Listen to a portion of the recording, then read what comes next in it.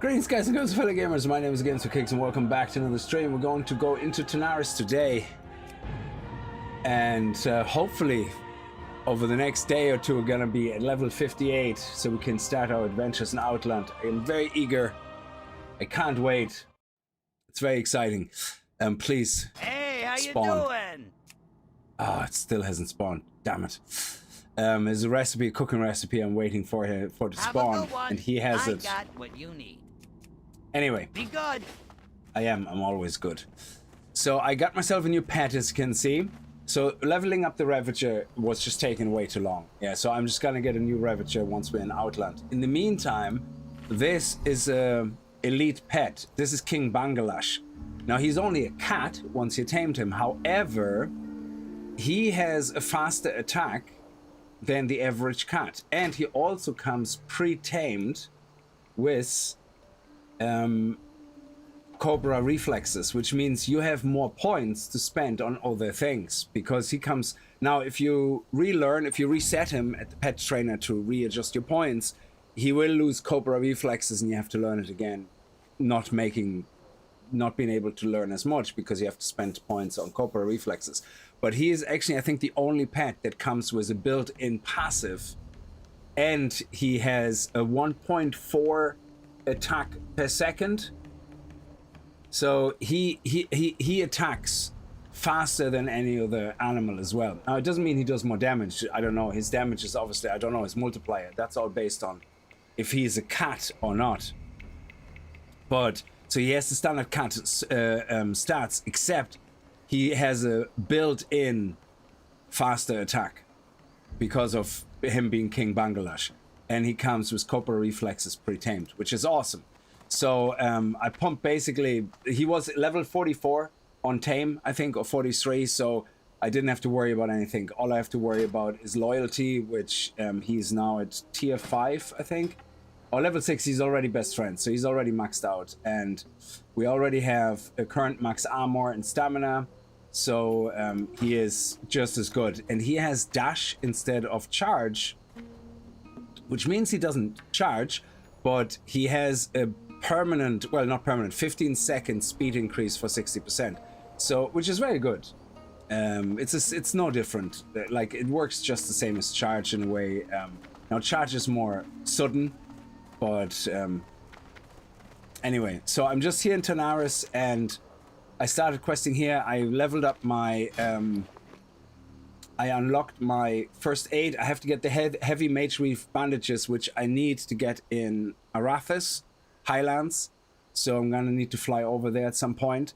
We are able to get up to 300 now, though. I did the special quest. I did the special quest for cooking, which I just did now here in Tanaris. And now I can get cooking up to 300, which is the maximum, I think, here in Classic. And then you go to Outland, where you can get to 375, I think, or something like that. I have no idea. We will see. And my mining is still at 225, but I'm getting close. Once we hit 225, we can do a quest, I believe, as well, to get it above that. And then the only things that I'm missing is enchanting. So enchanting, I'm just taking my time at the moment. I don't really see the need to go higher than that right now, because I'm selling a lot of my mats so we can have gold. And yeah, that's that. All right, so let's get the show on the road and make sure we hopefully catch up with everything. So I just have to make sure the stream's alive. There we go. And we're live on Twitch as well. Yes. Okay, cool. Let's go. Now, I also did some more practicing and testing with the whole melee weaving, so you might not see me do it right now because melee weaving is one of those things where we talked about it, where your bow does a certain number of attacks every few seconds, depending how fast your bow is. Your melee weapon does the same, so they have their independent cooldown, and what you're trying to do is basically weave a melee into an auto attack ranged when the auto attack has its break.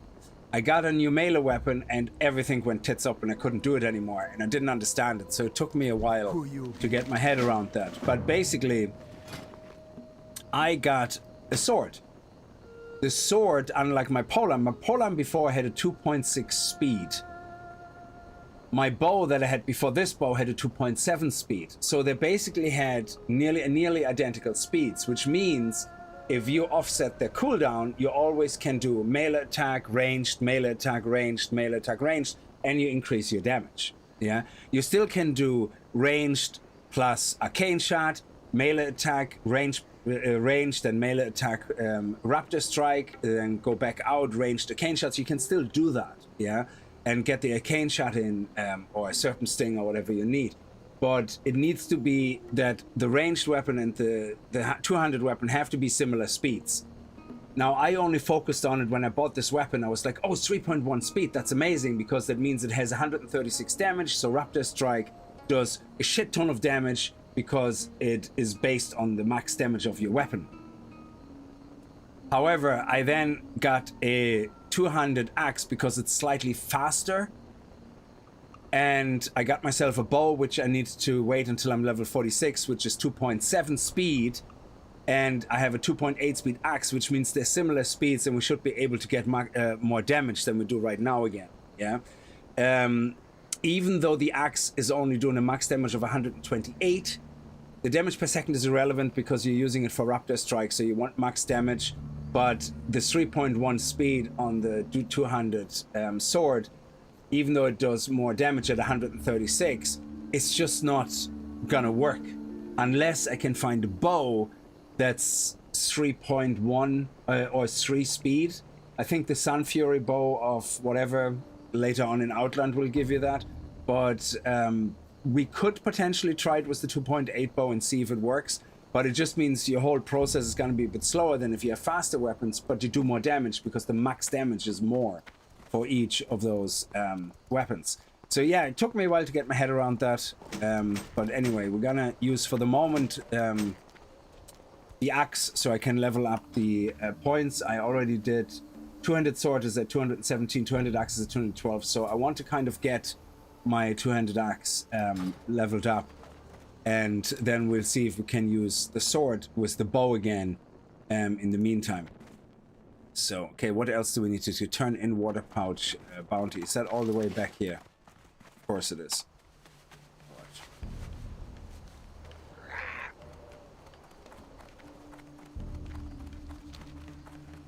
Oh, hang on a second. Why am I not handing this in while I'm here? That's the one I have to hand in. I'm an idiot. Okay. So, which is here. Good day to you. Oh. That's a different one, but we still hand that in. Okay. We're not taking this one. No. Where's the hand in for the other one? Okay, the other one is back at... Not sure what that one was. No idea. Slowly stat. No clue. Sometimes I pick up a random quest and I have no idea where I got it from. So we're nearly level 46, which is good. So we have 11 more levels to go before we can step into Outland. Moin, Hans-Jürgen, how are you? Charges only for boars. Yes, charges for boars. I don't know if it's only boars, but yeah, boars have charge. Certain birds have dive, which is like charge for birds, and then you have some animals like cats which do dash. So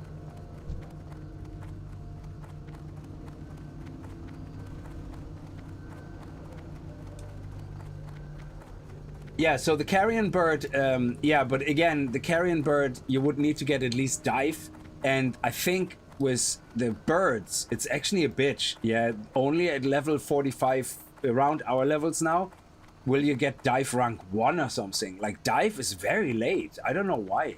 When I was looking up the tables for pets, dive was like really high level pets. Meanwhile, dash rank 1 and charge rank 1 were quite low level in comparison. I think charge was you could get that as low as level 33 or something, I think. I might be getting the exact levels mixed up, but dive is very late.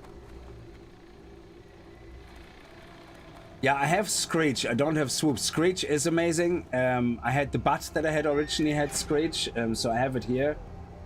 At rank 1 only. It lowers the attack power of all enemies in melee range, which can be really, really nice. But again, you're trading low DPS. I think the butt is a DPS pet, but it still does less DPS than some other pets. So I think when it comes to birds, is it the owl which is the best? I don't know. I don't remember exactly. Keep it real. Warcraft of Justice, we have to hunt that in as well. Yeah. So, Be good. So. And more Wasteland of Have Justice. a good one. Pick that up. Be good. And that is where we have that. Okay. Water Pouch Bounty? Hurry back. Glad I could help. Oh, okay, so... Wow. That's a repeatable quest. Oh, I see. Talk to me. Alright, because I had loads and loads of pouches. That's pretty sweet. back. I nearly have 5 again. So... What do you get? Greater mana potions? That's nice. The rest is just nonsense, yeah. Okay. Because I don't need that, but greater mana potions are always appreciated. Yeah, absolutely. Okay, turn in news for Fizzle, wherever that is. Oh, we have to go back to... Yeah. I was wondering when we're gonna hand those quests in to in the Shimmering Flats. Let me actually just clear out my inventory a little bit. I also found this bag that dropped randomly. It's a 12-slot bag, which is nice. I'm gonna send that to my bank alt to actually use in the bank. Let's see, Chantrix, that I got 20 of those, which is really cool from the cooking quest to get cooking up to 300, which is nice. This one here, and I also found a recipe. He's storing all my recipes, which is good as well. Let me just sell my stuff and repair. Go. Yeah, the only thing that was really annoying was King Bangladesh looks like nearly a spectral tiger. He looks amazing. But the moment you tame him, he is a white cat. And it's like, come on. It's like... So I just got really excited when I saw him, and I was like, oh, an elite cat? You know, I didn't even know about the Cobra reflexes and that he has a faster attack speed than other pets. I didn't even know about them. So I only read that afterwards. So we need to keep that. We can sell that. And I don't think I need the giant eggs.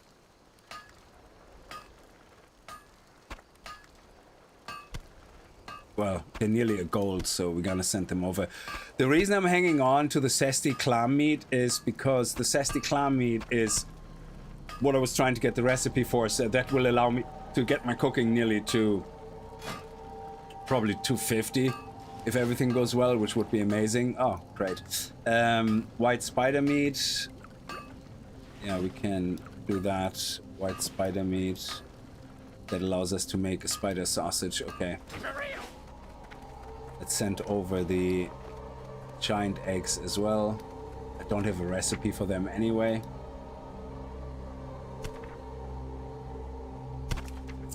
And then let me just quickly go in here and make that one spider sausage. It's the best food I can make right now. It's actually 2,100 food. None of the recipes have 2,100 yet. So... Oh, where's the cooking? I thought there was a cooking fire here. Is that not? Oh. Okay. There.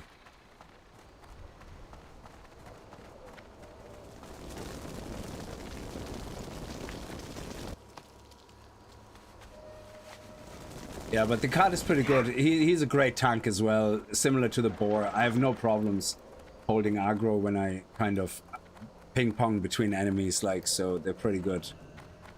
So we have to head over to the Shimmering Flats quickly, and then we're gonna do a couple of hand-ins, and then I guess we're gonna go to... We're gonna stay in Tanaris?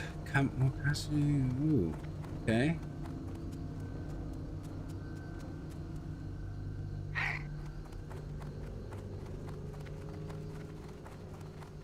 You want me to go back to... Feralas? Would be interesting.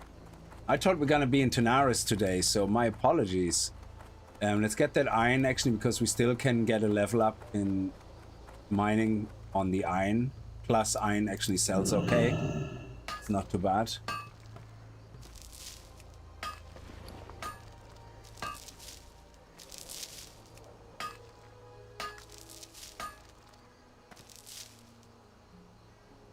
Aradeg, my computer crapped out almost 3 years ago, so I've been watching on my TV. I just got my new tower in today. $2,600. Nice. Learning to use new. At least I can comment now. Back to WoW for me. Yes. I hope you enjoyed. Are you playing Anniversary or Retail? Hey Rick, how are you? I'll be right back. I'm craving badly for some chips and I have to go and buy them. Well, you bring me some back. I have these guys. Little mini pretzels, that's all I'm allowing myself tonight.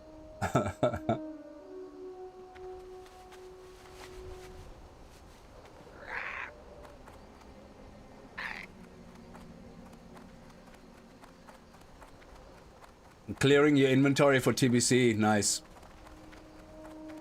Yeah, I'm very excited. I can't wait to get in. Like, if you're new to WoW, or say you started playing in Pandaria or something and never experienced TBC, and you're playing for the first time like an older version, don't go on Reddit. There's so many negative Nancy's on Reddit, it's ridiculous. Yeah, if you're not, because somebody had the same problem. I was like, oh, I'm not 58 yet, you know, and phase 1 is releasing. How far am I gonna be behind? I mean, some of them were sarcastic comments, but a lot of them were very serious. Oh yeah, if you're not raiding, if you miss the first raid, you know, you might as well just quit, you know. And it's like, no, like, you know, just don't listen to those people. Yeah, we take the gloves. Very well then. And we're going to scrap them. Vision dust, very nice. Vision dust is such a money maker. I've been selling vision dust, several stacks, because everything I disenchant goes into vision dust, and I don't have any recipes yet that use it. So by the time I get the recipes, even if I buy the vision dust, I got what you need. Okay. Hurry back. There we go. You still make the profit from selling. Excellent. Finally, that's gone as well. Keeping pace. Okay. Oh, keeping pace here. What's up? Time is money, friend. Okay. Glad I could help. Oh. At Samke's quest. So Hey, what is? how you doing? What is this? What do we have to do? Hang on. Keep it real. Have Samek create a diversion on the steel Rizzle plans for posing on the Shimmering Flats. The Brassbolt brothers have discovered a new building material. That's the only explanation that makes sense. Their cars have been operating faster than before, but their designs and all of the others data we've gathered from their runs is identical. What we do now is that Rizzle Brassbolt has been focused on the plans for this new discovered almost constantly. What we do now is that Rizzle Brassbolts has been focused on the plans for this new discovery almost constantly. Samek can create a diversion for you so that you can steal those plans from them. Okay. Yo, have a good one.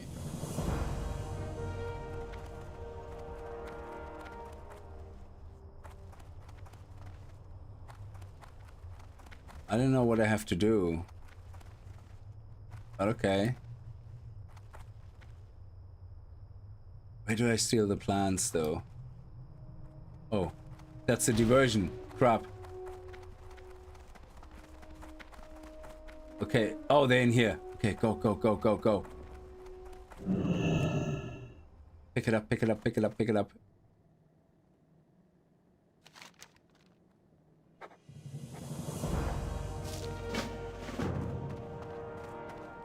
Okay. Nothing to see here. We didn't do anything. Yeah, what was that? Kaboom. Oh, yeah. Very suspicious. Infiltrating and stealing building plans. Nice. I love it. Talk to me. Hurry back. Okay. So use your Heartstone. We're gonna go back to Tanaris now. And then we fly to Camp Mohate. Where is that? Is that... Oh, is that back in here? Oh. Greetings from Texas in the US. Can't wait to get out of work and cross into the Outlands. Oh, man. For the Alliance. For the Horde. Yeah. No, have fun. All joking aside. Have fun, definitely. I'm so far away. This is my first character in classic TBCs. So we are at level 45. Nearly 46. Oh, man. So close. So close.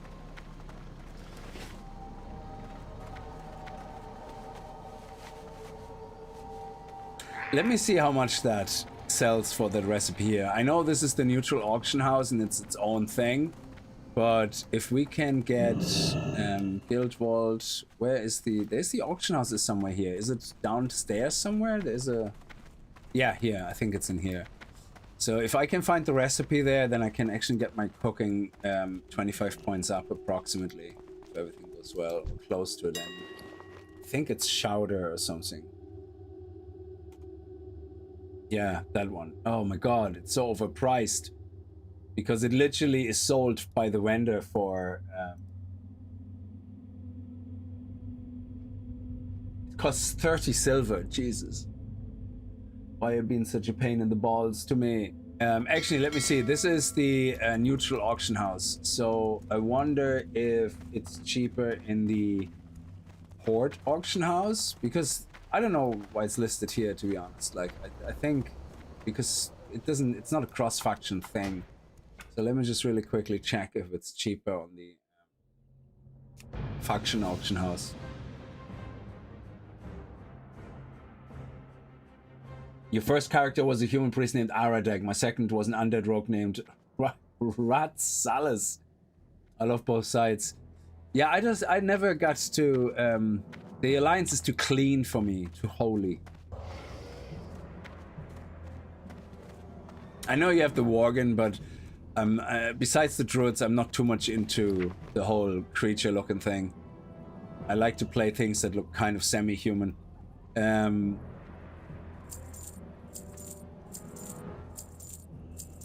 Okay, so here we go. Giant eggs. Yeah, that vision dust has been doing well. We made quite a lot of gold on that.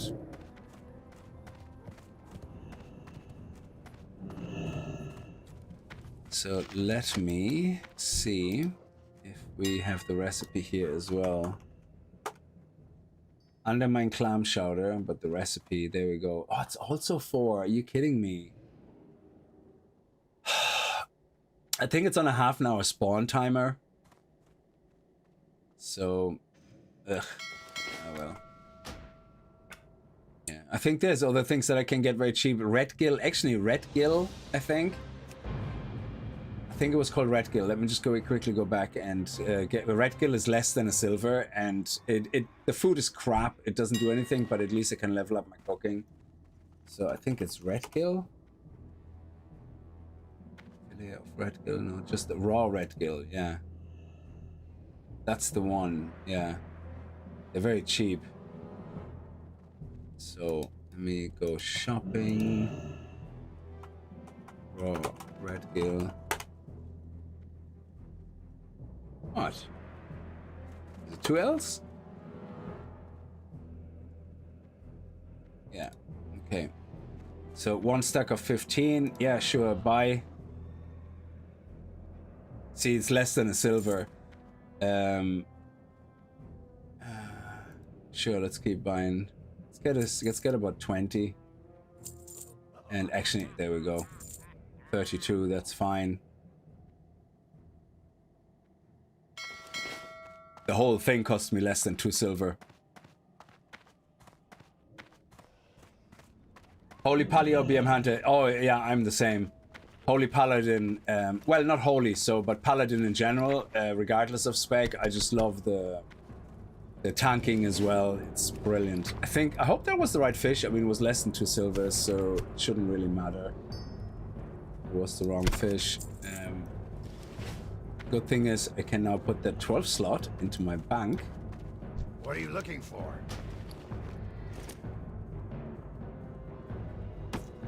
There we go. Very nice. Tailoring, leatherworking, tailoring here.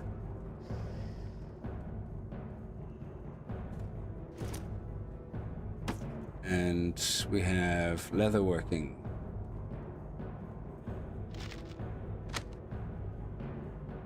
String.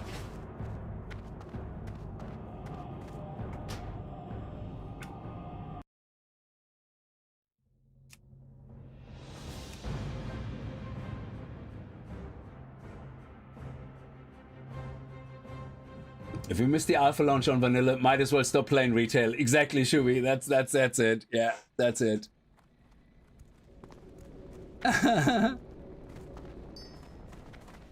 So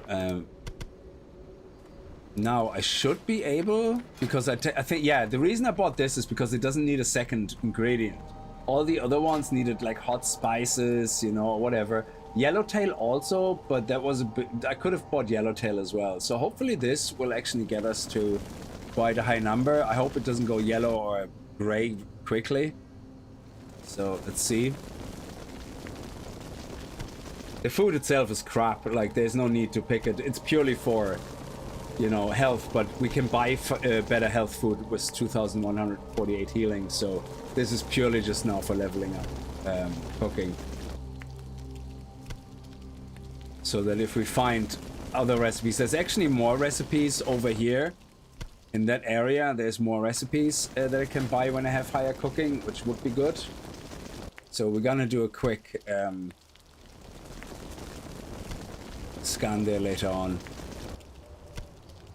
Yeah, I didn't. Yeah, I started in 2007, I think. Our deck, the Beastmaster Hunter was my very first character when I started World of Warcraft in TBC. So that's why I really want to play TBC. It's like when I started.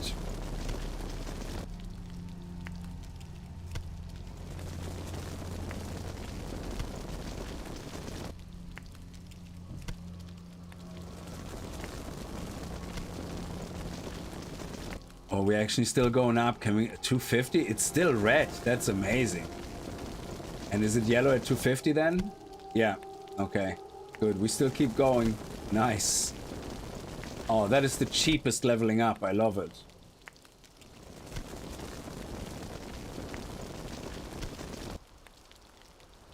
Oh, that is great.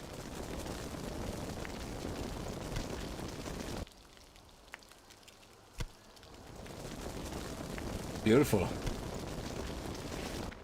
And yeah, there's... Okay, let's go.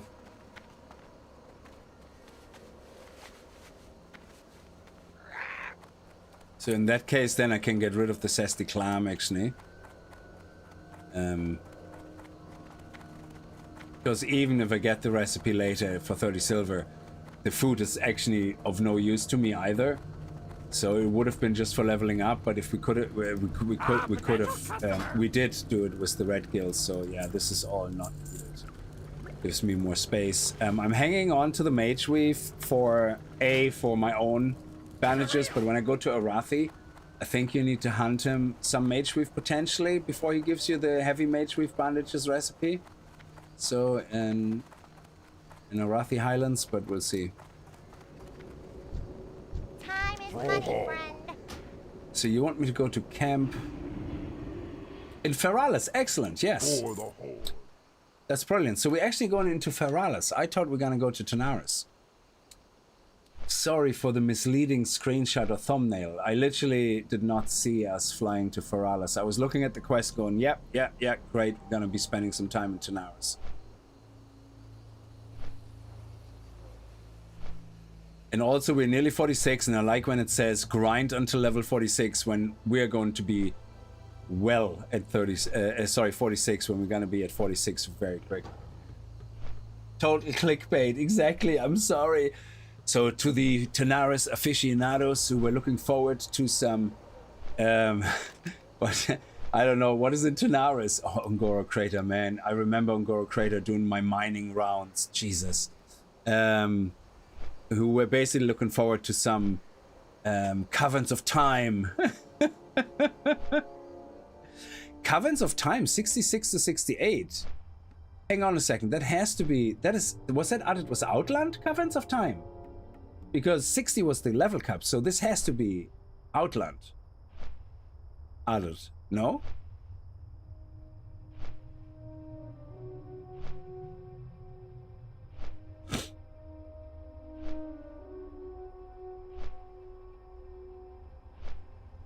Interesting.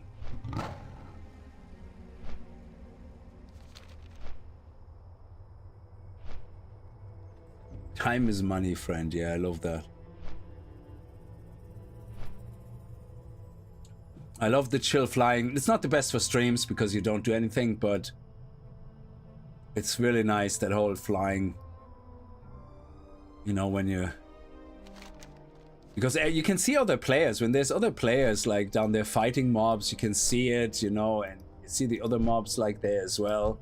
It's brilliant.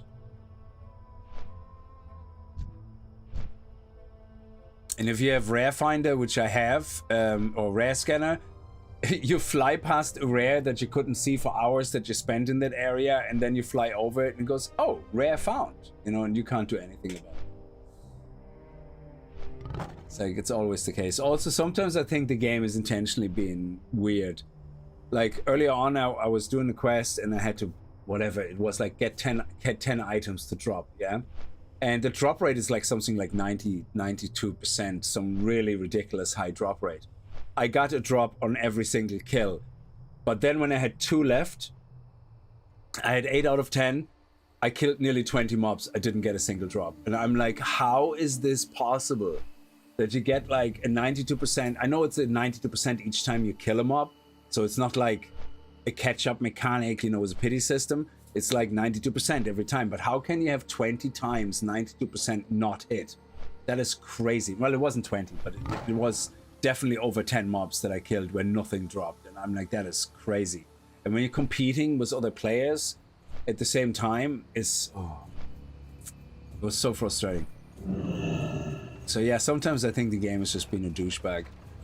Where it goes, oh, you only need 1 more? Let me just turn that drop rate to 0.5% for you. You're welcome.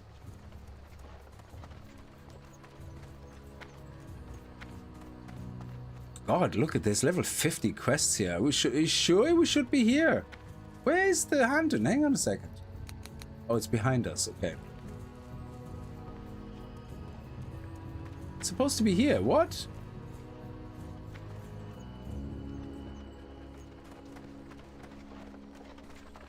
Oh, he's a mob that walks around. I see. Okay, so we can see the path here. Yeah, okay.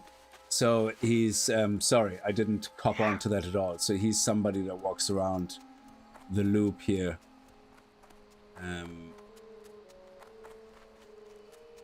Well. Oh, there he is. Excellent. Greetings. Okay. New cloak, Sasheen. Pick all this up, and then Feralas, nice. So mobs should be like level 46, 47 here. That's really good. I think so. What is Feralas officially? Let me see. Feralas is 40 to 50. Yeah.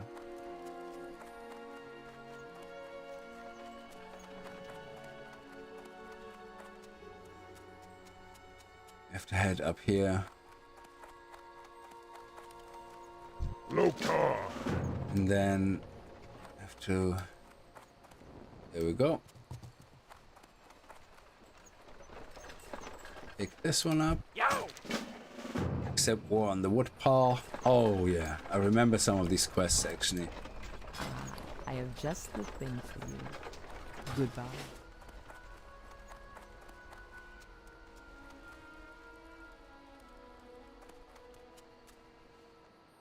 Herbalism trainer, alchemy supplies. Oh, we have recipes as well. Very nice. So hang on, where is this person here? That's the ogres of Feralas. We also have to pick them up. Is that walking person again? I think so. We should have picked it up right there and then. Yeah, sometimes that questing does things so out of order. It's crazy. It's like, why? I should have picked it up right there. A strange request. We also have to pick that up. Might as well. Elomon.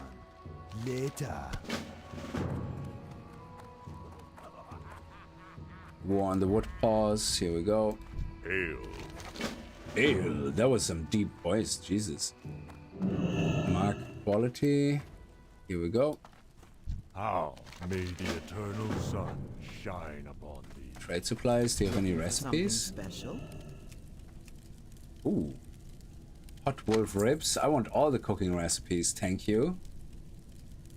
Winds be at your back. Red wolf meat. Hot wolf ribs. Oh, they're gray already.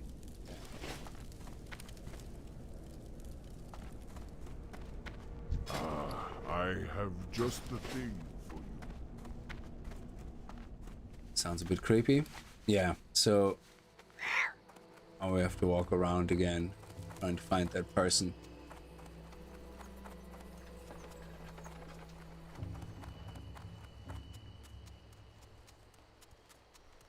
Ain't nobody here.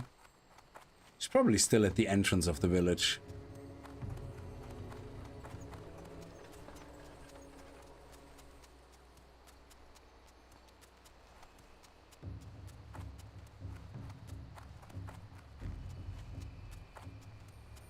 Yeah, there we go.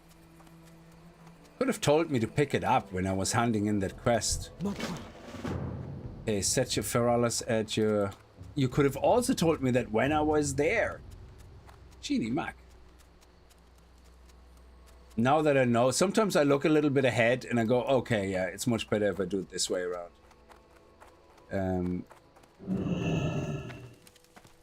What brings you here? Make this in your home. Walk with you. Do you have any special recipes? No. Ancestors watch over you. What brings you here? We shall meet again. Okay, so we have to head up there.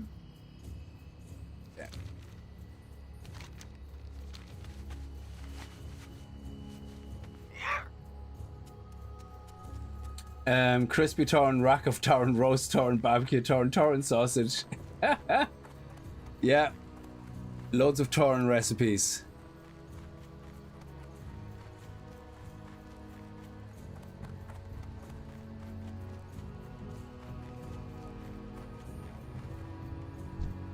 No, he's not for a quest we have. He has a chance of dropping an item I don't even know we actually care about.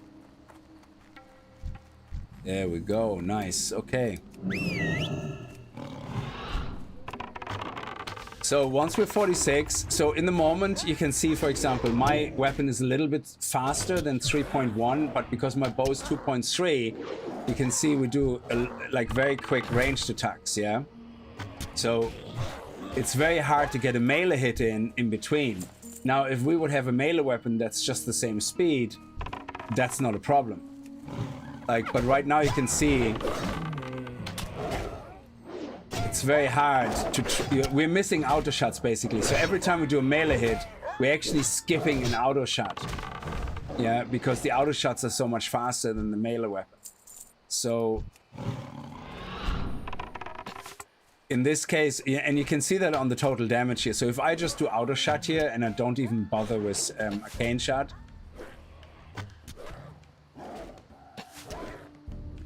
I mean, he's level 41, so we just have to make sure we get a similar level. So there you go. 51% of the damage was us with auto shot, yeah, and 46% of the damage was done by the cat, yeah. So if we, for example, now just do melee, yeah. because this is slightly slower. And technically, melee hits can do more damage than auto shot, but not all the time. But because it takes longer, I don't know I actually don't know if it's gonna be faster or slower. So 53% was now the cat, and 44% was us. Yeah. So basically, we did less damage overall. And the idea is that you do something like that. Hang on. You do melee, you do a ranged, you do a melee, you do a ranged, and then that will give you a total damage that's better than any of the individual ones. So again, this was a bit awkward, but you can see that melee... It's hard to measure when you have continued damage going on, but you get the gist of it. Yeah. So in the moment, melee weaving is pointless because our bow is just too fast. We're actually dropping auto shots, and we end up doing less damage. So, but of course, if we do this and we weave the serpent sting, the arcane shot into it, then our damage is going to be much better. You can see like the cat only did 38% damage and we did the rest, so that is a lot better.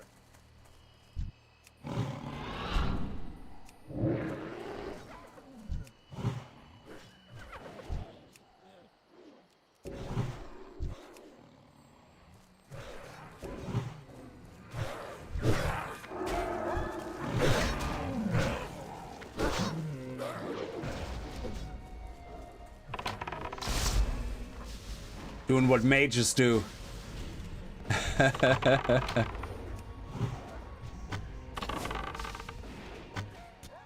Trying to AoE farm here. Yeah, we're spending a lot of mana here on this, but it's worth it.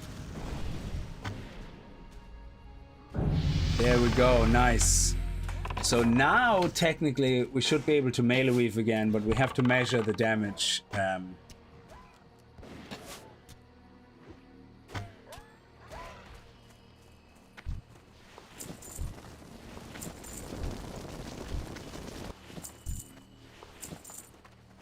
So if we now switch to our 2.7 bow, and we can see it's 2.7 speed and 2.8 speed on the melee weapon. So now the weaving should be much better. But you can see now if we, for example, do just ranged attack, let's see how that goes. Our interval is much slower. Now we do more damage, obviously, because it's a better bow. And we also seem to have gotten lucky with a few crits there, so... There we go. So you can see 50-50 approximately now, yeah, because we're a bit slower as well, so the cat has a 1.4 damage per second speed constant, pretty much. We're doing 50-50 damage. So if we...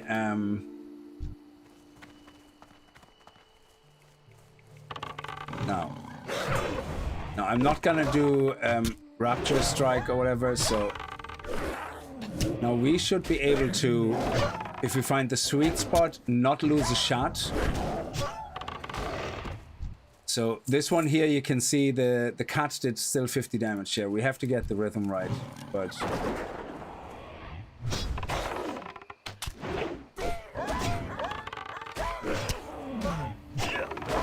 Ah, I hate when I get aggro. It ruins my rhythm! You bastard. When I get aggro, it ruins everything. But still, yeah. Okay, how about you do some aggro and no damage? Just aggro. There you go. Now, let's see.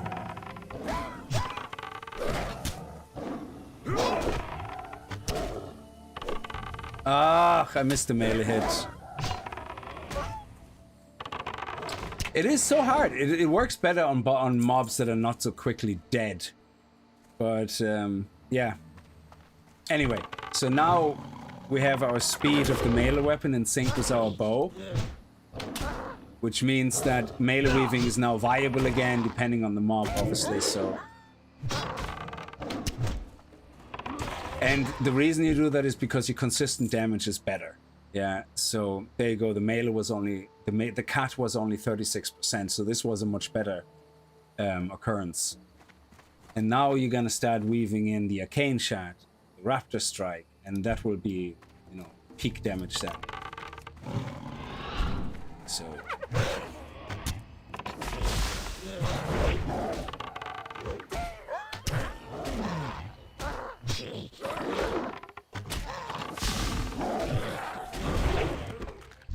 So. The cat still did 42% damage. Oh, the aggro. Come on.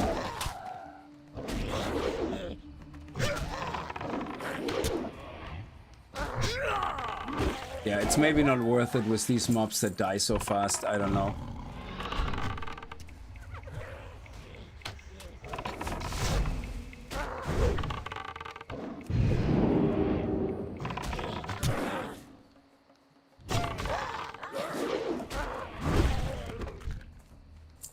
And the whole mana thing is obviously if you do the melee weaving, you don't really spend a lot of mana. Oh, the aggro is just so terrible.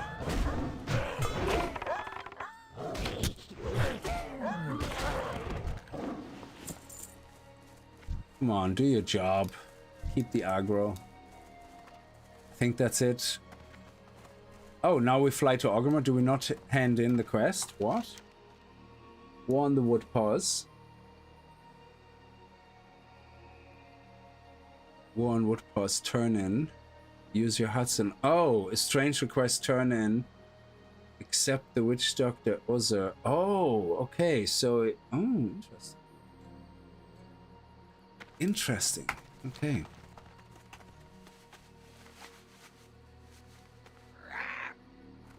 Well, when I'm attacking with the axe, I'm not the pet. I have my own melee damage. So.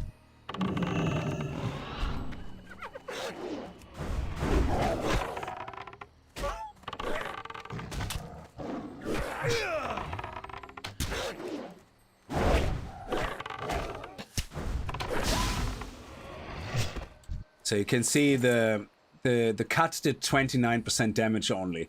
Raptor Strike did 27% damage, and Outer Shot. Arcane Shot, actually, I don't want to use Arcane Shot really. I use a very low rank because intentionally, otherwise I would be out of mana. Because the whole point is that, you know, you do a boss fight or whatever, yes, you use, you know, maximum Arcane Shot or whatever.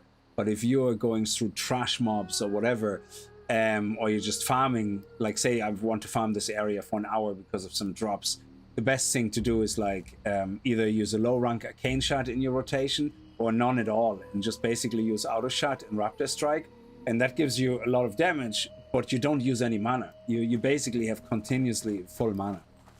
Well, close to full anyway.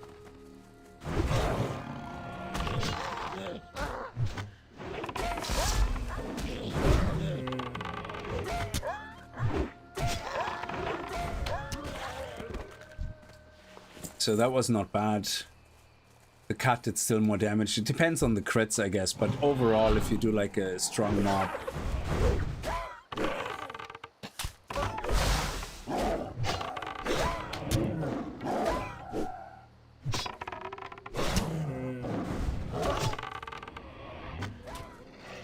Yeah, that was much better. The weaving part as well is also a bit tricky because you have to do it exactly. You have to basically, just before you shoot the arrow, you have to move forward again. And just before you do the animation of your melee hit, you have to move back again. So that way you keep it kind of in sync. I wonder how awkward it is now with the slower bow and the sword. I wonder how well that goes.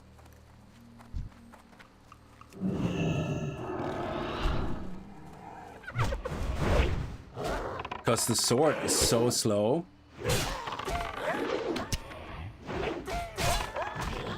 But it does a shit ton of damage, so... Yeah, you can see the cut was only 36% of the damage, so the sword is very good.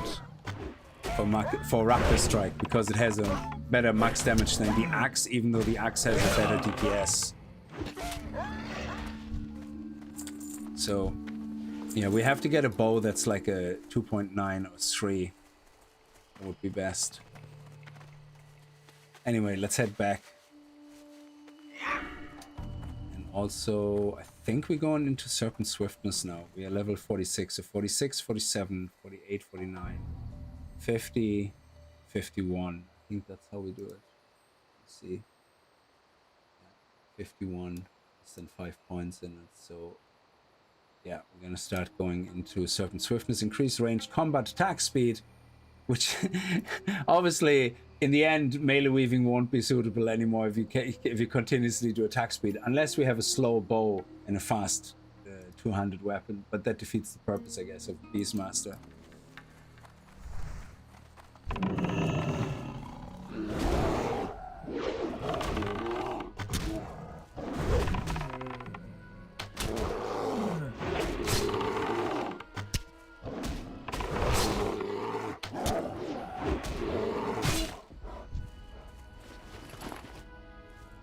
Yeah, it's much of a muchness, I guess.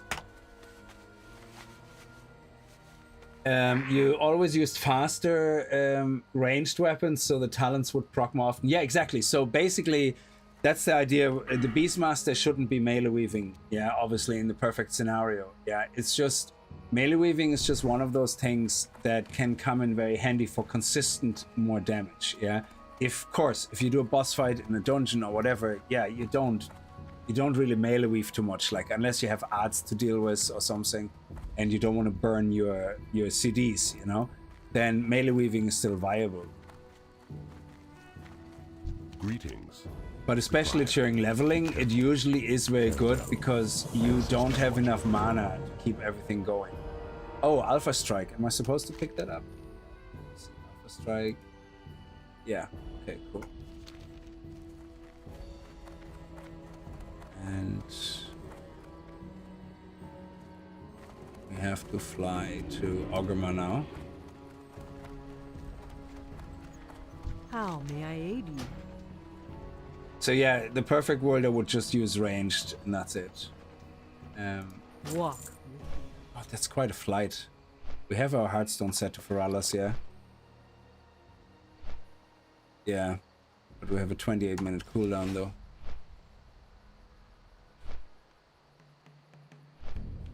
Landing pad, Netherguard, keep blasted lands, C30 plus and can't move.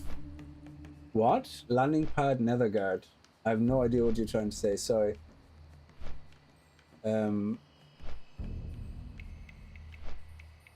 Oh, the blasted lands, yeah, 30 plus people, sorry, yes.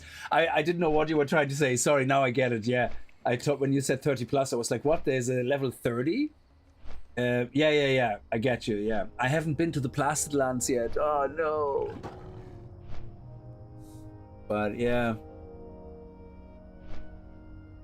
So, is the portal not open yet?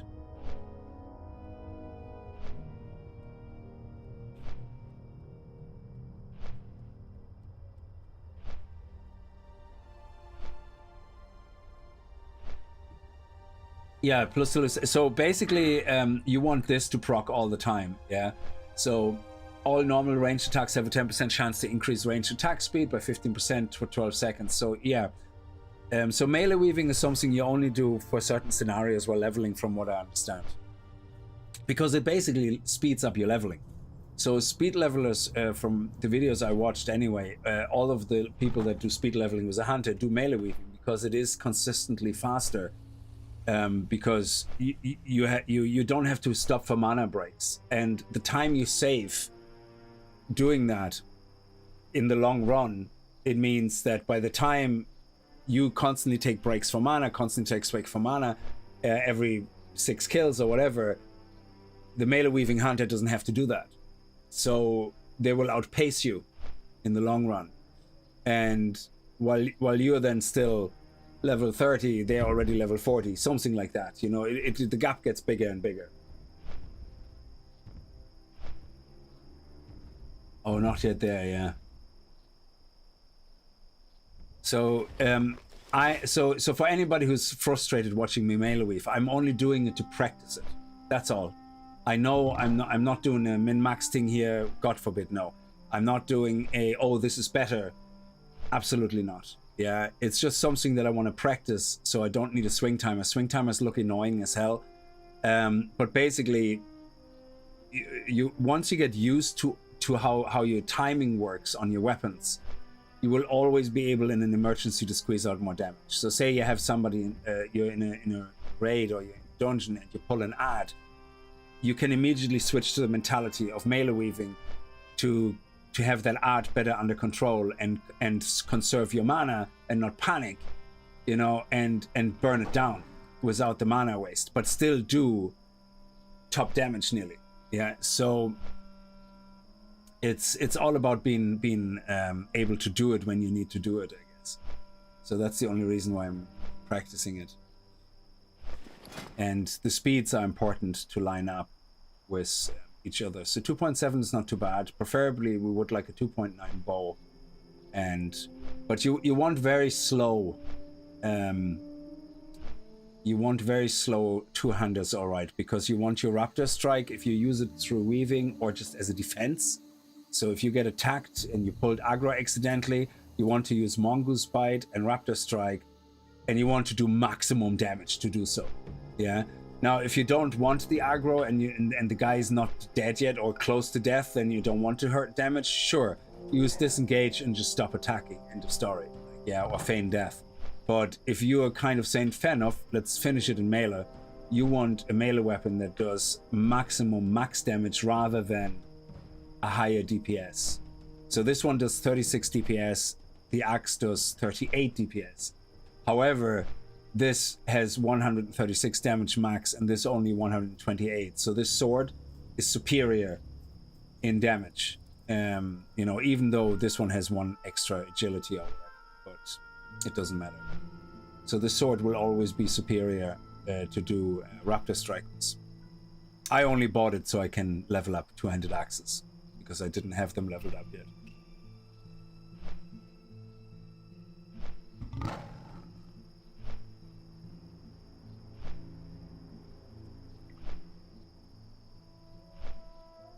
So this one does 108 maximum damage, and this one 83 only, because it's a very fast bow. But yeah, you could argue that having a fast bow triggering aspect of the hawk passive over and over is, you know, giving you more DPS in the long run. The higher bow, I don't know. Maybe in boss fights, but when you clear trash for leveling, I don't know. I think a slower, higher damage bow is more important because you do less shots, so you want them to be hard every time. I think. I'm only learning about all that myself.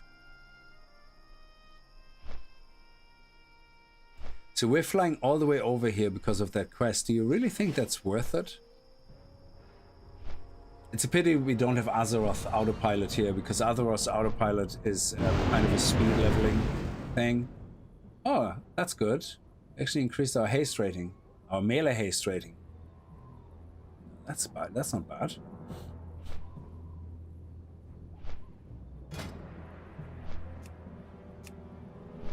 Haste, is that not a stat we can see? Doesn't seem to be.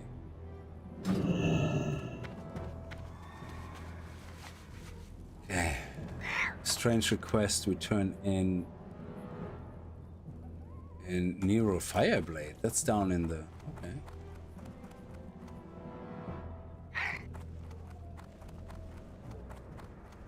Where the Ragefire Chasm is. Interesting.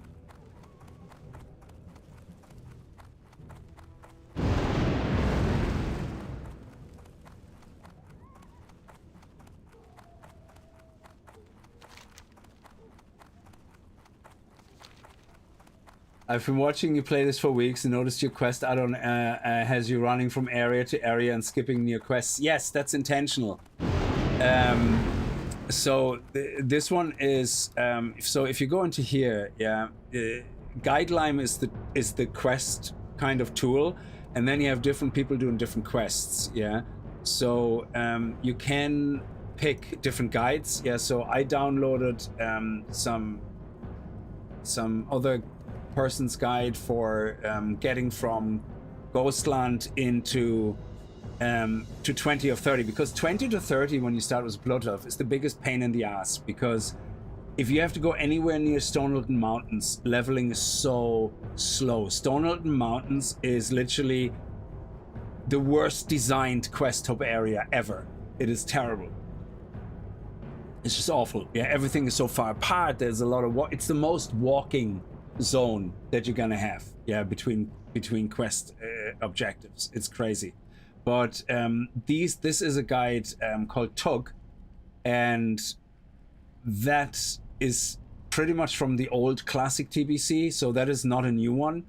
It's from the old classic TBC, and that is kind of like the fastest way to do it. So a lot of quests I ignore now, I come back later to pick up. I noticed that, yeah, especially in Hillsprout. Yeah, when I was doing Hillsprout myself, I picked up a lot of quests and then I wasn't able to do them because they were too high a level. Yeah, so I had a problem doing them.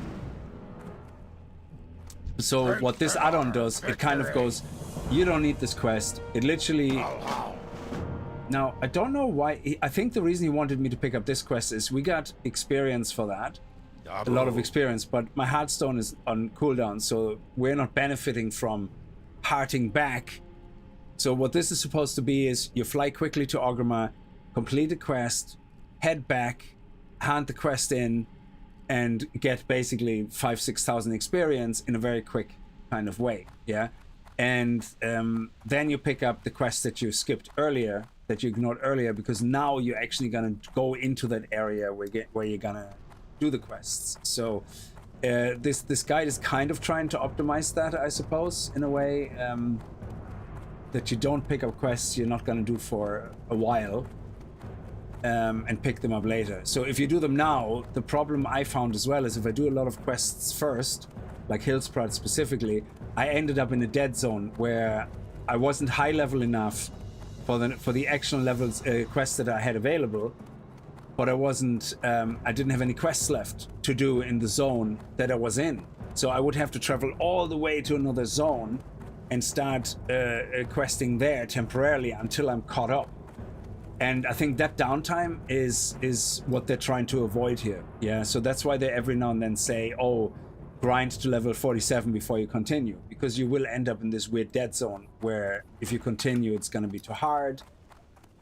Or if you did quests prematurely, you just have nothing to do. Like, you're going to have to grind even longer.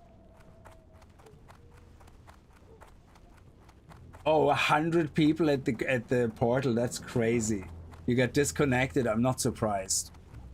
So in a way, I was kind of thinking that earlier when I was thinking, shit, I'm missing the portal opening. I'm only level 44 or 46.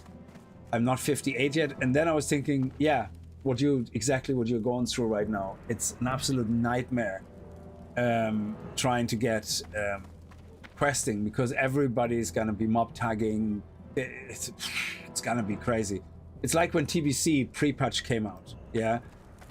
Half the quests that relied on drops in the Ghostlands was the biggest pain in the ass. I just skipped all of them and I ended up leaving Ghostland at level 19 or something ridiculous. Yeah, or I had to come back on the weekend at 3 in the morning to play some of the quests when barely anybody was online. But the first couple of weeks of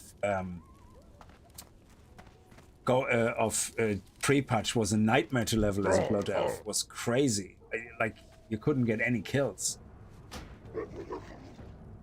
I mean, I'm glad I was a hunter so I could snipe a shot every now and then, but Jesus. Yeah, we're gonna have to fly, I'm afraid. Strength. You went into the original portaling room, took you 3 hours to get almost to the portal till my stuff crashed. Yeah, Jesus, it's crazy. You see, I can't go into Blasted Lands. Blasted Lands is level 50, is it? Oh, sorry, Blasted Land is over on the other side. Yeah. Burning Stab. Yeah, so if we're going into Badlands, Not Badlands, where was it? Oh, I haven't been in Searing Gorge yet either. Where's the Placidlands? Is it not here? Here, Placidlands. So Placidlands is a 45 to 55 area. I suppose I technically could go and check it out. I mean, I shouldn't die. So if I fly to the Swamp of Sorrows, I can just walk. Is there a flight point here?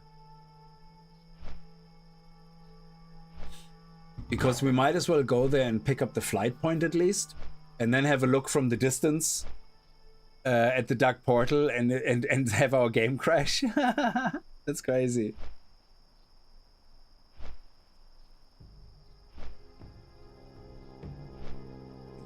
Yeah, I missed all that. I started playing World of Warcraft on TBC release, so but I started leveling a Blood Elf Hunter.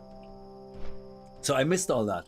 By the time I was level 60 to go into Outlands, it's like it was 2-3 weeks into the actual, you know, release. So I didn't have to deal with any of that. Roadie Show, how are you? Everything's going well. Thank you so much.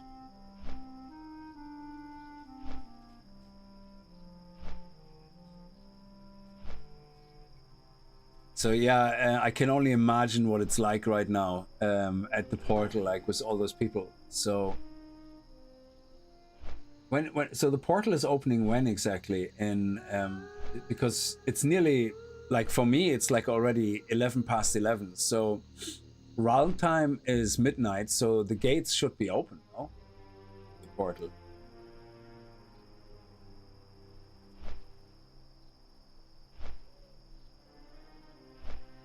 Oh, the gates don't let you pass below 60. Oh, I thought you can do it with 58. Wasn't that not always the case, that you could do it? Level 58, yeah. I thought you can always do 2 levels before. Yeah, because all the new green gear that drops, as far as I know, the way they designed every expansion, at least the ones after TBC, I just don't know Classic to TBC because I only started in TBC. Is that the initial green drops you get sell for so much gold because they're for 2 levels below.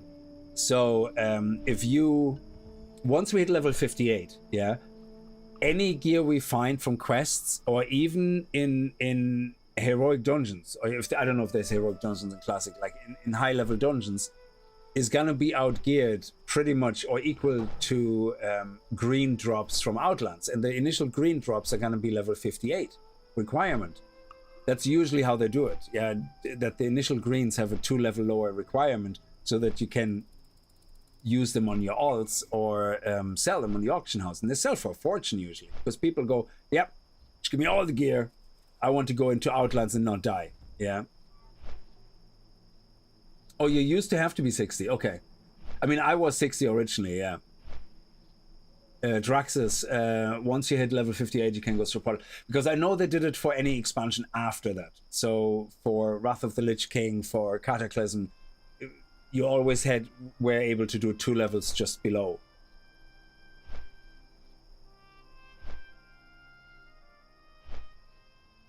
Oh, it was when Wrath of the Lich King came out. Oh, okay.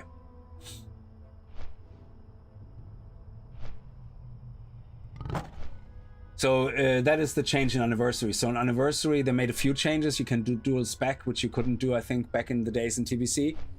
But they allowed people to do it, which I think is great. For BM Hunter, maybe I don't really care about other specs, to be honest. But for the Paladin, it's going to be great. Yeah, because you're going to have a tank and a healer that you can spec, or your DPS, your Retadin, and your Holadin or Retadin and Tankadin. So it's going to be great. For Druids, it's going to be even the same. For Shamans, you know, being able to have healer and DPS spec, dual spec, it's brilliant. So it's definitely a good quality of life that they added to the Anniversary Edition. Yeah, these guys here are all skulls. They're 45. Ooh. Okay, they're Alliance, yeah, I guess.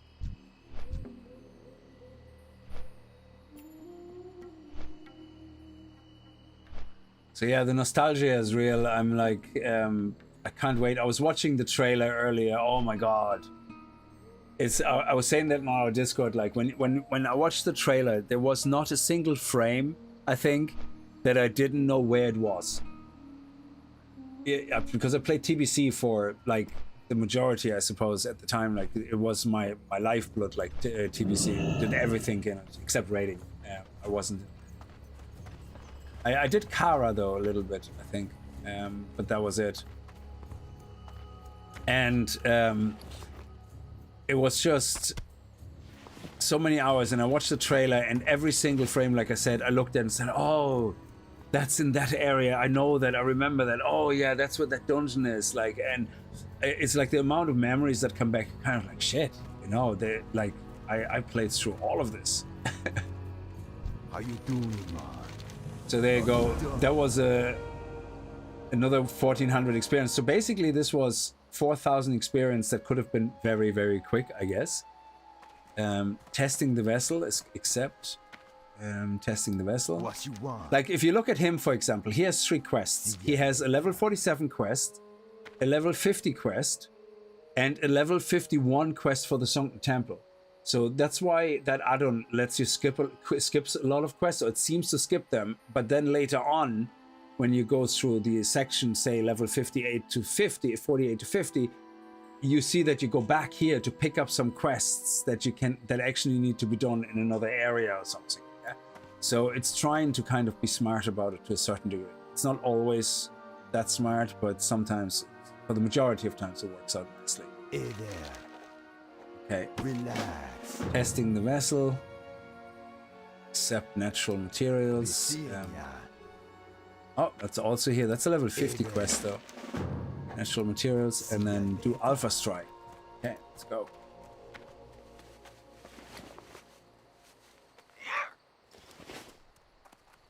Where is... Oh, that's down there. Okay, and we come past a couple of things here we can start doing as well. Yeah. Oh, I guess the reason we're picking up now, even though it's higher level, is because we can probably kill the mobs. They're level 46 or something, most likely. But there's so many materials we have to pick up, so we might as well do that while we're questing on other things. So we can see it here. There's all that stuff here. So we're walking through it, so we might as well do that. Nope. Here we go. Oh, I have no pet out. There we go.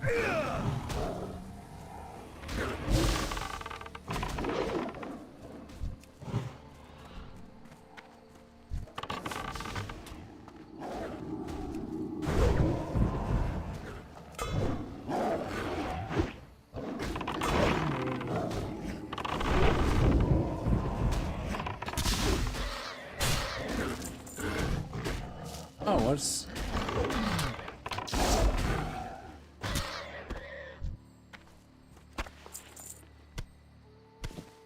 Okay. I think the server is starting to have problems. Did you see how long that loot took to be picked up? So I think the portal is starting to impact the actual server.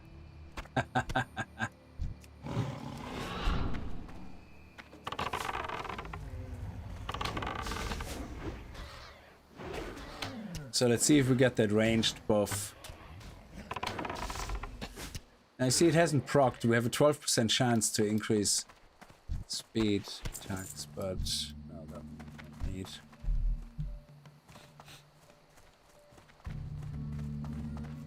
Oh, you're almost in. I hope you're gonna get through. And then once you go into the portal, like I remember other updates where, like, say the equivalent of the portal, like where you go through the portal, the loading string comes in, and boom, it crashes. It just won't let you into Outland. I hope that doesn't happen for you, but yeah, it's crazy.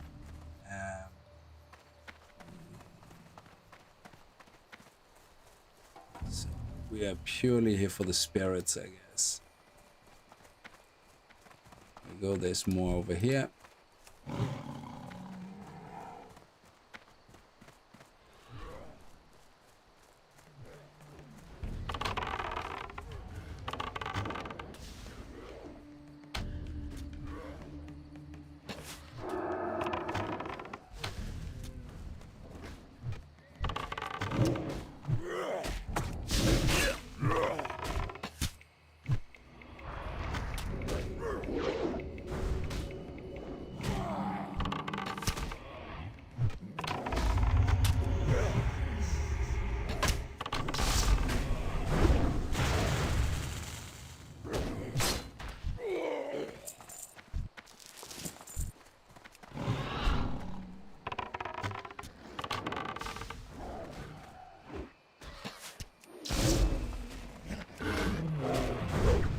Oh, look at that, 430 damage for one smackaroony. I love it.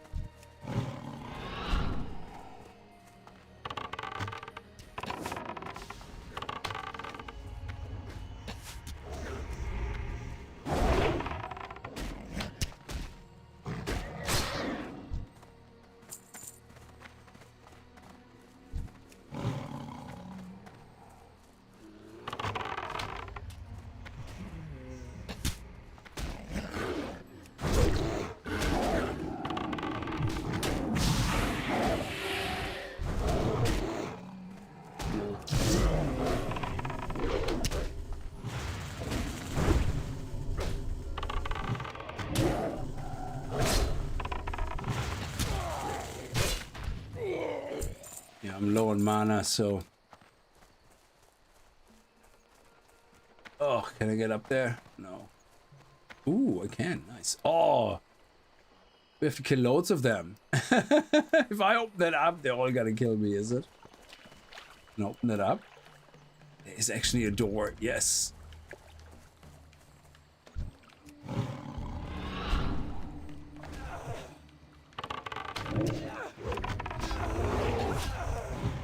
Oh shit, okay.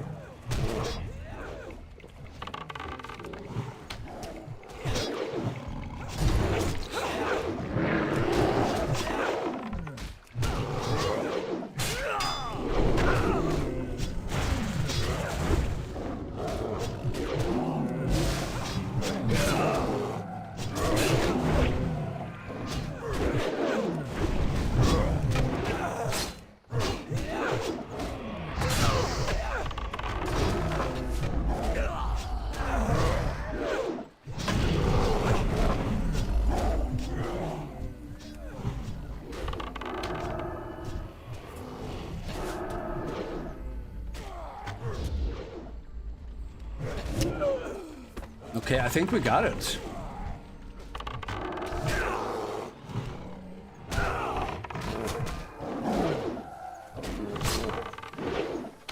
Wow, how did we survive that? That was crazy. That was insane. I thought that's it. I'm dead. There was no way I survived that. Does anyone know the newest classic servers? I thought there's only 2 servers. Oh, if you mean classic, I don't know. But the TBC anniversary, I don't know if they were going to add new servers. But I only have 2 servers. Maybe I think they were going to add new servers with the release of Phase 1. That could be. Absolutely. I could log off in a second and have a look at the servers.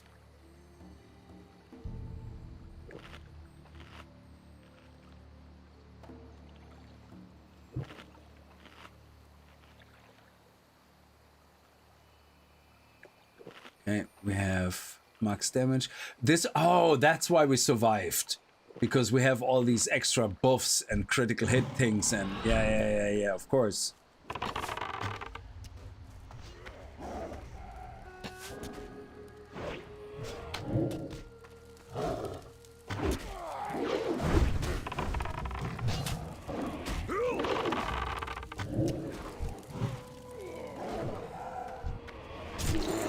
I know I don't have to kill these guys, but I want to open the gates, but people keep coming.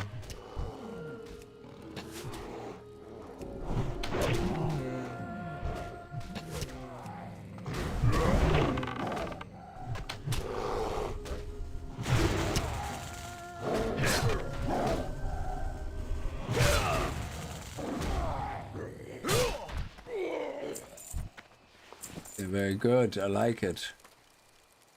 Oh, you need a bamboo cage key. Great. All that stuff for nothing. Okay. All for nothing.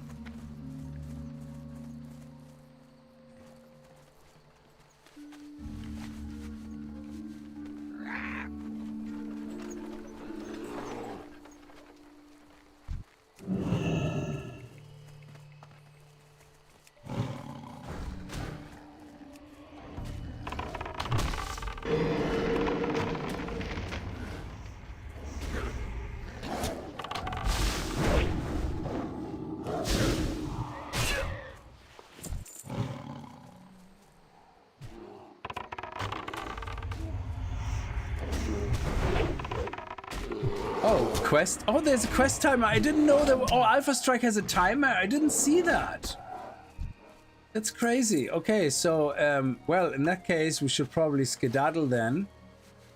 And hurry up. Holy crap. I apologize, chat. Oh, no. Listen, dude. You chat away. That's absolutely... I actually prefer it, like... Just sometimes I miss chat, so don't get annoyed when I miss something. We have to get up there. There we go. Okay. Where exactly do we have to go? Okay. I didn't know there was a timer.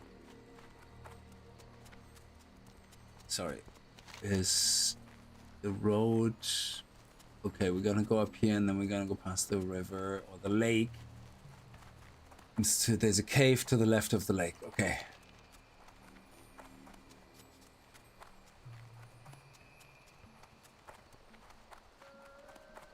Oh no! And then I think from Feralas it goes into not Desolate. Desolate again? Is it? Sure. Where are we? Why is it? Oh. Where's the cave? How am I gonna get there? Why is this so difficult?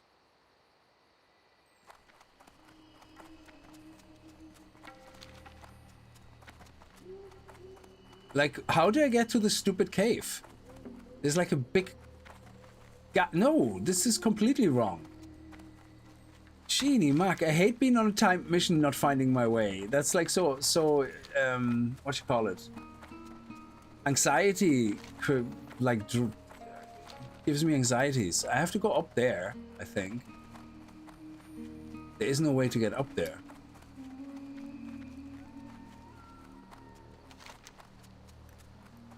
So I have to step probably in here somewhere, if I can, but it looks like it's all going uphill.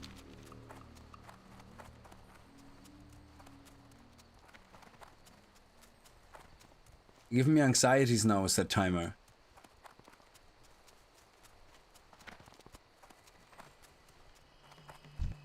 No, that's not it. Okay, Woodpaw Hill. Okay, why do I feel I'm going around in a circle, around a mountain, and the stupid quest is on top of a stupid mountain? Why do I feel like I'm being made fun of here? Oh, here we go. Okay. Go in. Go.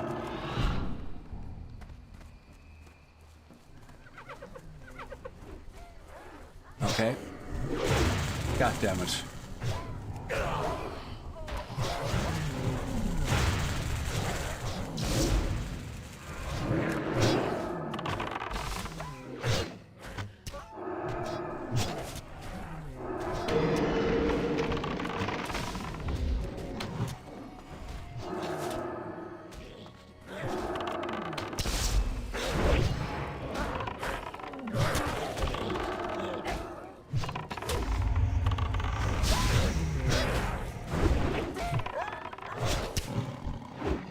There we go, we got it. Oh, okay.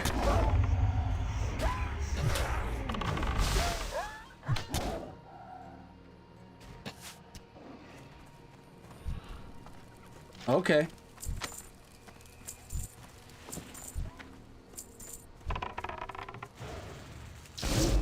Okay, we also have an intellect thing. Very good.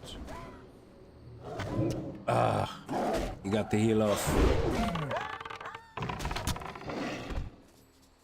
Okay, Alpha, they're spread out. So, okay. This is why this is a big deal, because the Alphas are 1 among 4.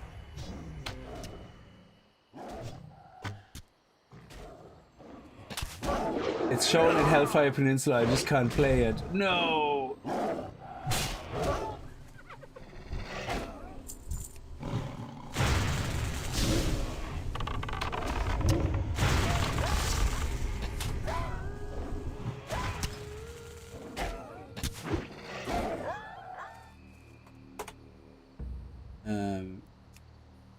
Is there level 61?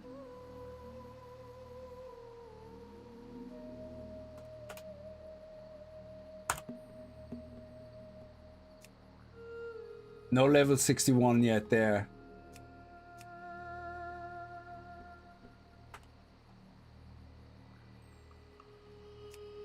Oh, we have level 61s!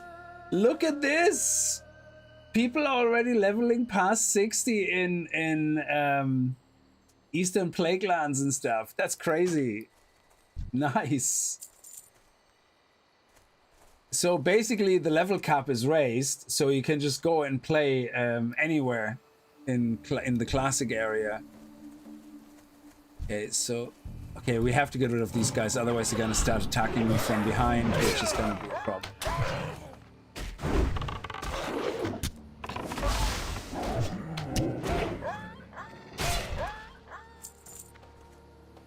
Okay, where's the alpha here? There's the alpha.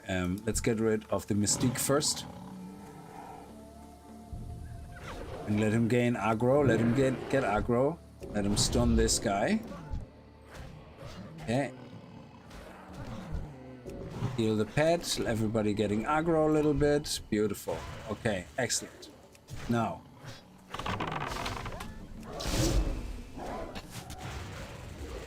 Okay, let's get this guy.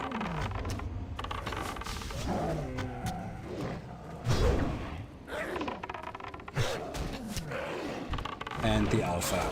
Here we go. Nice.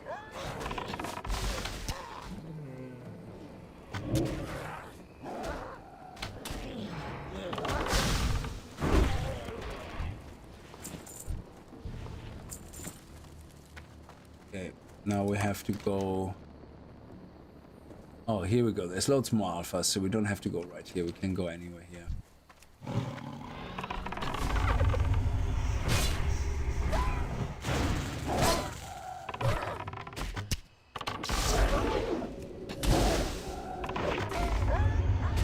Nice. Okay, let's head down there.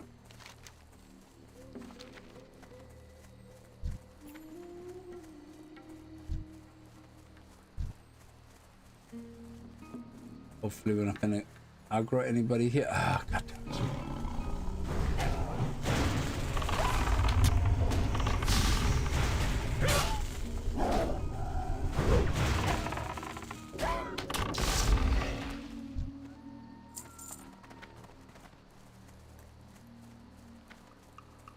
Okay, Mystique first.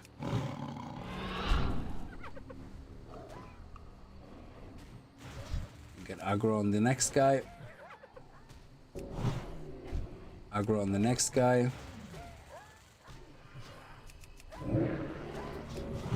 Heal. And Mystique first.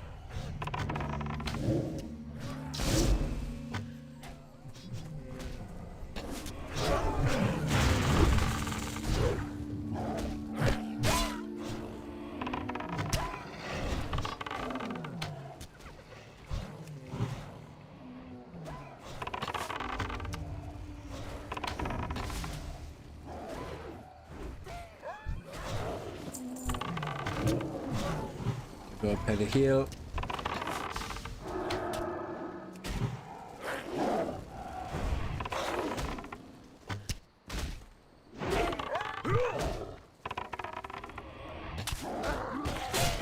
Nice.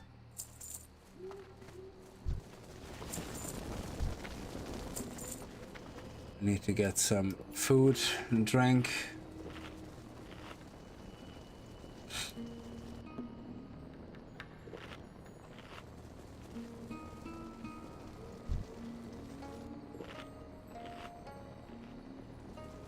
Stuck on the stairs of destiny. No shit. Oh man, that is such a tease. How's the grind going? Hey Rick, sorry if I missed you there. Yeah, it's it's going well. Like it's we're gonna get big chunks of XP once we complete all the quests and all that. But yeah, it's oh yes, Mithril, and I can mine it. Okay, so what happens if we just attack this guy, the alpha? Okay. We're gonna attack the Woodpaw Mystique. Attack, come on. And stun. And then attack him also. And now we can fire off Mystique.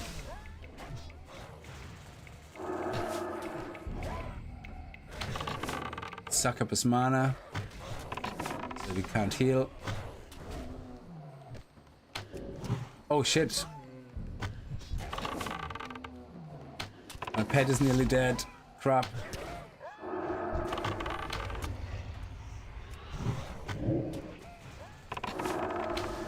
I forgot to heal my pet.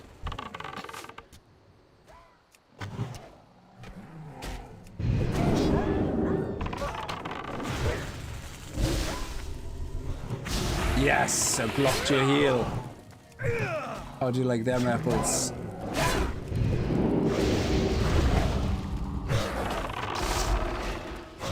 Well, he got a heal off on his body, but that's okay.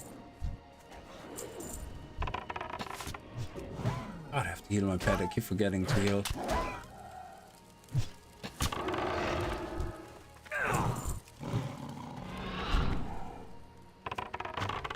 And we have an alpha up here. Yes.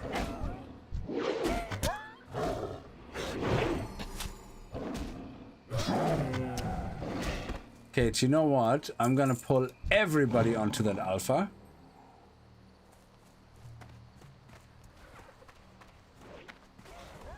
Oh, nobody got dragged onto the alpha? That's crazy.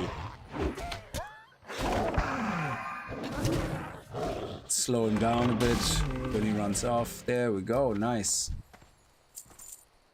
And that's done.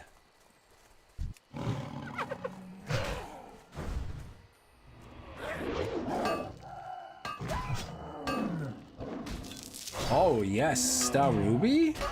How much are we talking? Oh, that's 60 silver. That's nice. That's nearly 1 gold. Well, it's just over half a gold.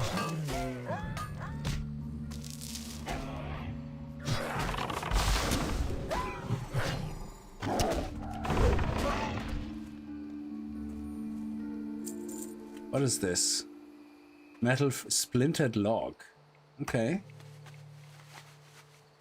It's probably a trend or whatever they're called.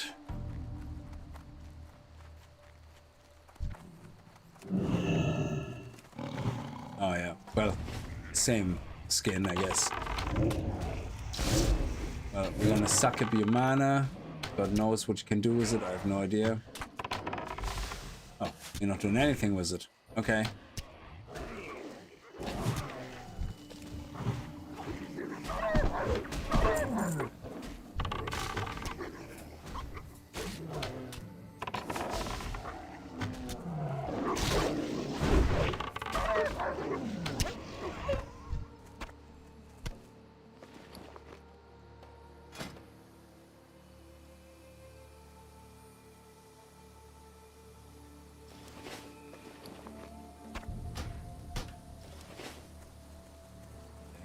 That. Where do we hand it in? Oh, back at base. Yeah, we're not that far away. That's good. So it would have been much easier just to go across here, I guess.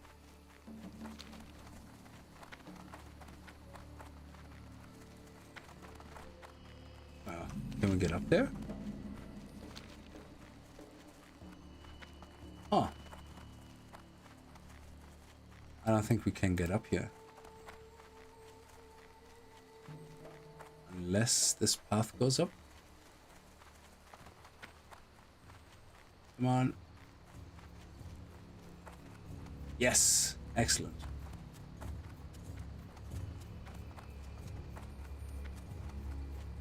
Oh, nice. You're in Outland now. You have your flight path unlocked. That is sweet.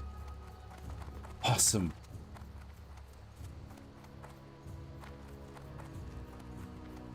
Watch the Fell Reaver.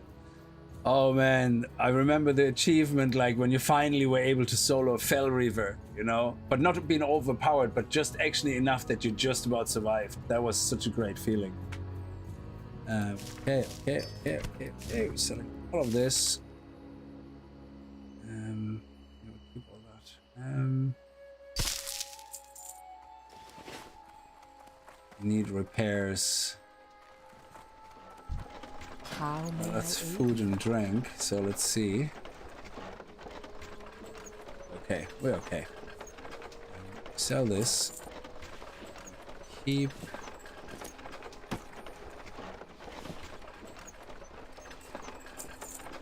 Okay.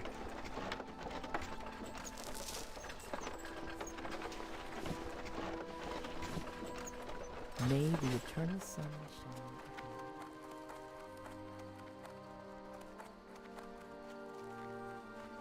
How may I aid you? So that was good. That was 3,750 XP. And now we have to do the Ogres of Feralis. Oh, hang on.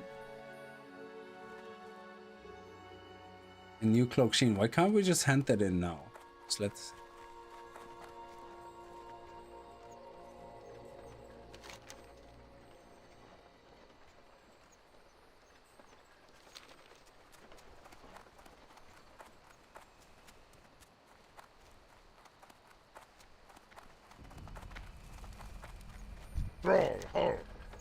Go with honor. The Grim Discovery. Is that actually a follow-up quest we have to take then? Yeah, Grim Discovery. We have to turn it in. And we take it here. Okay, so yeah, we're taking it later, so we don't have to really worry about it right now, because we have to do the Ogres of Feralis, we do Goduni Cobalt, and then we turn in everything. Dabu. I suppose that's why there's no point handing it in now, because you're gonna hand it in. It's necessary. Nocturne. Ogres of Feralis, where are they? They're actually behind us. So we have to get past the lake. That could be a good grinding area for us as well.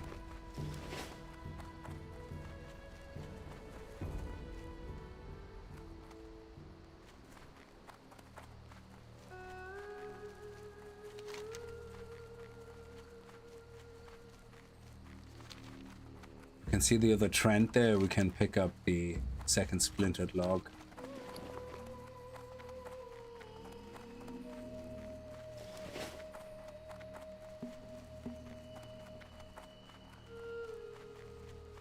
Quickly check on the way.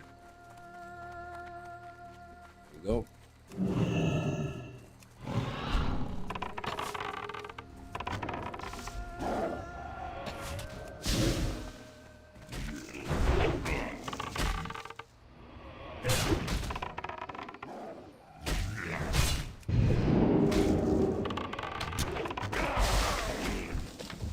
Oh, nice.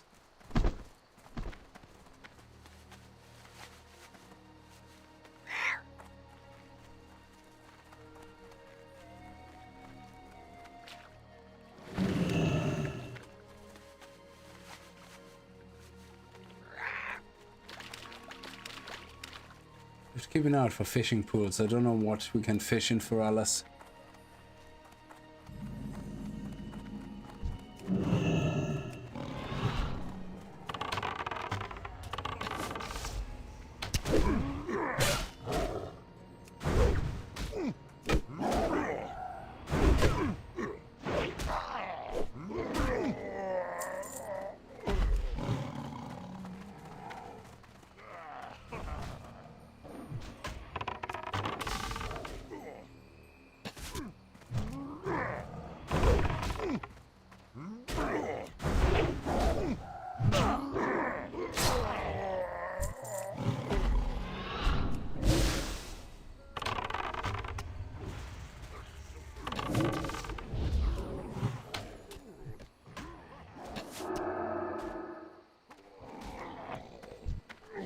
We have to kill a lot of mobs here.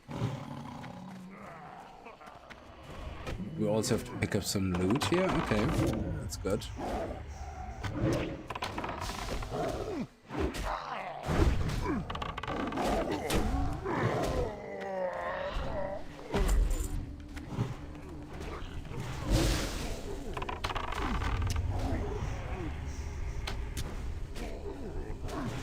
This quest completion sound reminds me very much of another game. I can't put my finger on it. Yeah, it's very satisfying either way. Very slow everything. Need to go through the quest to be transported by a griff. Jeff, how are you? 10 like hype. Yes, please.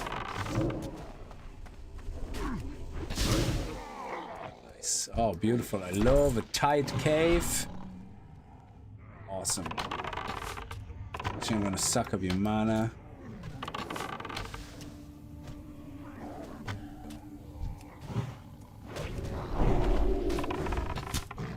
Okay, let's conserve some mana.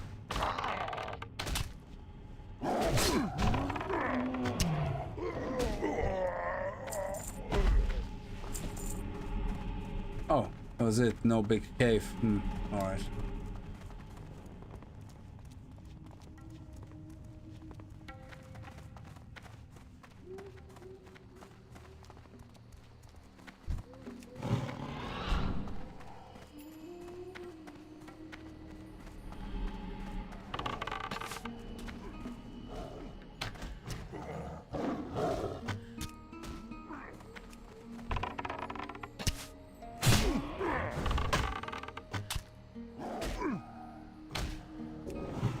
We have to spend mana on heals.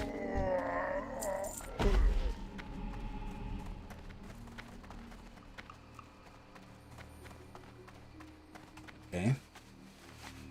I couldn't see any of that cobalt to pick up.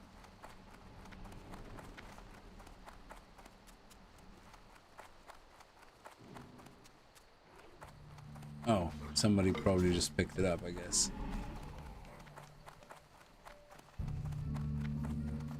I don't even know what I'm looking for.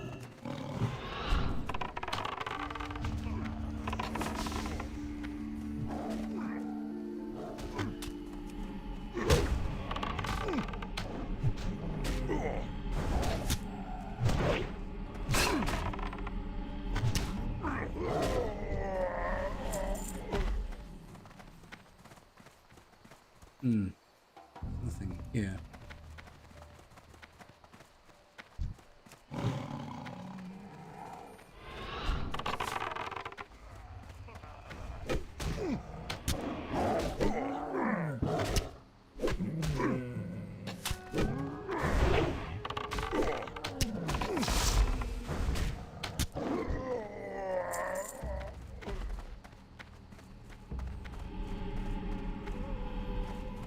What am I looking for?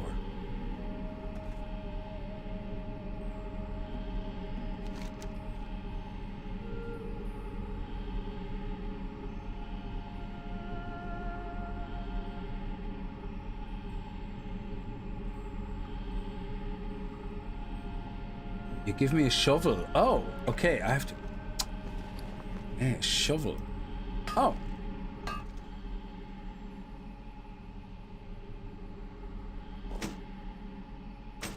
Oh, cool.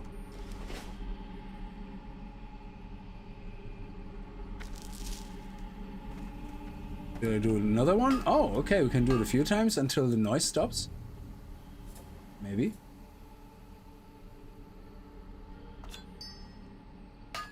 The girlfriend came home, made you put a headset on. Yeah. How many can we get? Okay, so the noise stopped now. Okay, so we got some rubbish, which is worth nothing, and we got the actual items we were after. So now if I go back here, I can get the sound here on that tree. I can probably do it again.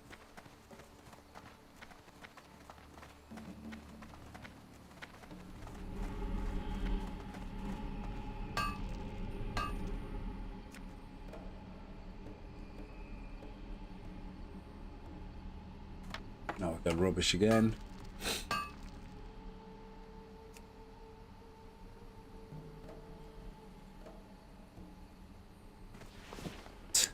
Why? I don't like that we have a chance of getting rubbish. It's like just give me the damn cobalt.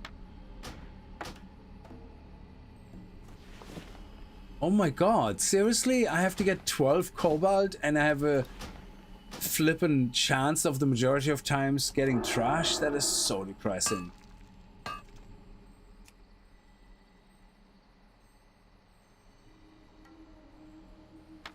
Oh my god. And now we are... This is crazy. What a waste of massive time. Wow. There's no killing, there's no XP, it's just pure waste of time.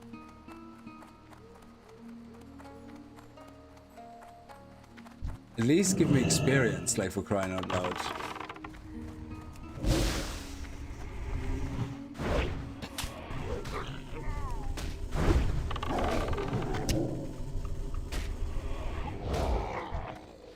At least I think we have all the ogres here that we have to kill.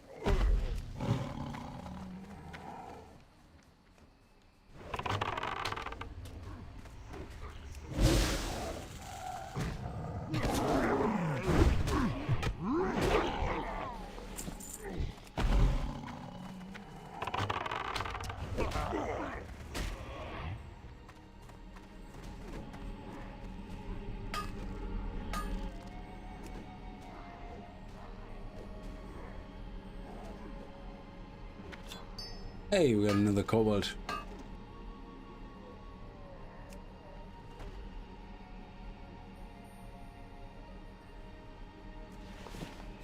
More rubbish.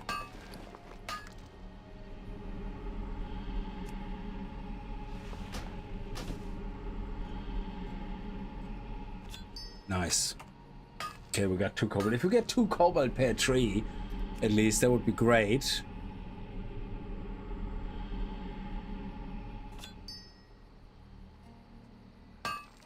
It was 3. Wow, we actually got lucky here.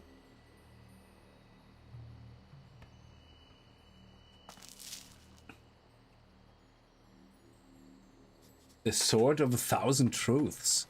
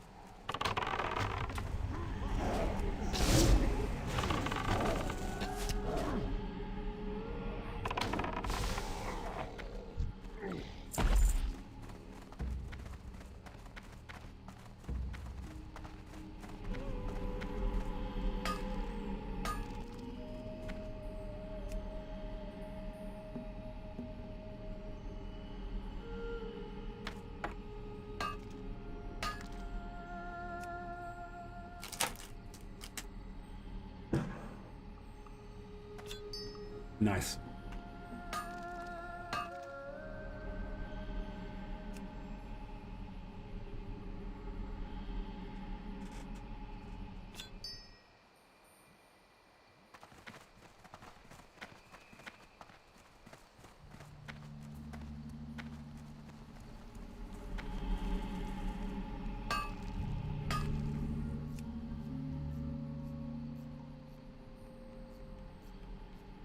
Gives us a chance to wait for the ogres to respawn.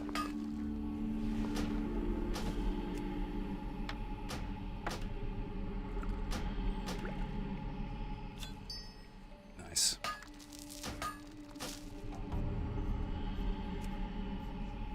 So we already have 8. That's not too bad. We need 12, so sweet. Started off very rocky. Oh, and more. I take it.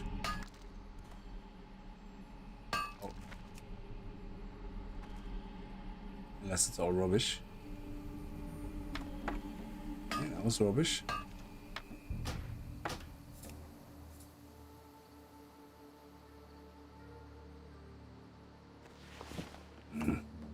And that was it.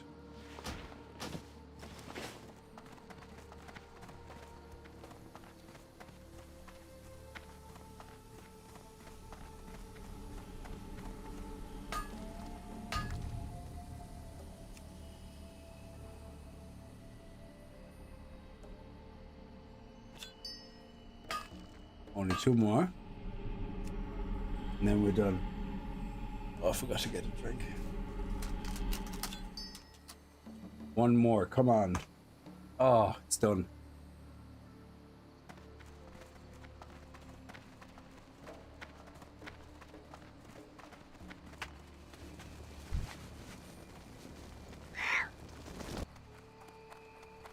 We have 1 more brute to kill.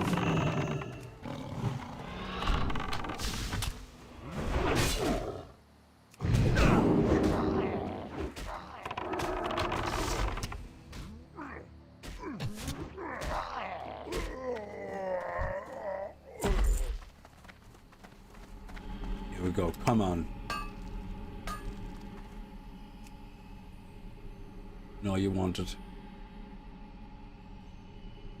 Yes, that's it. I'm done. Don't need to listen to that sound anymore. We need 3 more orcs and 2 more mages. Oh. Now that's a brute. We already have enough brutes.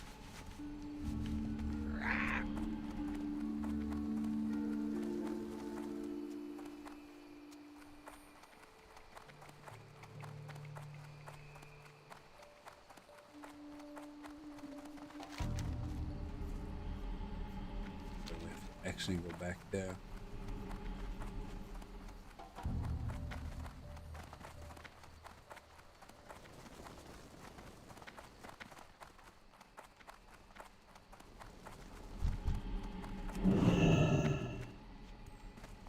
Come on, go fetch.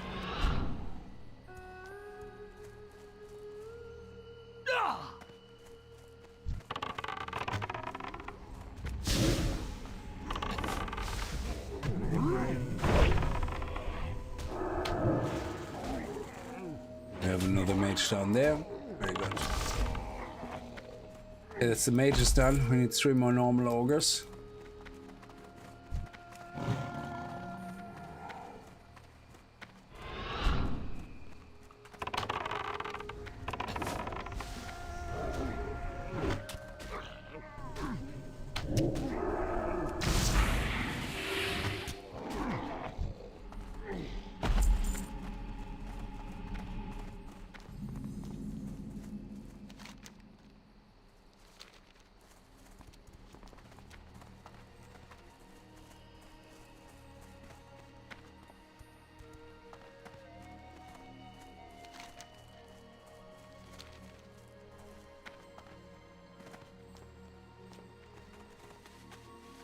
How can we find 3 normal ogres? Come on.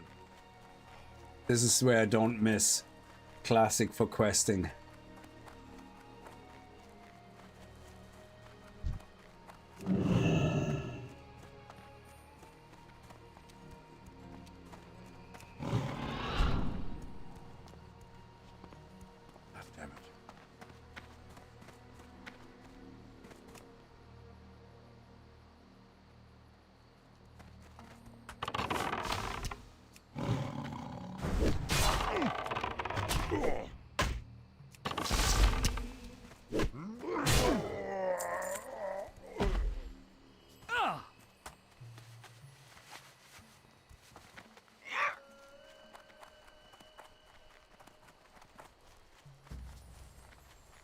Okay, only 2 more plain orcs.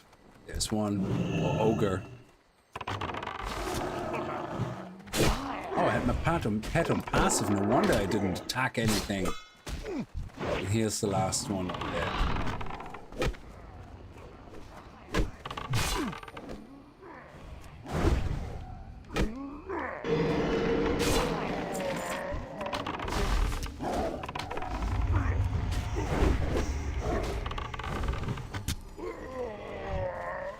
Okay, oh god. Oh, what is the mining? Mine. Oh. Mithro would have rested. Oh, we have to go in there and get a scroll? Okay. We have to go into the cave anyway, then sure.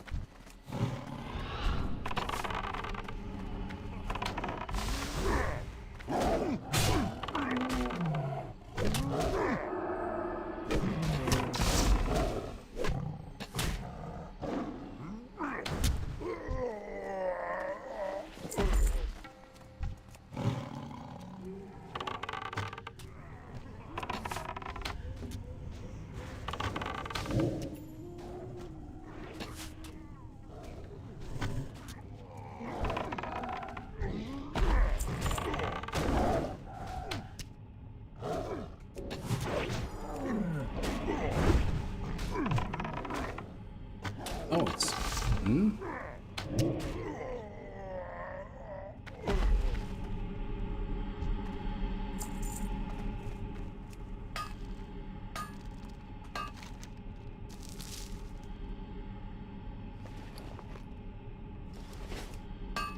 Okay.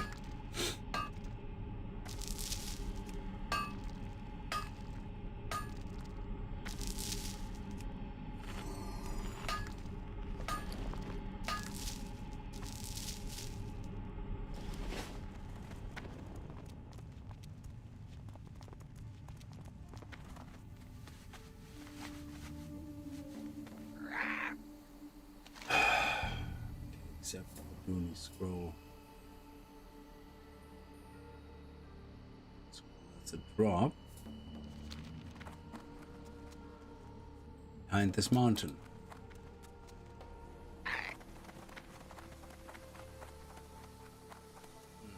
Probably have to go around here.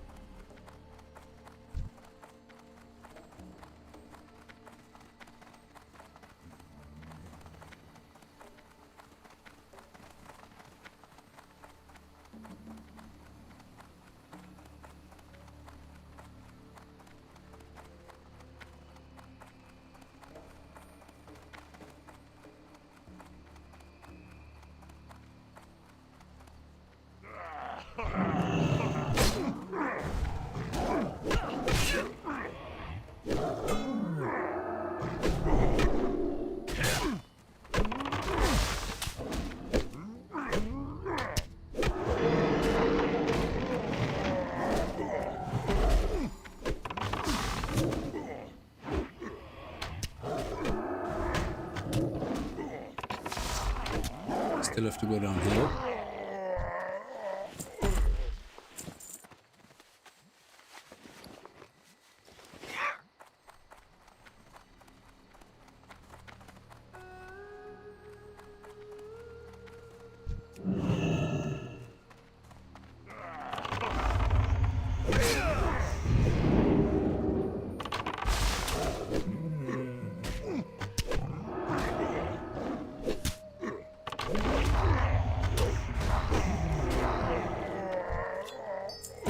Oh, we got the distress beacon. Are we supposed to do that quest at some point? Yeah, actually, there we go. Accept it and turn it in. Sweet.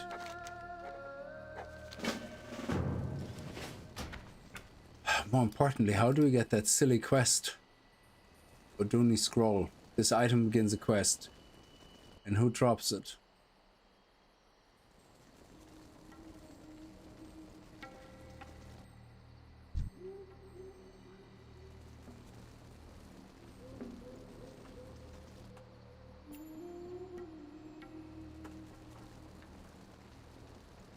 See who drops it.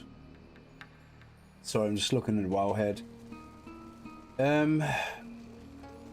Name, Goduni sister, provided objective for... Oh, contained in Goduni scroll container. Oh, there it is. Jesus, I'm right on top of it. God, I'm so stupid sometimes. Hey, H2O, how are you? It's crazy how you stand right in front of something and you just can't see it. Just nope. So now we can begin the quest. Excellent. turn in what investigation, which is it back? No, it's not back home, so don't. Oh my god, it's all the way down there. Seriously? That's how you want to play this? Is there a Hearthstone at some point here? Use Hearthstone, Screecher, Spirit. Yeah, if we have them all the way throughout here, then yeah, we definitely need the Hearthstone. So for this one, just kind of casually jog back, I guess.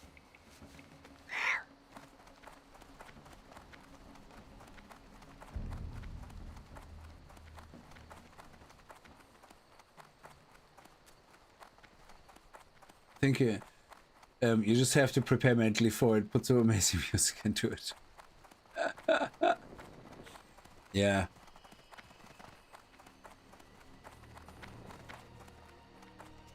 Yeah, when I'm leveling off stream, I usually just put some background noise on, like some random TV series that I'm not interested in too much, that I just have in the corner of my eye.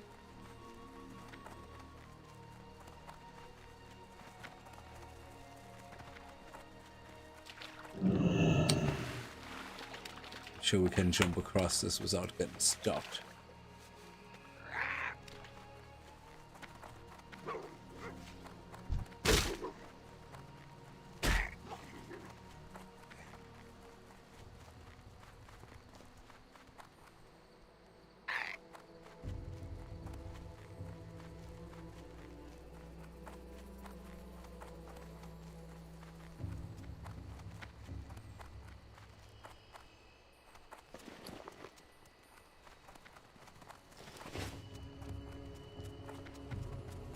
Not allowed to hand this in yet. We have to hand in this quest here first.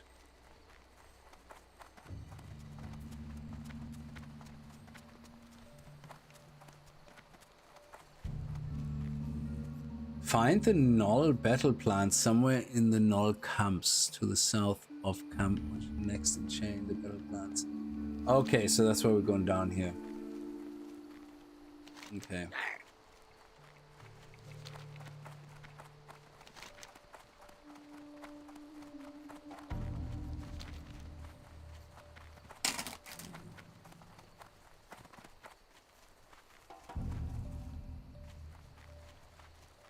I haven't seen a single fishing spot here. I know we can fish in the water anywhere, but I mean, school fish or pond.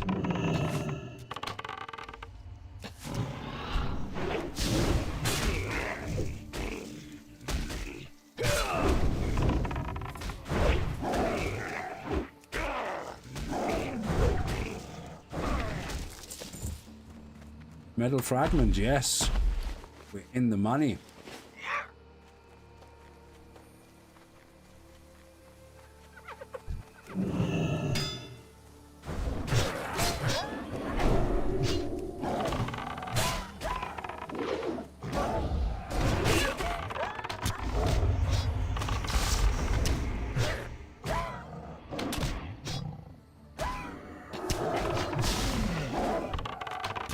Good night, folks. May the gods bless you and your Lord see you towards the blessing. Aradek, good night.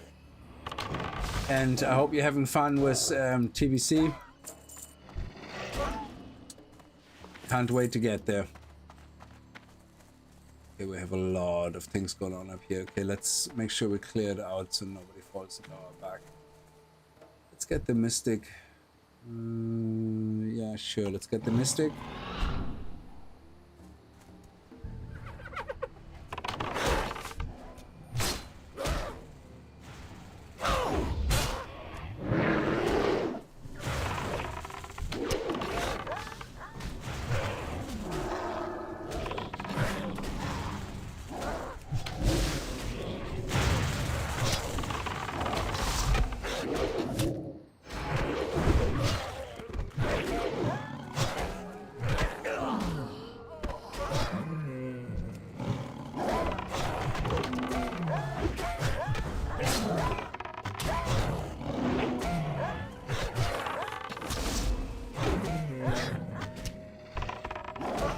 Okay, we made it.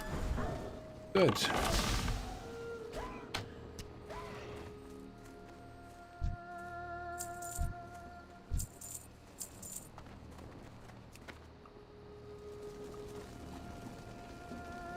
The blessed carnage, yes. Okay, turn in the ogres of Feralis, so now we have to go home.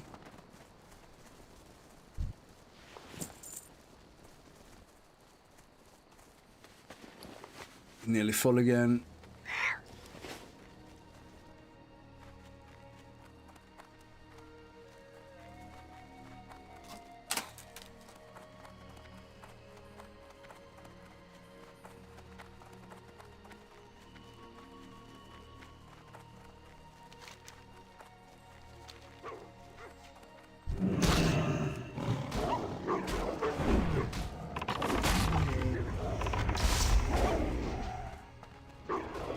Seriously? That was the longest melee delay that I've seen in a while. Must have caught it exactly on the cooldown.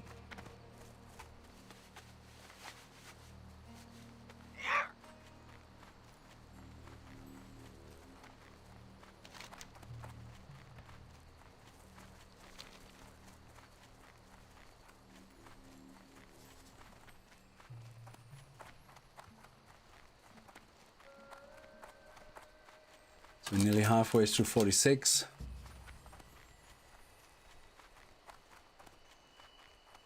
We can change that information here for show XP per hour this session.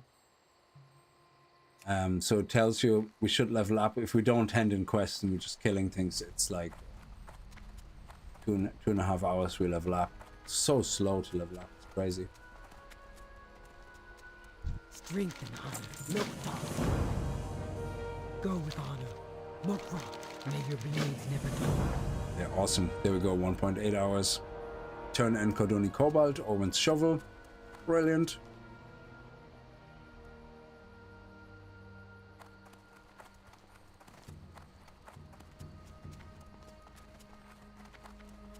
Right here. What's up? Oh. Yeah. Both nonsense. Glad I could help. And disenchant that.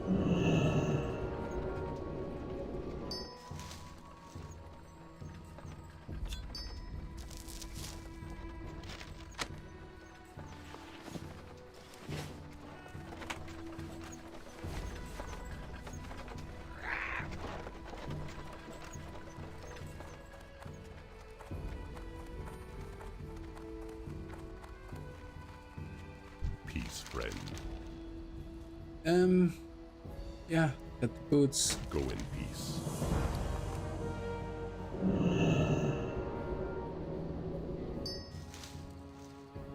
Now we get the infestation Farewell.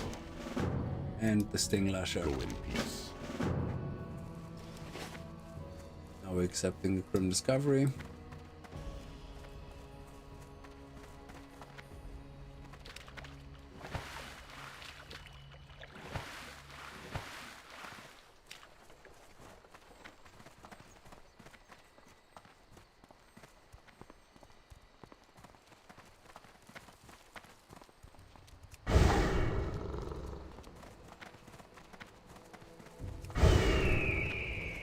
What do you need? Okay, so we're over halfway through now. Okay.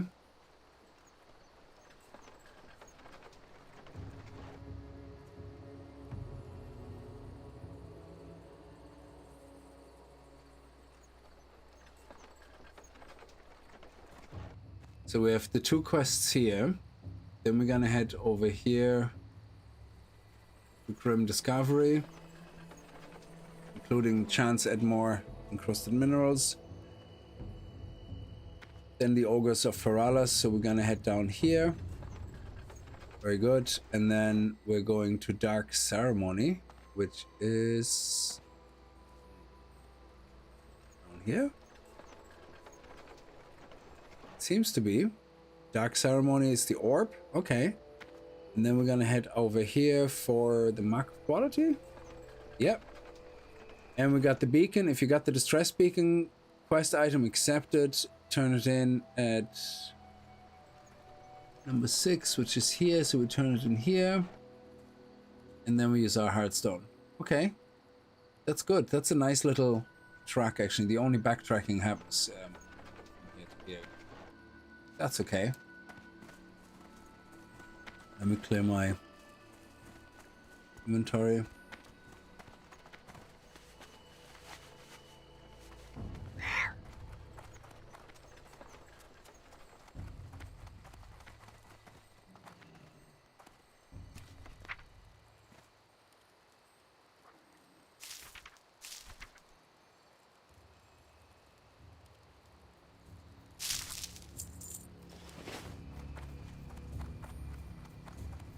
Peace, friend.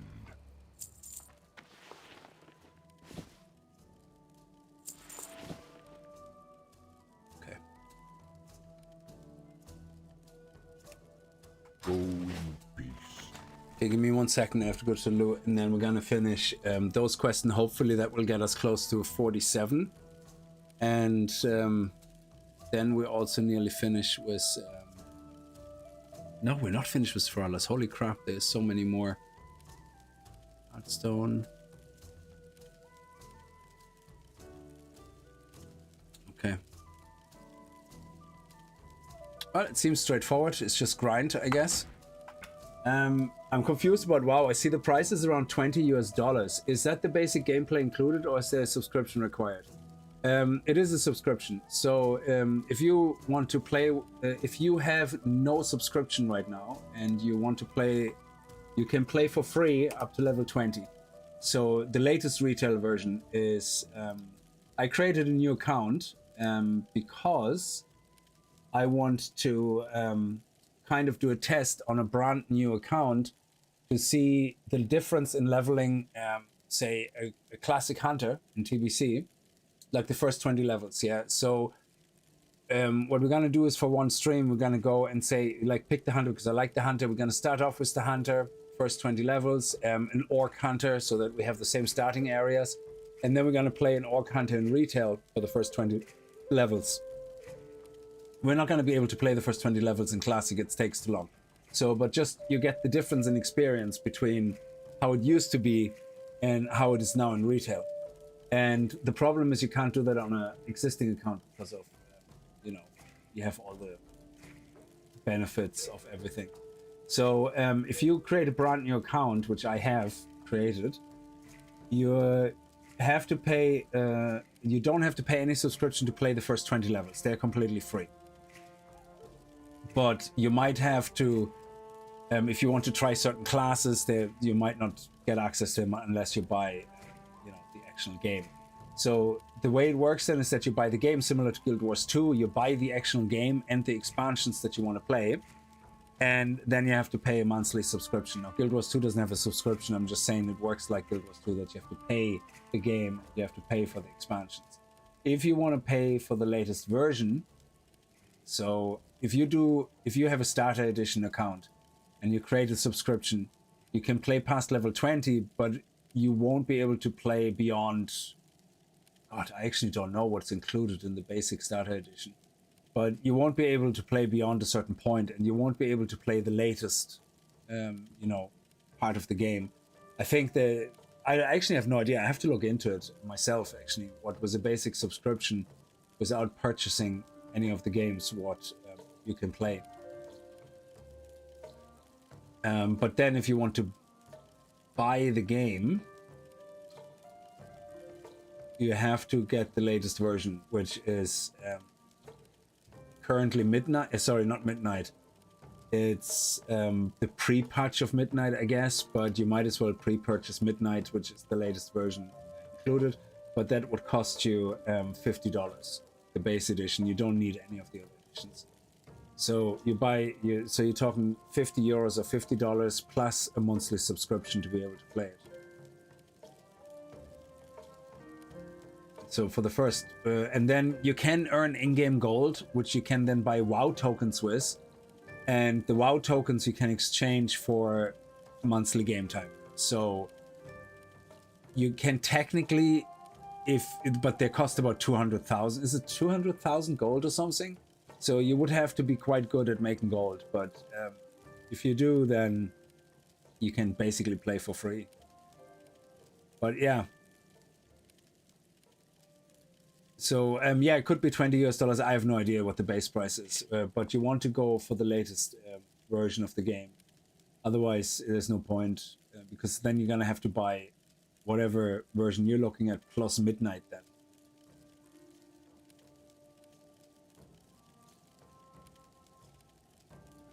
So if I go to World of Warcraft, what's the current edition? There's a free trial. Midnight, you can't. Can you even buy the non-midnight one? No, you can't. You have to pre-purchase midnight if you want to play, I guess.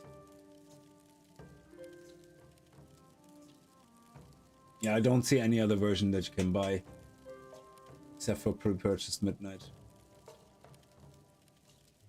But yeah, so that's what it is. You have to pay for the game and pay for the subscription. So give me just 1 second. I just have to go. I'm back in 1 second.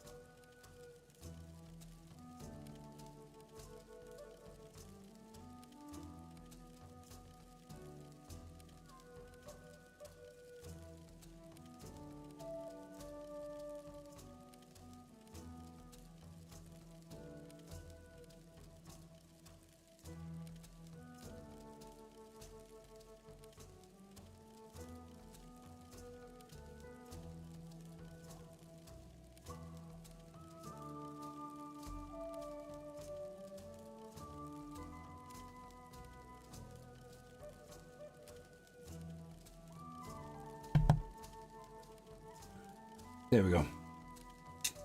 Had to get a drink as well.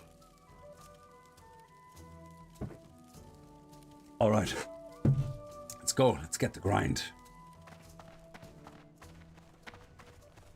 How's oh, we actually should repair. Is there a repair dude? I think there's one in the back of the building. And can you skip a DLC like Burning Crusade? Well, yeah, it doesn't work. It's actually the opposite. So, if you know, do you know Guild Wars 2? If you know Guild Wars 2, you kind of play through the story progressively up to a certain level, and then you can kind of play each of the expansions individually. As far as I understand it, the way, because I haven't played a fresh account ever, yeah, so since 2007. But as far as I understood from researching it, if you play retail for the first time, you are right now forced to play the starter island and then play through Dragonflight, I think. You can't even play Chromie time. There's a thing called Chromie time where it allows you to kind of change the world to a certain expansion, yeah, state, so that you can play through the world of whatever, Outland, you know, things like that. But that's just a gimmick, really, to be honest, like, you know, for leveling multiple characters, that you have a bit of variety. But you can't play World of Warcraft consecutively through in a meaningful way. I tried that.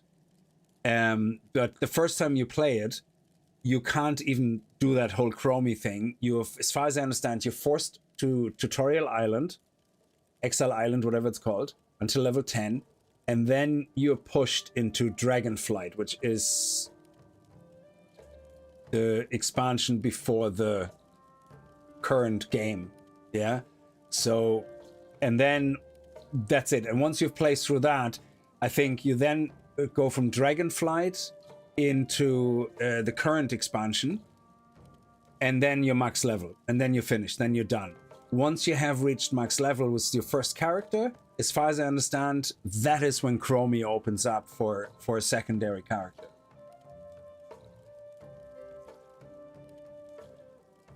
So actually, let me check the servers.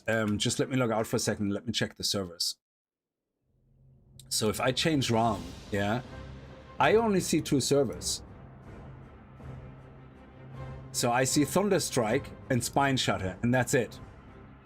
I don't see any new servers added for Outland for the TBC release.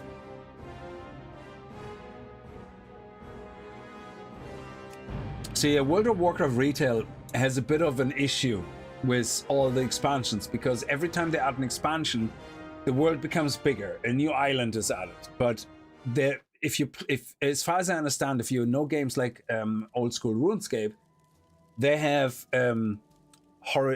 vertical progression? No, horizontal progression. No, it's a vertical, horizontal progression. Yeah, which means anything that is added new doesn't outdate the old. The problem with World of Warcraft, Roy Johnson, how are you?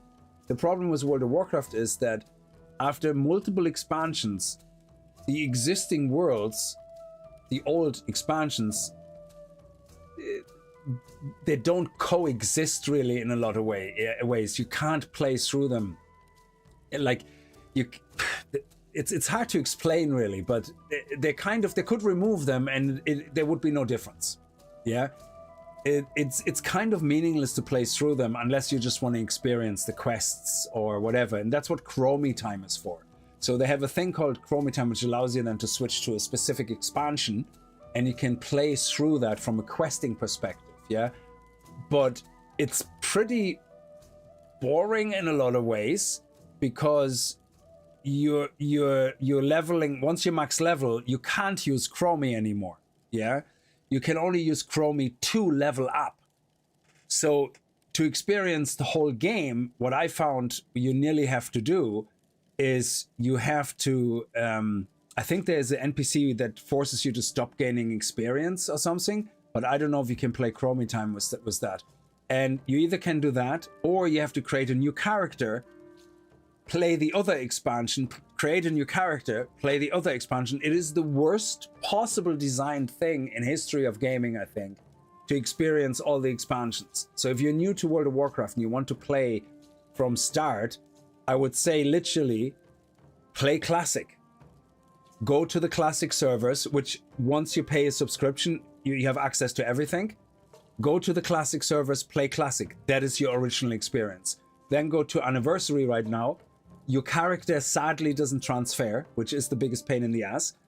So then you have to create, actually you can, in TBC you can play Classic, I guess, yeah, because it hasn't changed too much. So you can play TBC Anniversary and then play through Classic. You just won't really do any raids because nobody's gonna raid now the old content, I guess.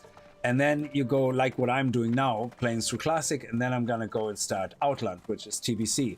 After that, it's Cataclysm, I think. Is Cataclysm after, or was Wrath of the Lich King first?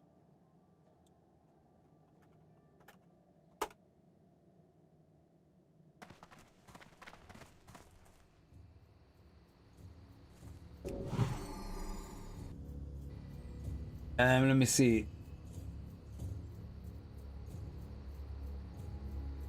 TBC then Wrath, yeah. So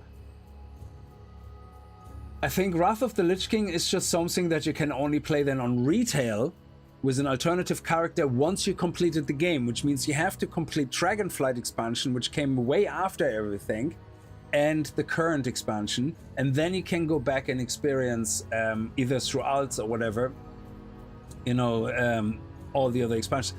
It is a terrible, terrible designed way of experiencing World of Warcraft. But that's why World of Warcraft nowadays is no longer about the leveling experience. It's about rushing to endgame and then just enjoying the current expansion. That's literally all it is, yeah? Level up, whichever means, nobody cares. Just as soon as possible. You might as well buy a token to just instantly ding max level, yeah? And that's it.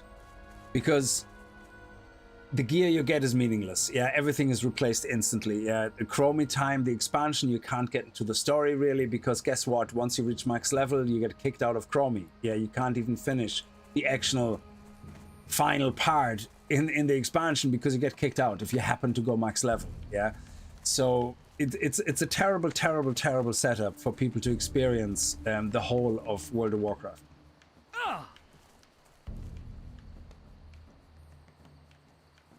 Yeah, Vanilla to Wrath was peak. Yeah, and then the problem was that they tried to be clever, and it looked really good at first, was Cataclysm, which was released after Wrath of the Lich King, I think, yeah? And that changed the landscape. So all the stuff you see here, yeah, well, Feralas, I'm not sure, but all the stuff you see here, like, say, Tanaris, yeah? Which is just over here beside us, yeah? Sorry, Thousand Needles. So Thousand Needles is completely underwater in Cataclysm, yeah? It's because Cataclysm was an event where, you know, something happened, I don't want to, story spoilers or whatever, and the whole landscape changed. Yeah, it got destroyed. But the problem was, once they did that, they couldn't go back. So now every time you start World of Warcraft, all you can see in retail is the destroyed world starting from Cataclysm. You actually cannot play through pre-Cataclysm World of Warcraft in Kalimdor and Eastern Kingdom. You can only play pre-Cataclysm, like Outlands, in the Outland expansion, in actual Outland, which is a completely separate map, which is Outland, which is here. You can only play that, experience that. You cannot experience pre-Outland or pre-Cataclysm, Kalimdor and Eastern Kingdom in retail. It's impossible.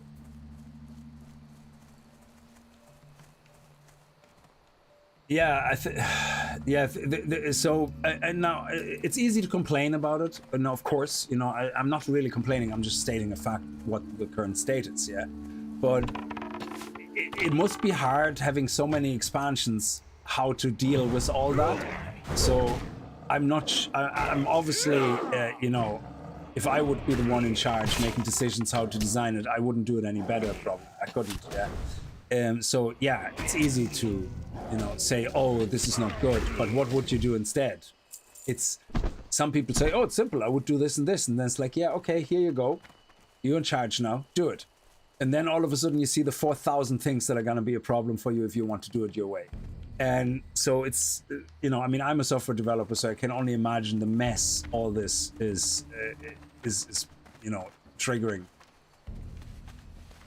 So I do have some empathy for, you know, them having to deal with that. But I think the main source of the problem is vertical progression, you know, where the new expansion always undoes everything that the last expansion did. Like, everything becomes meaningless that what happened before. So either take it out of the game or you leave it in, but playing through it is becoming a gimmick. It has no meaning. It's just a leveling tool. That's all it is.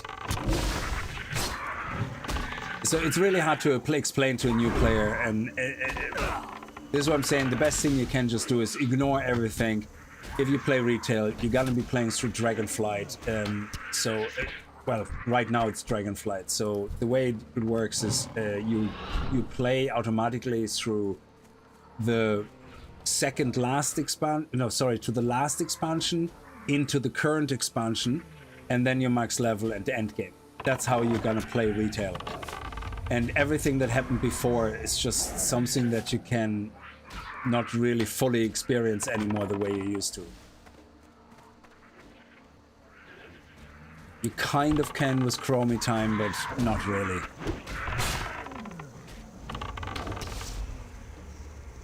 Yeah, so they tried to do the whole re-release with Classic, yeah. Honestly, I think Flying Mounts ruined WoW. It depends. You don't have to use them, yeah. So in the end of the day, to me, Flying Mounts I liked because they were about the same speed or slightly faster than a flight point. Because what I didn't like is, like, if you go through a flight point might say, oh, I'm flying from here to here and then to Duskwallow Marsh. at least I can fly directly to Duskwallow Marsh, yeah? That's the one thing that I really liked about the flying mounts, is that I could fly where I wanted to fly, not being forced to go through all these 3-4 landing pads, you know? Should they have allowed flying everywhere? No. I think in capitals you shouldn't be allowed to fly. And you certainly shouldn't have an expansion build with terrain where you need to fly, nearly. Yeah, I think Dragonflight was kind of nice, but on the other hand, I didn't like the fact how you kind of nearly must fly everywhere. Yeah, I didn't like that. Because ground mounts kind of became redundant in a lot of ways. Everybody just uses the flying mount. So yeah, so while I do appreciate flying mounts for a lot of things, and I do like them, I think they should be way more limited in the permitted use. Oh, not the actual mount, so how it changed the design and the journey. Oh, yeah. Yeah, I see what you're saying, yeah.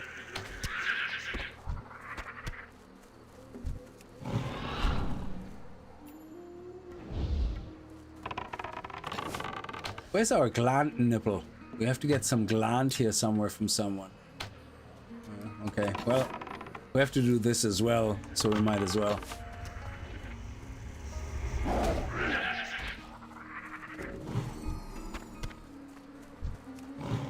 These guys are fast when they're running off.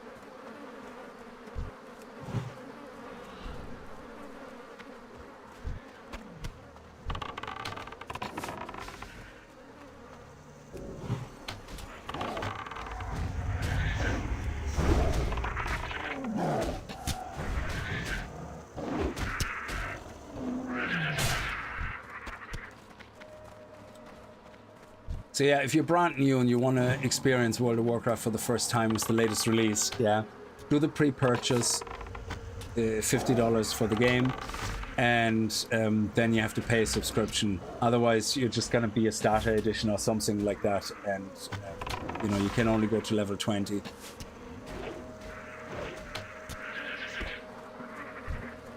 So, but if you have already played to level 20 and you decided, yeah, I want to play this game, then yeah, just pre-purchase the latest edition, and I think that includes pretty much everything.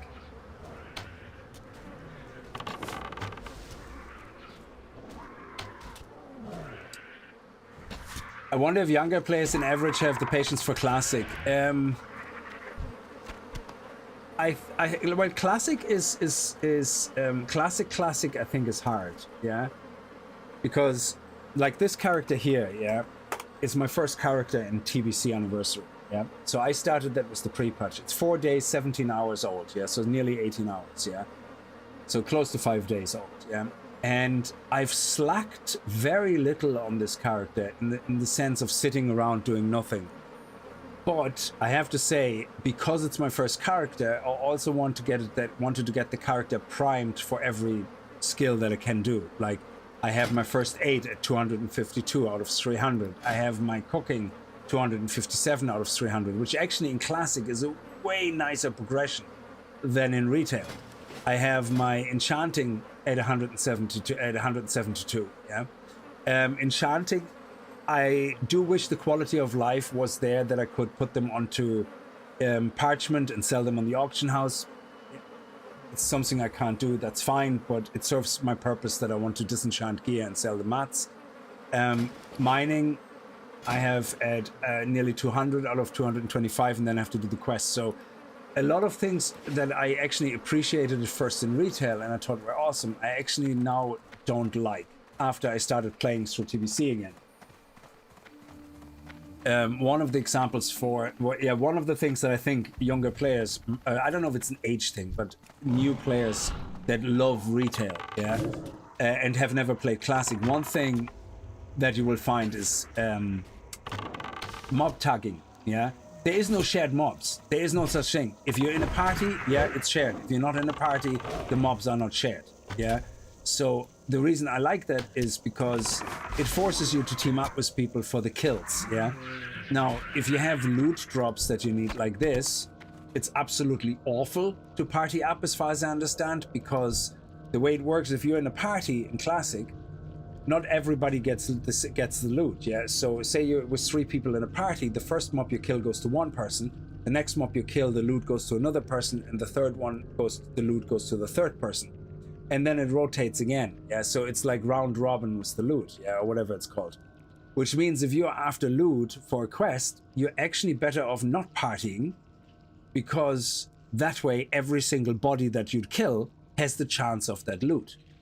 Meanwhile, if you're in a party of 3, only every third body that you kill has a chance of getting that loot. So it takes you much longer to, at least that's how I understand it from what I experienced so far, yeah? Every time I partied up, the drops took forever. Every time I was solo, the drops, every single kill, I had a chance on the drop. It was much faster. So maybe I was just unlucky, I don't know. But it forces people to play together. Another thing that I actually prefer in Classic or in non-retail, yeah, is mining nodes, herb nodes, anything like that are not for everybody. It's not, you don't get a participation medal for, hey, you're a miner now, go mine all the nodes you see. No. In retail, you can have 5 people go into the same nodes and they all can mine it, yeah? And I think it eventually disappears after the first time it's been mined. I think there's a certain downtime, a timer, and then it disappears. But everybody can mine it. In pre-retail or non-retail, if you mine it, that's it. It's gone. So you have this lovely competition where you see somebody mine, say, a rare ore that you want, yeah? So you head in, he does the first hit, and he's about to do the second hit, but you start mining then, so he can't get that hit, and then he might not get another hit, because there might be only 2 in total on that mining node, yeah? So I find that a much better system. Nothing to do with partying, I just find this a more competitive system, yeah? That whole give everybody a participation medal and make everybody happy. It's like, no, like stop, you know? It's, I actually thought I liked that and I find it quite handy, but to be fair, going into competitive areas in the starting zones when pre-patch came out, playing a Blood Elf, I wasn't actually frustrated as much. I was laughing about it in the stream as well. So like, oh my god, how can, like, people were partying up, trying to kill mobs, but there was like literally 10 groups of people trying to kill those mobs, and it was just an absolute, like, you know, what you call it? It was a clusterfuck. That's what it was, yeah. But it was fun. Because you kind of said, okay, I'm gonna do something else. I'm gonna come back here later, like, you know, and I think it was fun. Like, even if it meant I couldn't do a quest straight away, you know. How big is the download now? Do you know? I have no idea, because I haven't actually downloaded it fresh in years. I always had it installed, kind of. So now this guy, let's party up, sure, whatever, let's party up, yeah. But so what's gonna happen now is like, yeah,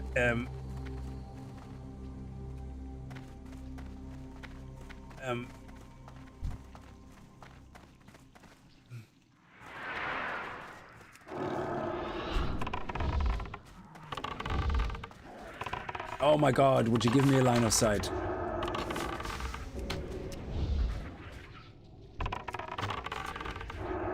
Oh.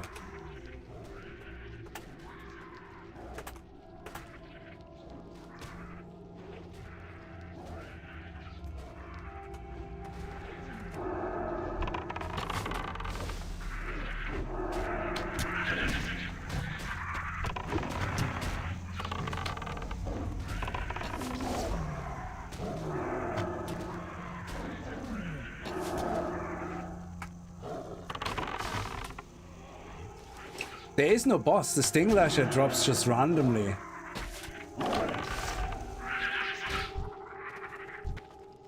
Oh, I must have killed Sting Lasher then. Hang on.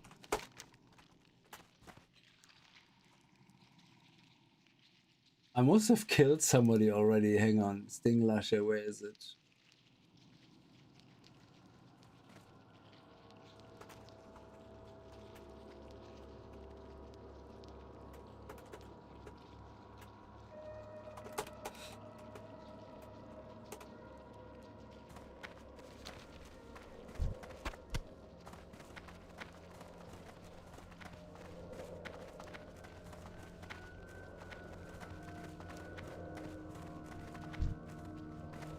So, now I could be wrong with the loot in the party, but so the loot goes round robin, but I think maybe on every kill, regardless who the loot is for, there is a chance of you getting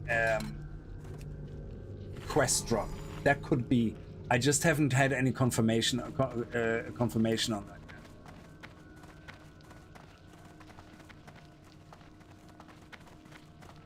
Yeah.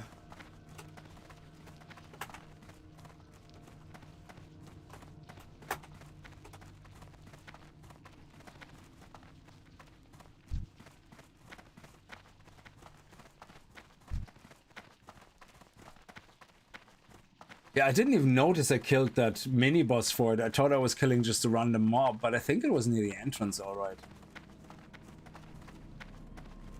Loot is shared like a single boss, but I can't remember.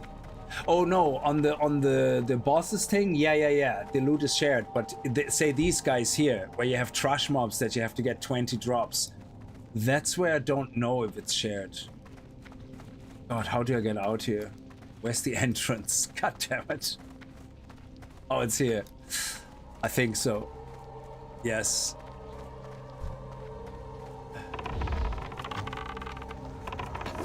Let me see if I can find on the map where he was. I don't even remember the mob's name. Crap. Otherwise I would help him with the target macro, but...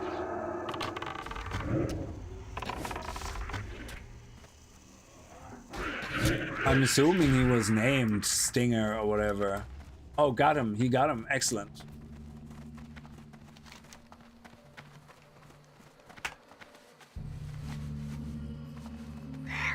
Is he outside or inside? I think he's inside. He's outside.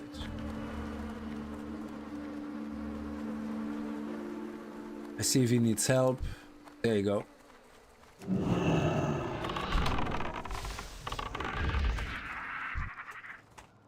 Yes!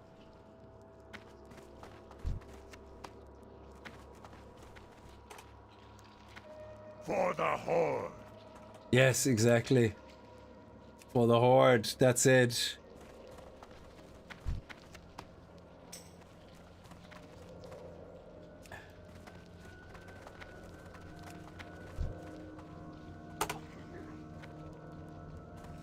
Do a little bit of a role play anyway. Oh, ooze covered thorium vein. Oh, can I mine this? I need to check that out. That would be my first thorium. Is it down here? Think so.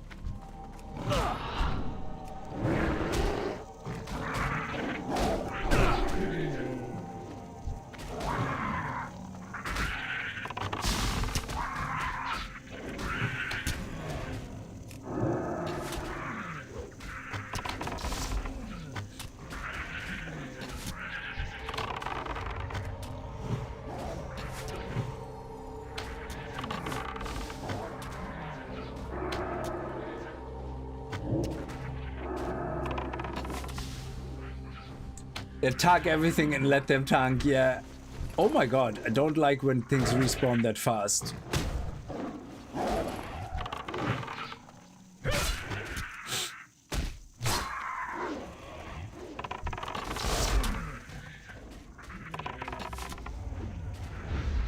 Okay, I have no more mana left now. I need you guys to die.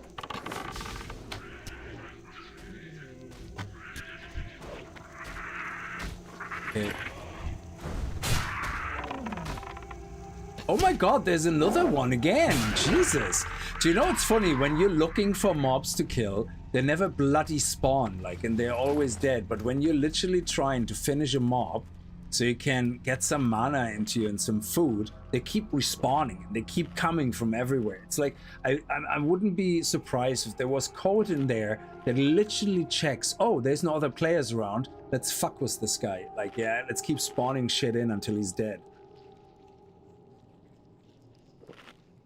Sometimes it feels like that. I know it's not, but it feels like it, which is really funny because you're like at your last mana, you have nothing left, and it keeps adding another guy and another guy, and then you take 2 steps back and there is another guy.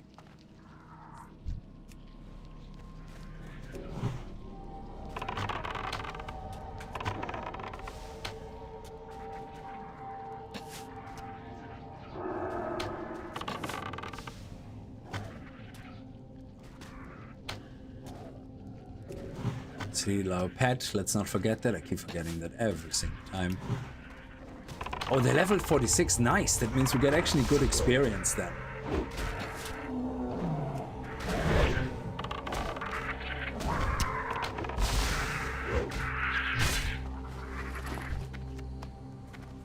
So where's the... Oh, let's see. Can we mine it? I'm 197. Oh, no. 245. Okay, we're not even close. Okay, fair enough. I thought, oh, maybe we're close, but no, we're like at not even 200, just about 200. 3 away from 200. Mithril. Oh, Jesus, spitting all over my... Mithril. It's a spitting word. I should be able to mine that because Mithril is 175. Yes. So what's different between ooze covered and mithril? Just nothing, isn't it? Yeah, just the same. Yeah, keep giving them to me. We're now 198. Oh, nice.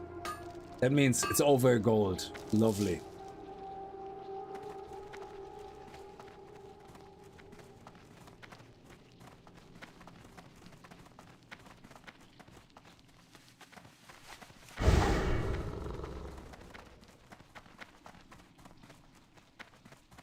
Yeah, I love playing with a tank. Like, I remember I was, when I was leveling my warrior many years ago on retail, I think it was Wrath of the Lich King, I actually came across a healer and he also leveled. So we ended up leveling together for about 2-3 hours. Oh my God, that was amazing. It was just, I don't think I ever had to sit down to drink anything or do anything. And, mana breaks were pretty much for the healer while I kept face tanking everything. Yeah, so it was just literally the best leveling experience. It was so much fun. Okay, come on. Like, I don't think there was any downtime.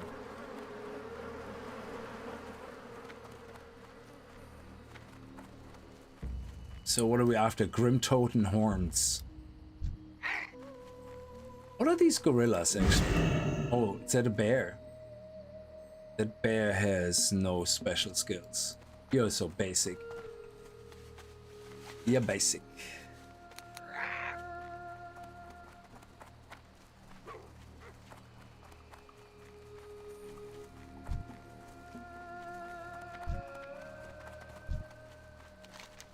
Okay, we have to go up here. Yes, that's what it was. We're gonna head up there, and then we're gonna go around this loop, which means our bags will be full, and we have to stroke crap out.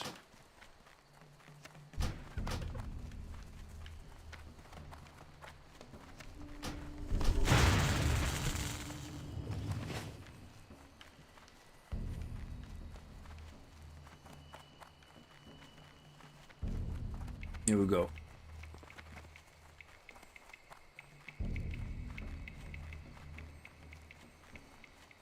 Nice. Oh, we actually need some more minerals from this guy? Sweet.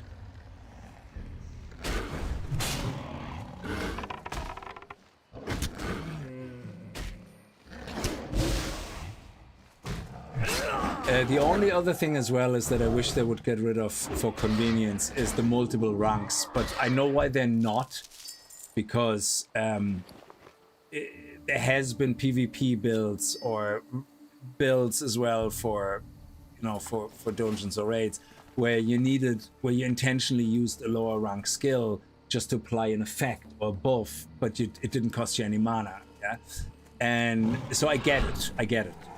Why they left it in, but personally to me, I just don't think I care that much about the lower rank nonsense, that I would have been absolutely happy with them removing ranked skills.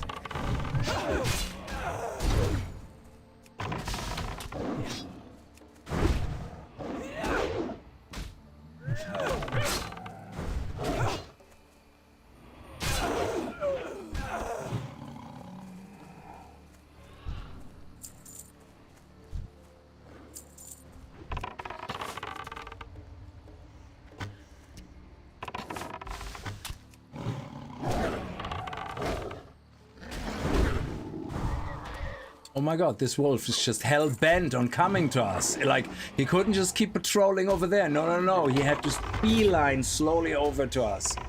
Like, what a dick.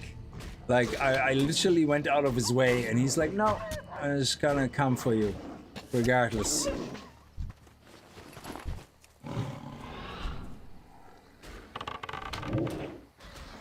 Yeah. Let's conserve some mana and...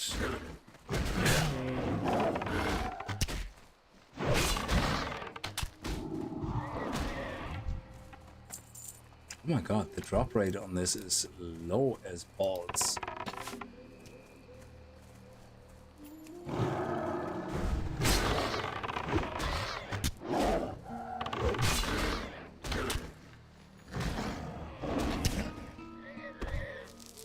There we go. We need only one more.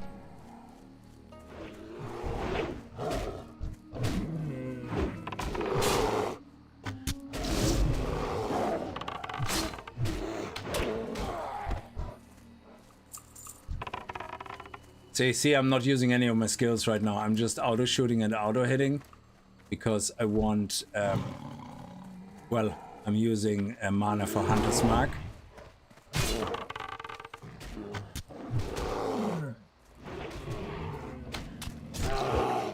I just want to do consistent damage to not waste any mana and just, that's it.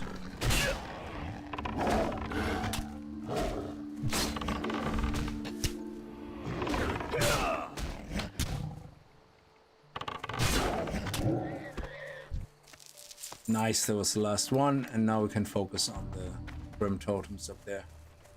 Can I walk up here? Come on. I have to go all the way around. Can I get up here? Yes.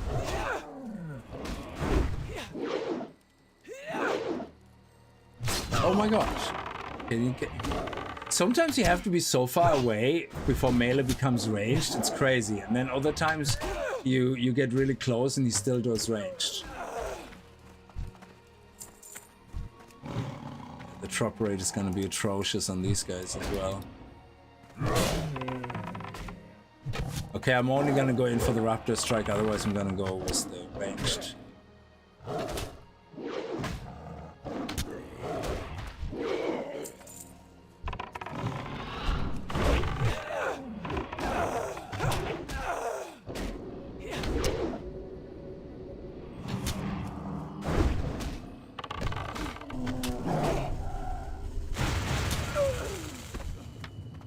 Nice. Oh, we got 2 horns, so you can get multiples. Oh, that's making it a little bit more bearable.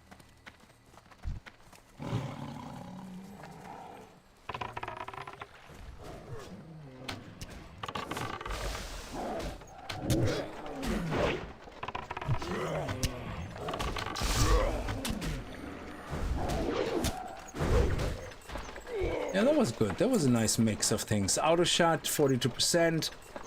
Melee cut only 33%. That's a good ratio.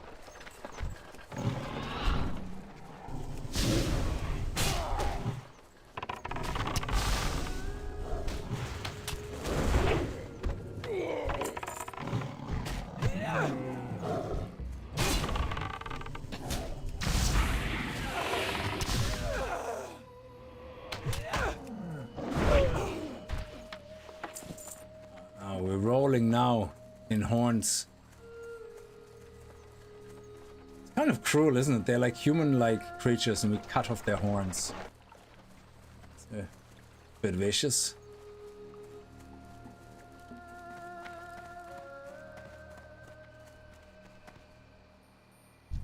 Oh, that's an alliance. Yeah. Light point or something. I don't know. West.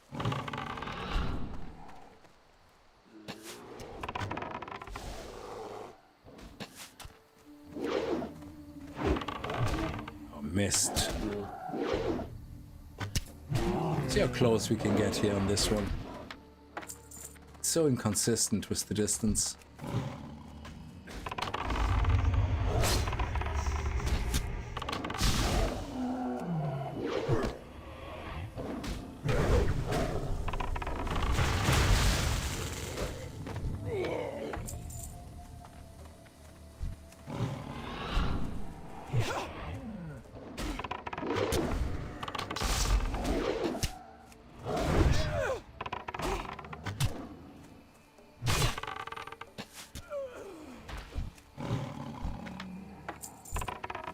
We're more than halfway through, which is good.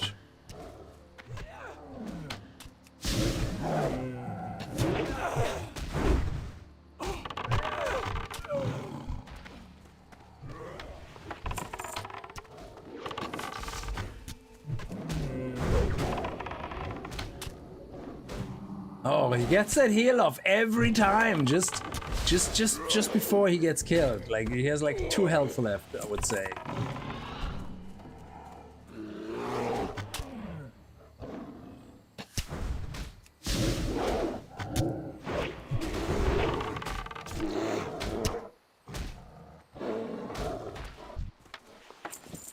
Okay, we need 5 more. Yeah, we need to backtrack.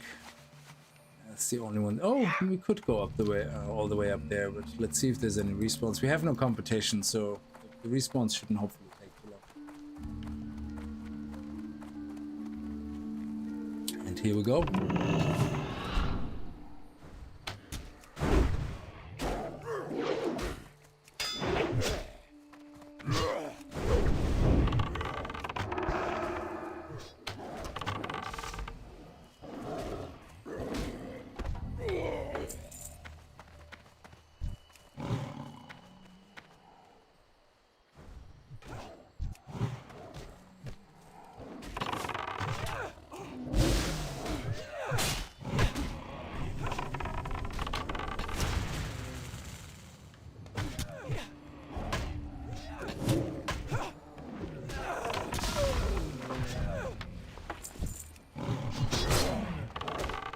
Oh my god, they just keep coming now. Okay, here we go.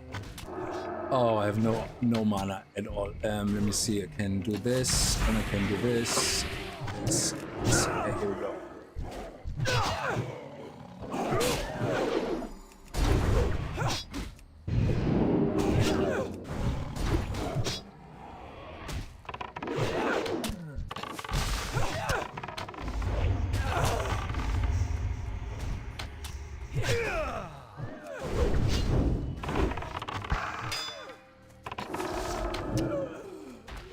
Nice. Oh wow, and straight respawn.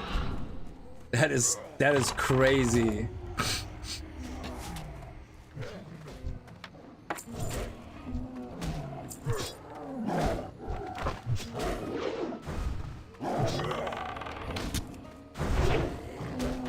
That was a nice crit. 430. Okay, what now? Now we have to head over here.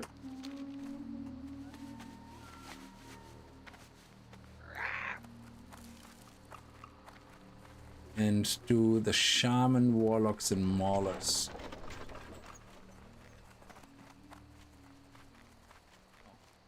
Just basically.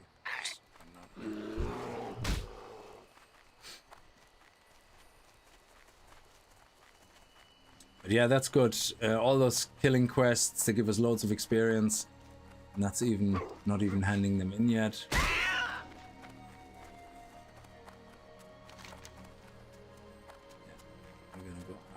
Here to the left. Okay. It's the ogres, I think.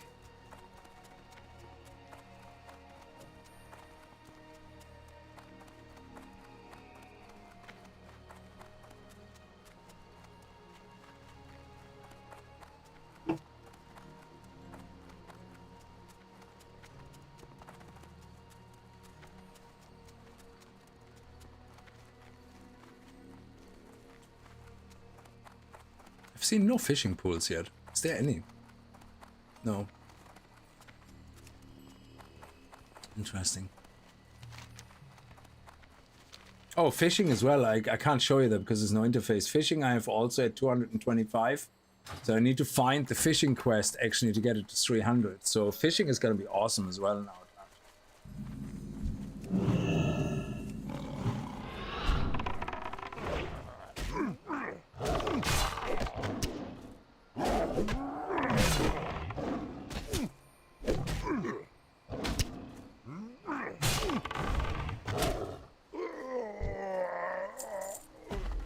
Actually, one thing I forgot to do is sit down and refill.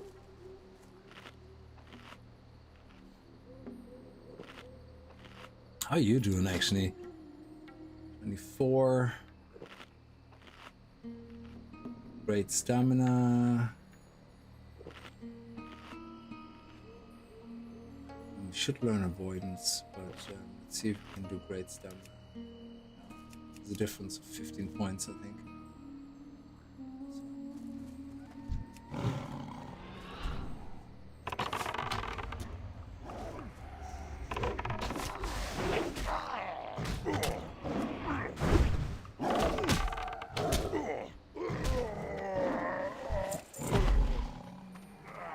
Yeah, these guys are a great source for Mage Weave Cloth.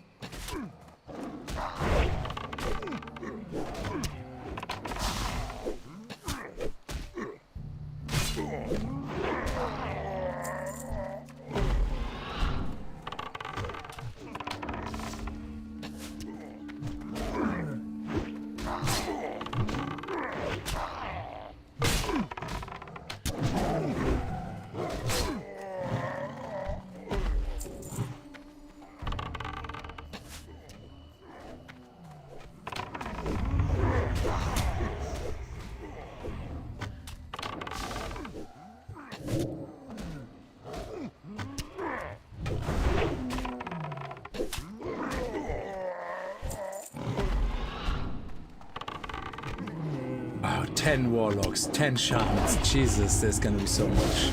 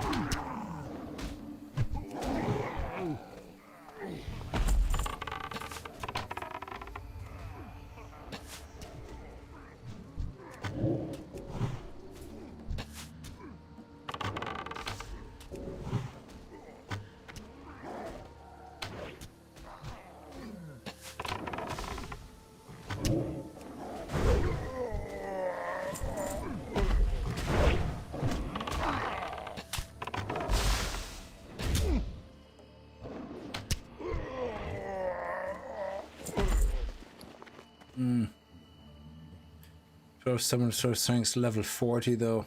Yeah, there's level lower level than 40 for better gear. So I'm just gonna struck the vision dust, nice.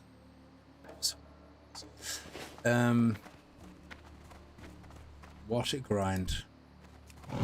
Oh, actually the brutes are not even required to kill. What am I doing? I should just ignore them.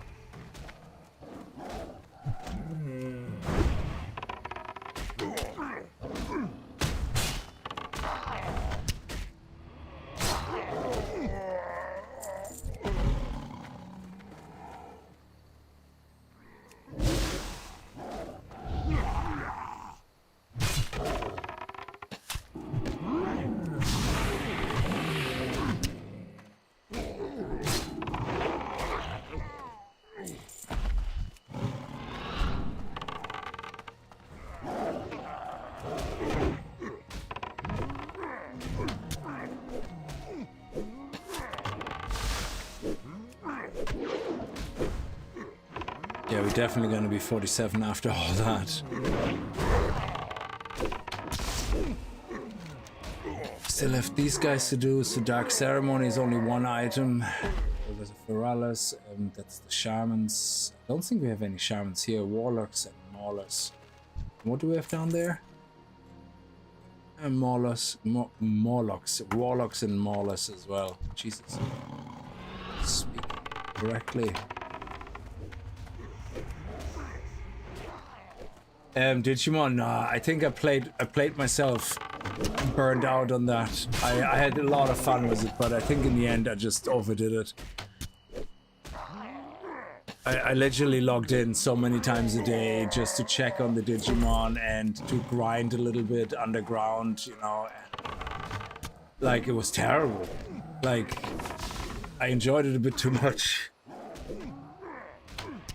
Well, I suppose I'm as bad as WoW, but at least with WoW I know what I'm doing.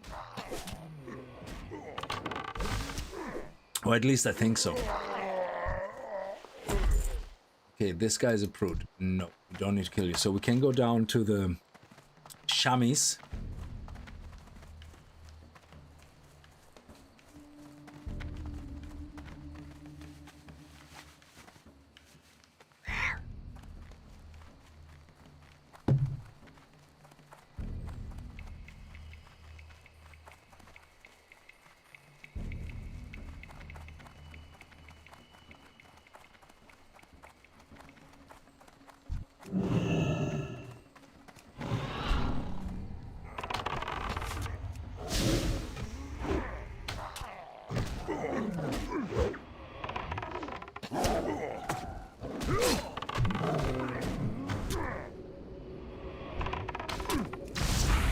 Gotcha. Okay, none of these. Well, the Warlock is something that we need, but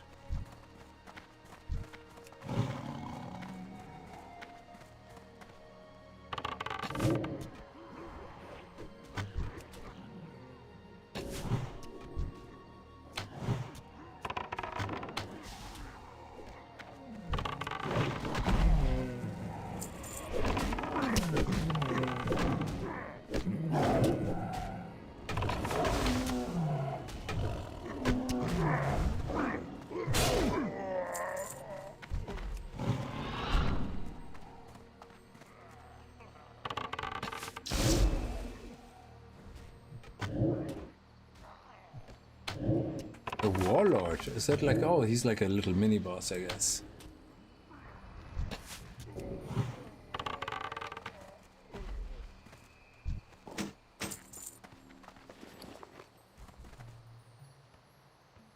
A grey item that sells for over gold, I'm not gonna say no to that.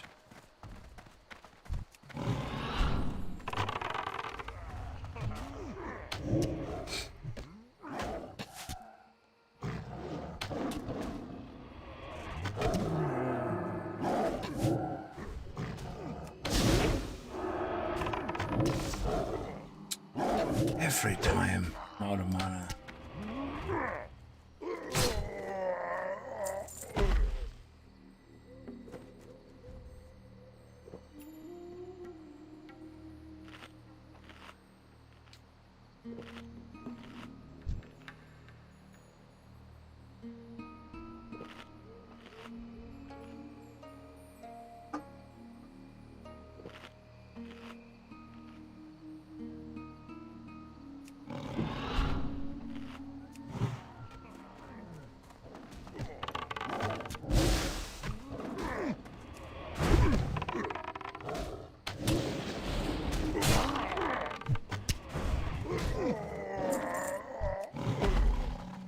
Well, at least all of them here are part of what I still have to kill, which is great. Except the Battle Master, I guess.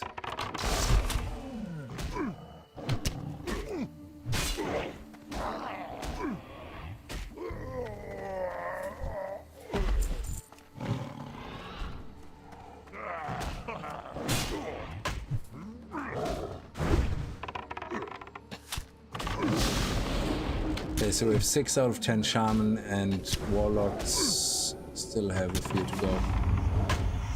Okay, these guys are gonna get popped with a serpent sting every time now we start because they're annoying that they have like 2-3 health left. Then heal up. Oh, Mage Lord, he's the one that gives us the orb. Dark Ceremony, nice.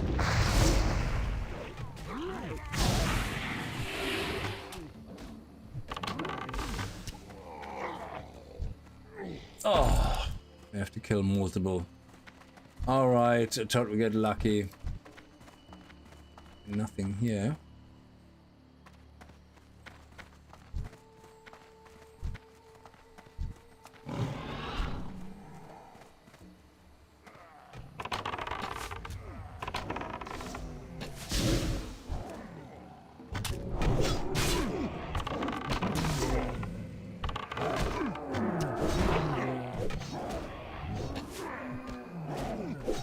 Oh, I can't. Oh, shit.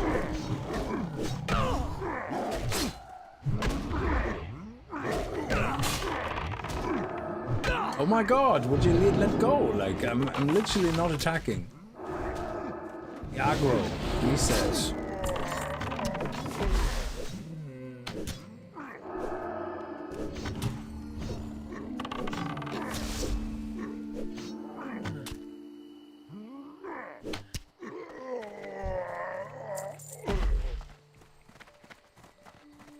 Let's see, Battle Master, Warlord.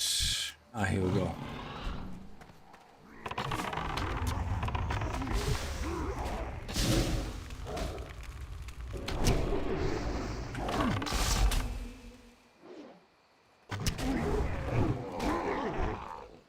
Ah, there's another one.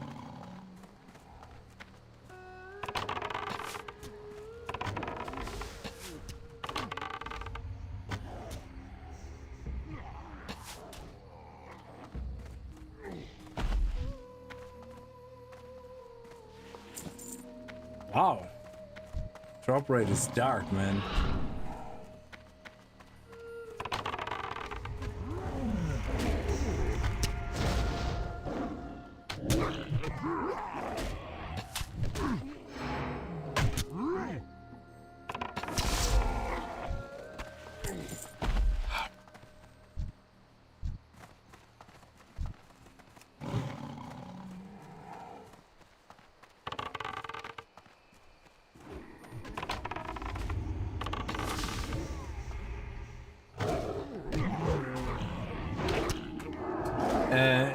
Genocide. Yes, we have to take out a whole race of augurs, whatever.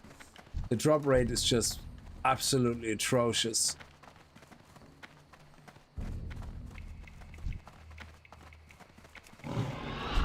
Can't even get up here the same way as my pet can. That's ridiculous. Which means I can't loot this guy, so we have to come down. Come on, follow me. Nope. Follow me. I can't loot you up there.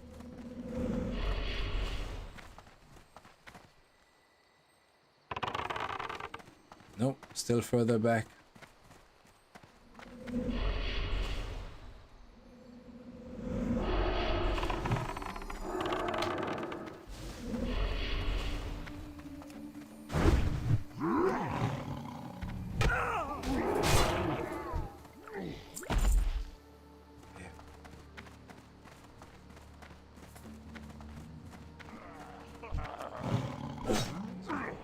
At least he's 46, so it gives us some experience. I think at this stage we're gonna level up just trying to kill these guys.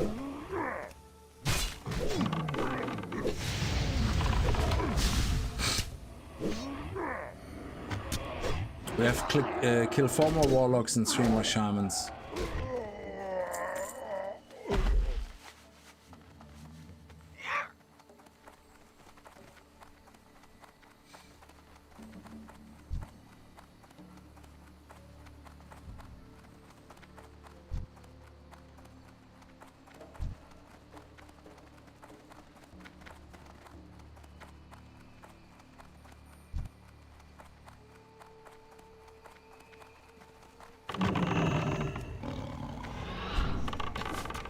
There's another Mage Lord, so we have another chance at the orb.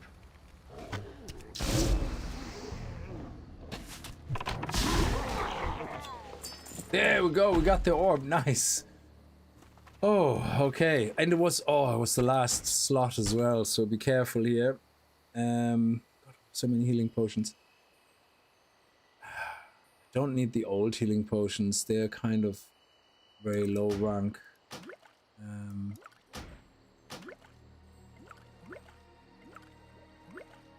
We need the mana potions though.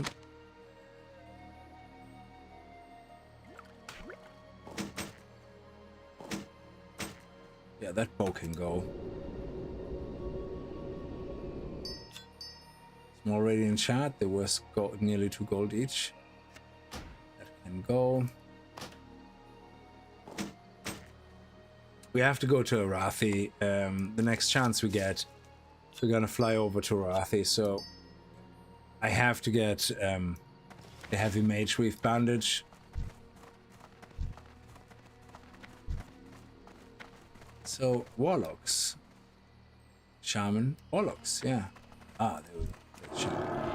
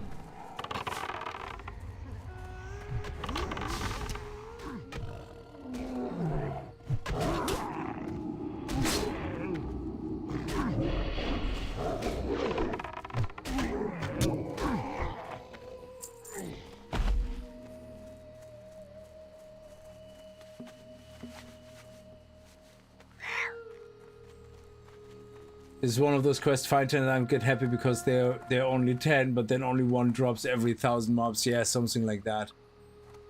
It's the drop rates. And the funny thing is, because drop rates, there's no pity system, like I said earlier. So even if something can drop 90% of the time, you could literally end up with 10 mobs in a row not dropping at all. It just is what it is. Like, because you were just unlucky that 10 times in a row you got the 5%, you know, of not getting it.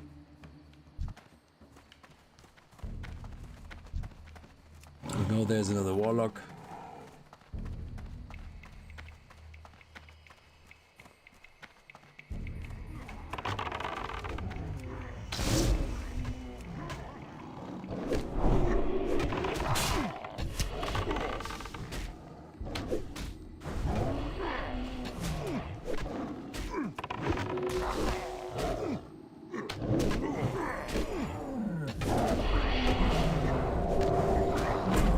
Shaman over here. Oh wow, what is that vile wretched Screecher? We have to do that next, do we? Mark of quality? No, it's Screecher spirits?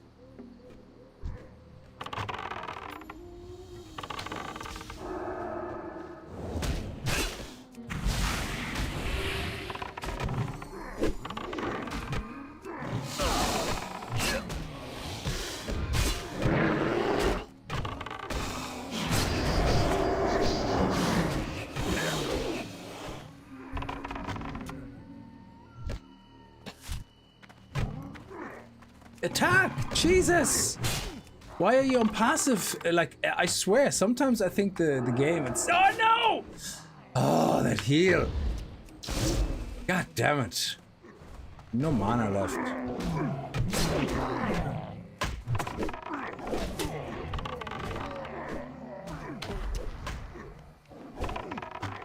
Oh, nice. Just got enough mana back to give my pet a heal.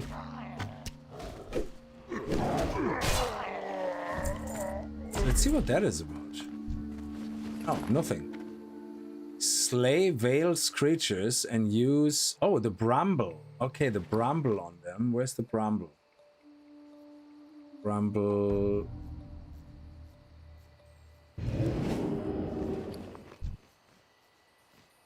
Oh, that's so cool. Nice. That was pretty sweet. I'm glad that we killed it. Totally unplanned.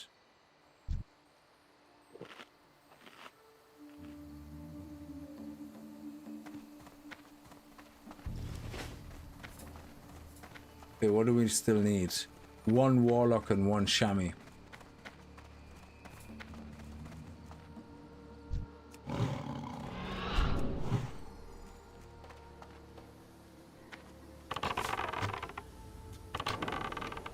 I like the way we're just far enough away from this mauler that we're not aggroing anything. That's actually pretty sweet. I like that. Ah no, he got to him now. Oh, that was awesome. He just snuck right between them. Oh, there we go. And there's the chamois.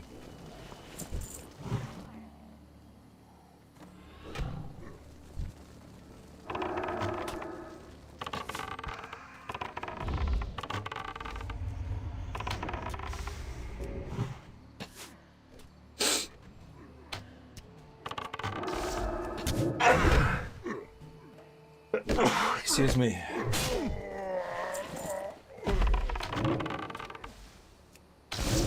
No, no, no, no. This is so frustrating to watch when his health is nearly gone and he gets that heal off. It's like just such a kick in the teeth.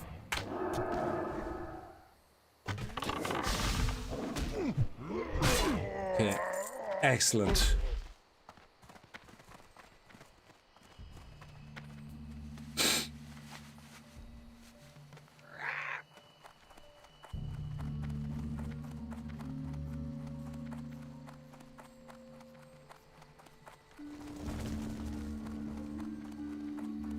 Oh, that's why we got a Screecher. He has a spawn point here. Okay.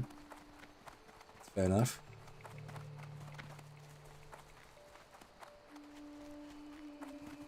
Oh, there's another one. Nice.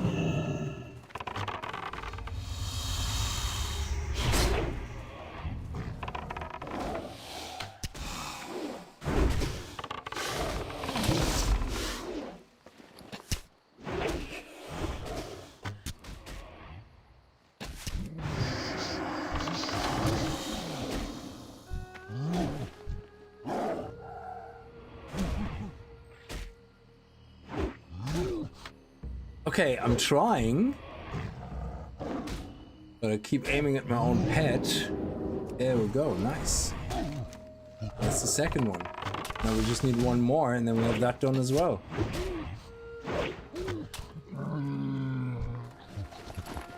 We eat. Hang on. Intellect, yeah, okay, yeah, we can scrap that.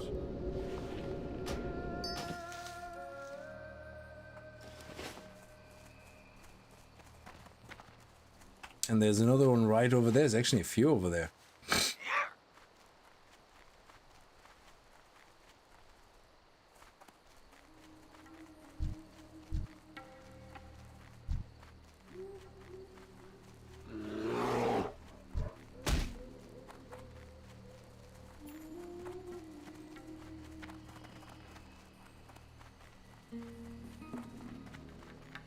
Kind of like rope fish. If you ever had one in a fish tank, they move kind of like that. There we go. Here's the Yetis.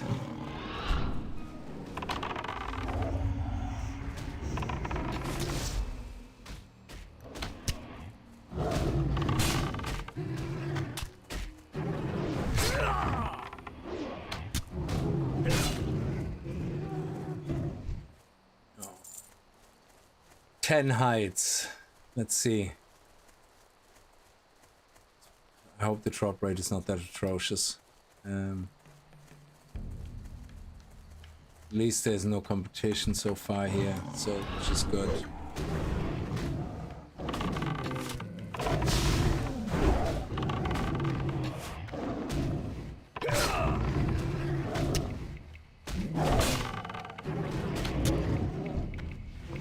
Nice first thick height, that's awesome.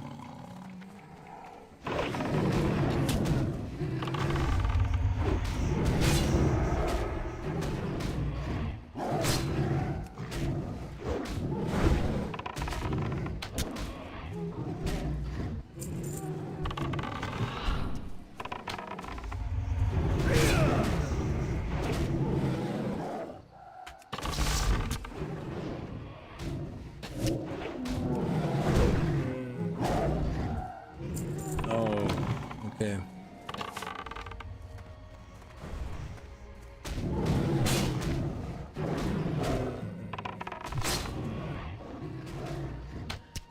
And there's the last creature as well.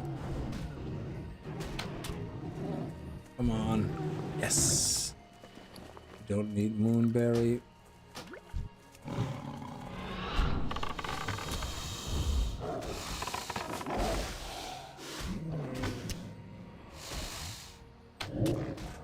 All these turn-ins, hopefully it's gonna be definitely well into 47.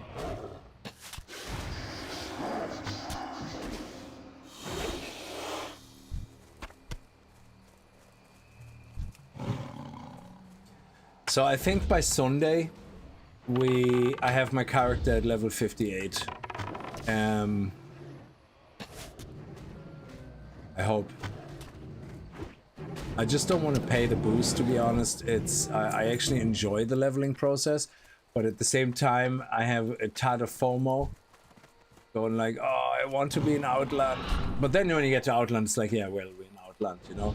One of the zones I can't wait to get into is Sangamash. I love Sangamash. I love Nagrand. Oh my god. The grind in Nagrand was the elemental plateau. Oh fuck, the competition is always intense. And this is where I love classic compared to retail, because you sit there with your hunter, yeah? Or with any class you can, yeah? And you see the elementals spawning and you just tag everything, yeah? You don't give a shit. It's like, and then people are like, oh yeah, I'm here farming fire elements. Like, it's like, I don't care. I don't care. Yeah. It's like elemental plateau farming. The competition is so fierce and you constantly just try to tag everything. Yeah. It's just, that's part of the fun. Like, so I really prefer that over retail where it's like, hey, everybody can kill this mob. Everybody gets loot. We're all buddies. And it's like, no, it's competitive, dude. You snooze, you lose.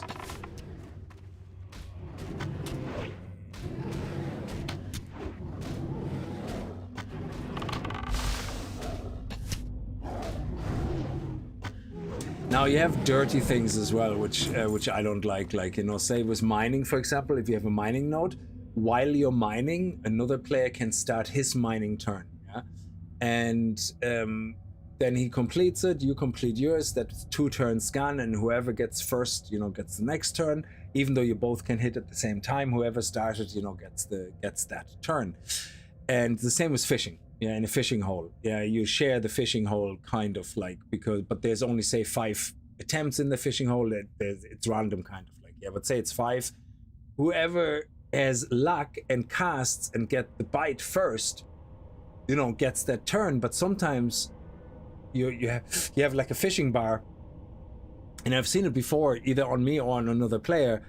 You throw your fishing route and you nearly immediately get a bite, and you take it in and do another one, immediately get a bite, while the other guy is sitting there waiting and going, oh my god, just give me a bite, you know? So, and yeah, people go like and whisper you, and it's like, piss off, I was here first, you know? Oh, that's my mining, yeah? But I don't care about that. But sometimes they do that dirty stuff where when you loot a body, yeah, there's auto loot in the system in the game. So I have auto loot turned on, yeah. So auto loot means everything loots automatically when you click on it, yeah. Not everything. There's no range loot, but if I loot this guy, I don't get the window pops up and closes immediately, yeah. But when you press shift, then it leaves the loot window open. So what some players do when they don't want to share the mining node, they literally will mine, start holding shift, and then the loot window stays open, which means you cannot physically mine a node that's currently being blocked like that, yeah? And some people do that. They basically leave the loot window open and go for a smoke or go for a cup of tea, and basically you sit there then and you can't do shit. They do that until you go away. They literally rather sit there for 10-15 minutes waiting for you to go away instead of just moving on with their life. It's hilarious. I have actually outweighted someone like that. I was he was doing that where he kneels down and the loot window basically is open, that's why he's kneeling down, and he's not looting, yeah? And so I waited. Literally was watching Netflix. I think it must have been easy 15-20 minutes. Eventually his character gets up and I immediately hit the mining node. And it was just hilarious.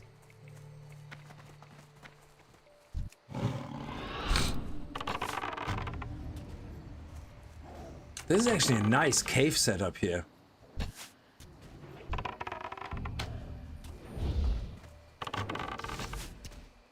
What patch is this? This is phase 1 now.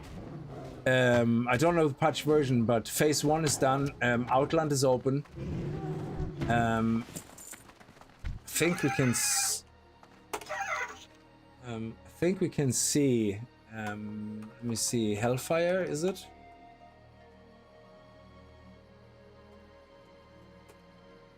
Yeah, people are in Hellfire Peninsula right now, and level 61. Let's see what the highest level is for now. 61 to 65. Okay, 61s, loads of 61s, 62. We already have 62s. 63? No, we don't have any 63s yet. So currently people are already level 62. That's crazy. Jesus, whatever that was about. If you got the distress beacon yet, a quest item accepted. Okay. Do I have to escort you out?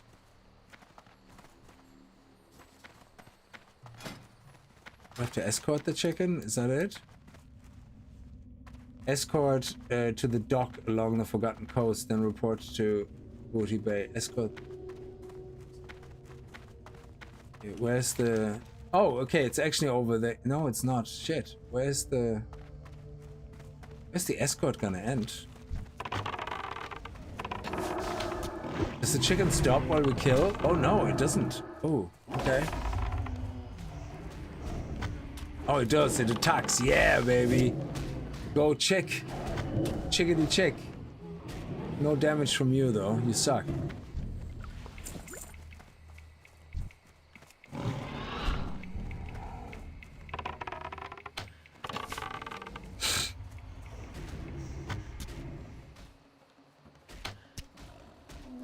Oh my god. Come on, chicken. Sensor detected spatial anomaly. Danger imminent.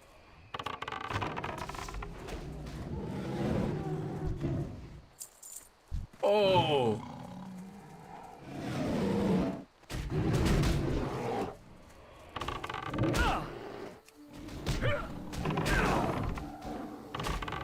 Okay, let me get my pet on that. Oh no! No, no, no! Don't kill the chicken. Go attack the bear! Aggro! Okay, so we need some... There we go. And here we go. Alright, that's it. Let's go.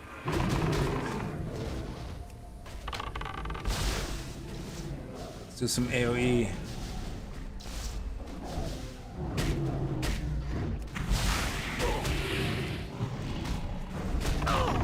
Well, we have the aggro, which is good.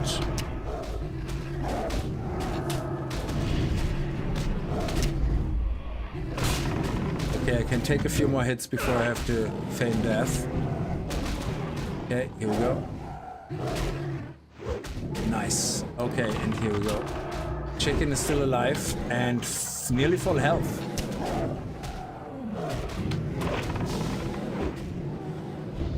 Oh, my pet has 45 health left.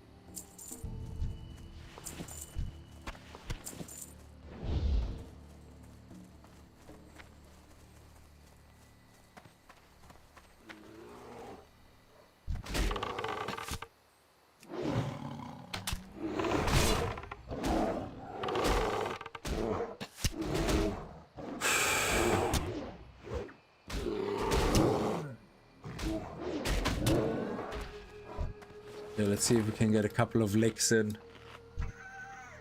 before he goes too far. Yeah, okay, that's enough.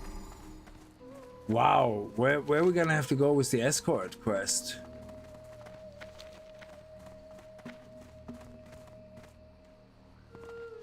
still need 2 Yeti hides. How far is this quest, dude? Oh my god, it is literally down by the coast. Crap.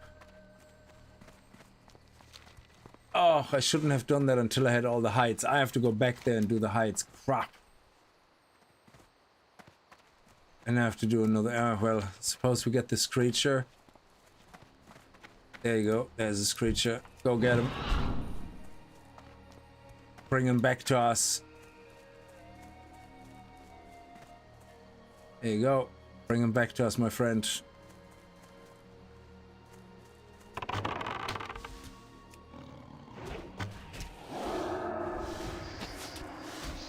Oh, we have no more room. Crap. Yeah, silk cloth thrown out.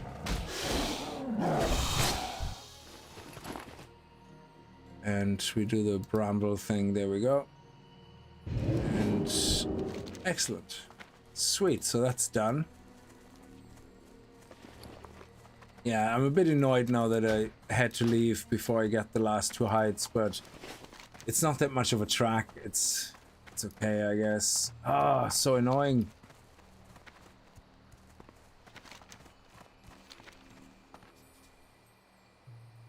Let's go a little bit ahead and pop another mana.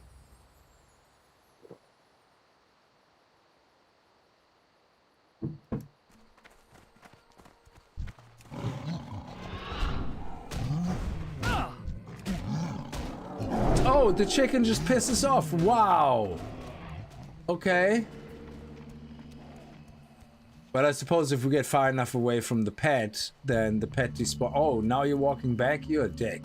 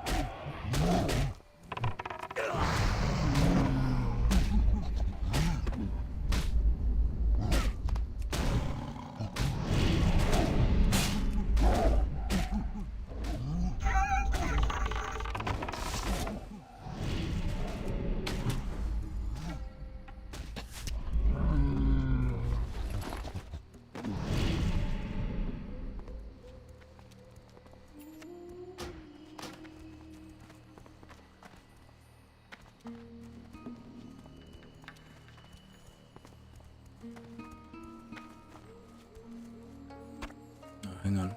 Wicked Claw, yeah, we can get rid of that.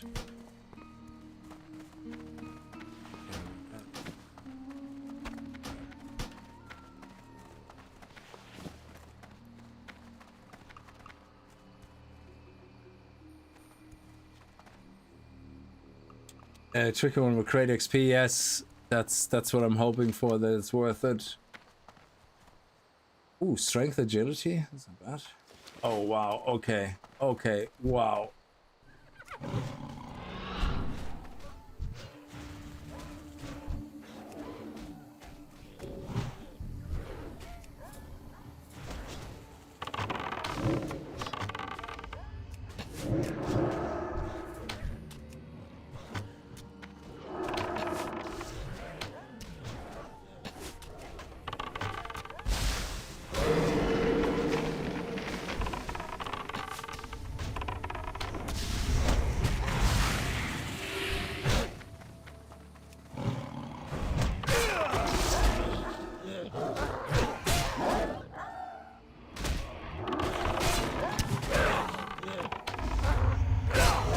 Oh my god.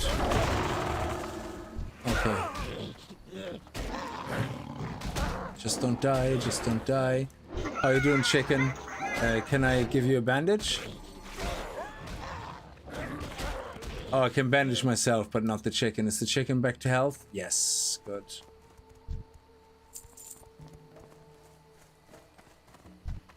Wow, that's intense. Genie Mac.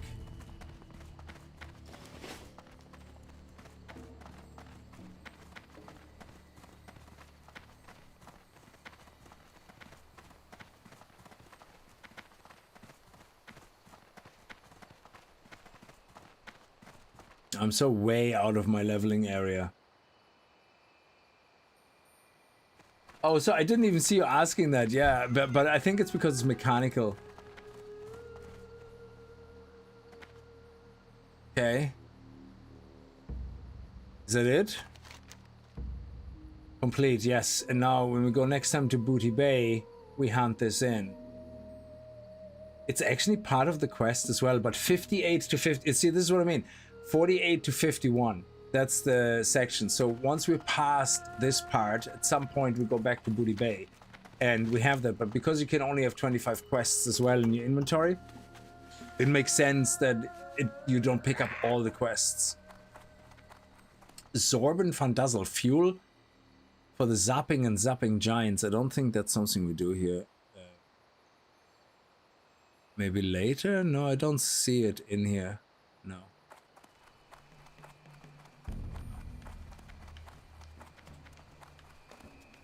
Holy moly.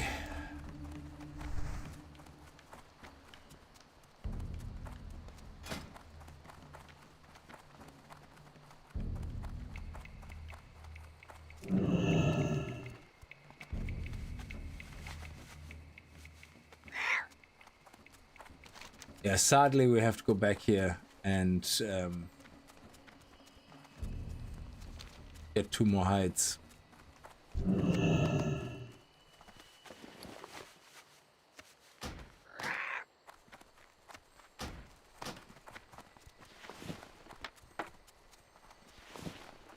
Yeah, I'm gonna have to go to Arathi Highlands.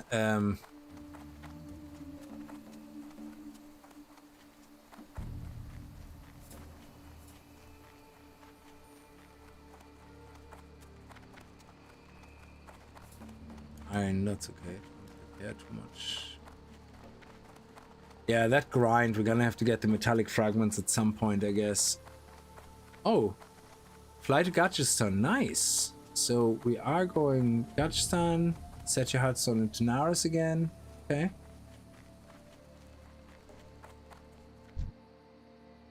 Are we not done with that? Yeah, we are. Why does it still show up as a required? Yeah.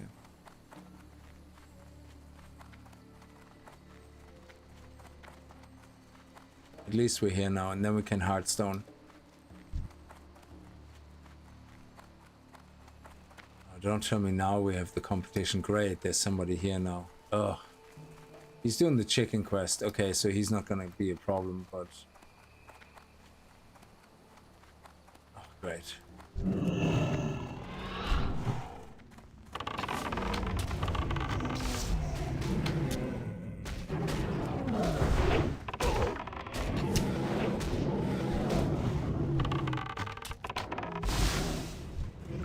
There's one, and we got some healing. They have nice loot. Genie Mac. I think I'm gonna grind these until I ding 46. If there's plenty of spawns here. Sorry, 47. So, because later on here it says grind until you're 47 anyway. So I might as well do it here, to be honest. We're nearly 47. I know when we turn things in we will be 47, but I rather ding 47 first.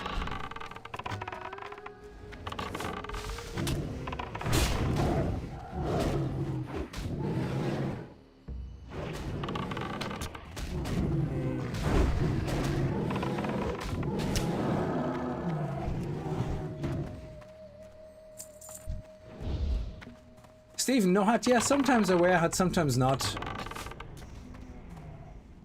It depends.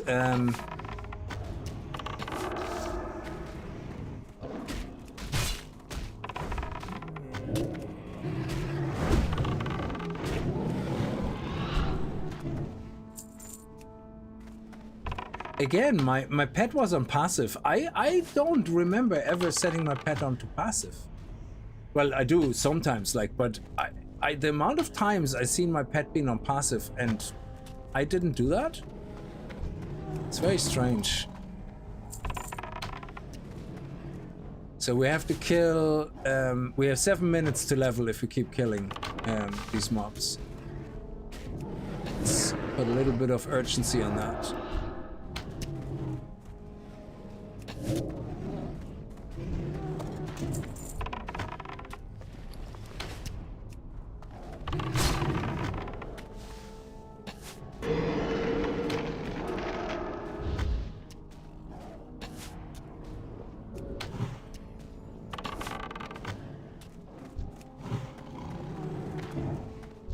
Oh, yes.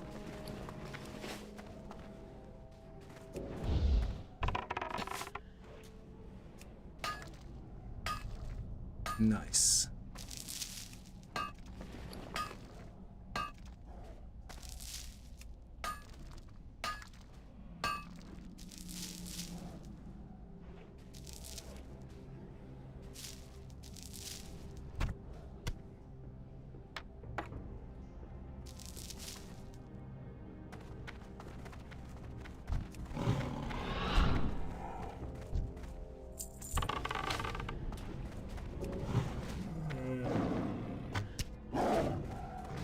Nice.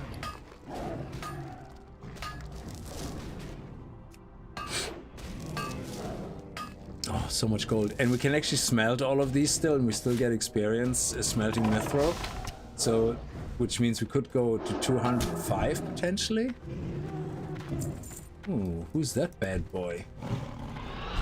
A hulking feral scar. He's level 46. Nice.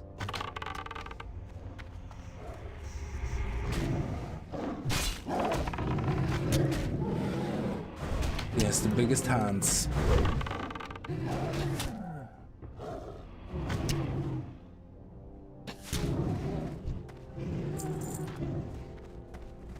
Oh, it doesn't go as fast as I thought it would.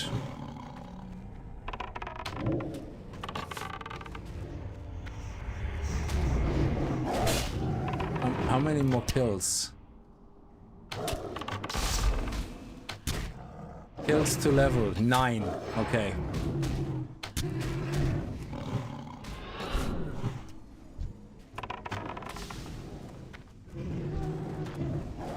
Eight. No, it still says 9. Well, I suppose the last mob we killed was a level 46, so it gave us more experience. Level 44 is a little less.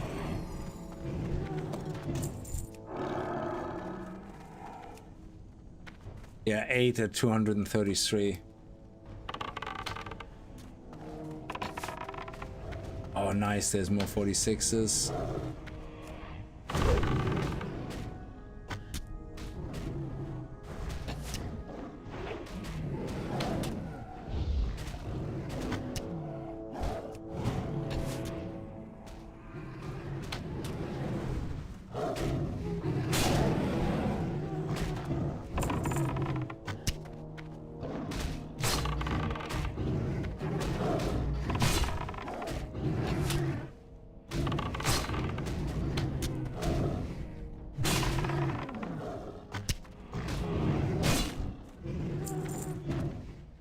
Okay.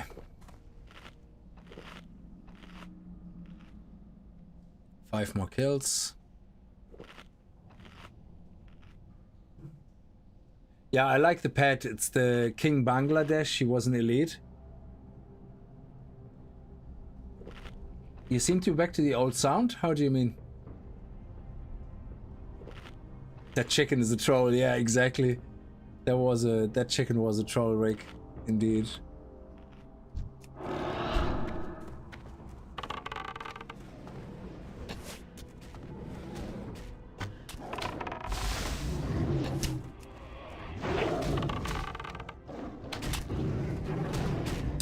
Dan, how are you? Your voice was deeper for a while. Oh, okay. It depends. Yeah, sometimes it's depends how much of dry mouth I have. But yeah, that's good that it sounds normal again.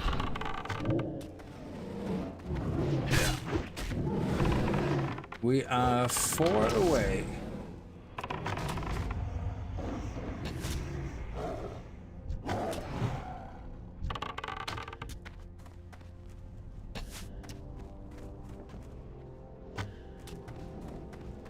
And it's nice when there's no competition in an area.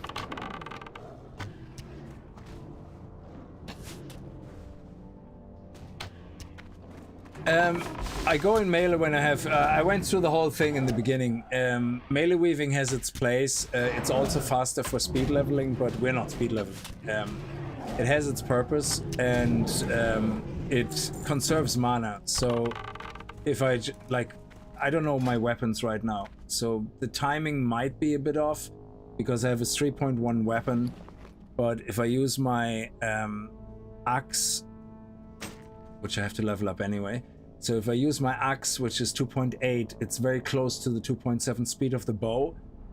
I want to conserve mana and basically kill, say, mobs like here endlessly without having to sit down and drink. Then just doing this with my bow, I don't want to use any of my skills because I want to conserve mana. So just doing this, you see the pause between every shot? That pause means I could do damage, but I'm not. So I'm just shooting the mob, and shooting the mob means I do, in this case, 1.2k auto shot. Like, I don't know if it's now the weapons, I don't know if I have the right weapons, but the idea is basically that whenever you're not shooting, you could do damage. So if you go in with melee,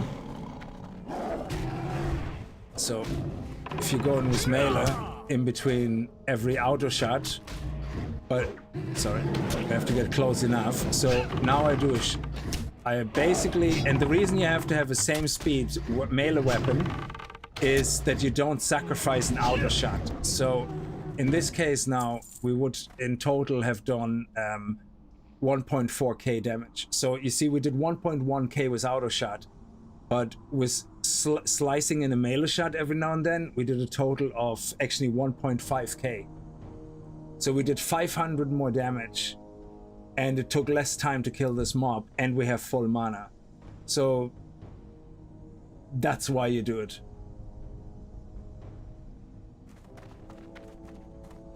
So the bow I have right now is 108 damage only. Now the melee weapon here is only 128 damage, of course. Yeah. So my sword is slightly more. So when I do Raptor Strike, my sword would do more damage. But again, the sword is a 3.1 second sword. The problem is when you try to melee weave with a slow weapon like that, when your bow is not that slow, you sacrifice an auto shot. So you do an auto shot, you go in with melee, there's that slight delay before it does the melee, and you miss your auto shot turn. And then you lose damage, of course. So, but if you have the same speed, kind of melee weapon and bow, you're much better off melee weaving, because over time I would be getting more and more ahead of my levels than you. Especially if you're using skills, you kill the mobs fast, you have to sit down and drink every now and then. I'm not obviously doing that. I'm just doing it for fun or whatever, yeah, and that's it. So I'm not really, you know, I'm not speed leveling or anything. It's just I never even knew you can do that or why you would melee weave. I saw it in a speed leveling video. I was just curious what people do, you know, where they level for speed leveling, and it happened to be that he was using a hunter for TBC speed leveling, and he was melee weaving.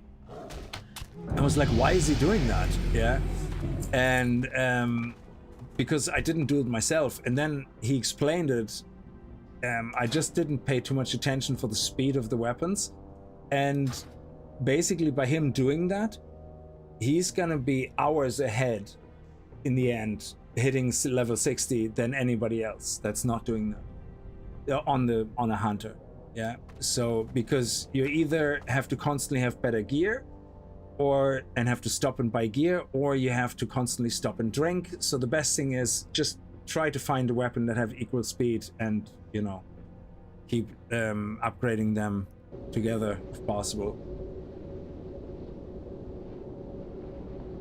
Yeah, but you see, as soon as I do a cane shot, I use mana, and over time, after 4 or 5 kills, I have to sit down and drink mana. So what you usually want to do is you want to I use a low level arcane shot, which I do a low rank, but you also want to do Raptor Strike. So for even better melee, you want to do no arcane shot, like to conserve mana. Yeah, so that you can non-stop grind, basically. One quest, kill the mobs, quest, kill the mobs. You do Raptor Strike only, but which means you step in, melee damage, out, auto shot, in, Raptor Strike, out, auto shot. You do another auto shot with melee, then you go back in, do a Raptor Strike. Doing that, you lose very little mana because Raptor Strike is cheap as balls. It's actually the cheapest. Sorry, how does he explain it? Raptor Strike is the most powerful attack that you have as a hunter for the cost of mana, for the mana that it costs. So if you take 70 mana for the amount of damage it can do when it, especially when it crits, yeah. I think when I crit with my sword, I have seen up to 480 damage. That is higher than any other attack I have right now. Yeah, so Raptor Strike for it's higher than any other attack I have right now for the same cost of mana. So at 70 mana, this is the highest damaging skill that you can have. So if you melee weave and only do Raptor Strike as the only extra skill, you do more damage and you have mana left to spare compared to somebody doing Arcane Shard, you know? Because your Arcane Shard has a cooldown. So you can only do that as well. So, but your melee, you can always weave. And then you can do both, Arcane Shot. If you have enough mana, do Arcane Shot and then Raptor Strike. And if you do both of these in melee weave, that's even better. But you usually end up with mana deficits and you end up having to sit down and drink if you use both. So, but yeah, I'm just practicing it. I'm not, you know, you play whatever. I you know, it doesn't matter. I'm just having fun, that's all. So I'm not taking it too serious.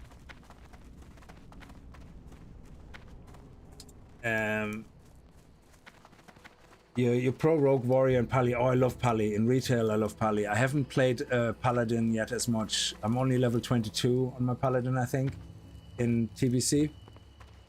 So where is... That is the quest here in the hood, isn't it? Yeah. Dark Heart. But we have to hunt these in, and she keeps walking around, and I'm out of space, actually. So. Strength and honor. Go forth to victory. So I'm no authority on hunters by any means, but yeah, we need to accept that. May your blades never dull. But I just seen somebody do it, and I was so curious why they did it, and that's why they did it. But it doesn't work with any weapon. You have to have weapons which match the timing, kind of. Greetings. There we go. Now we have some room.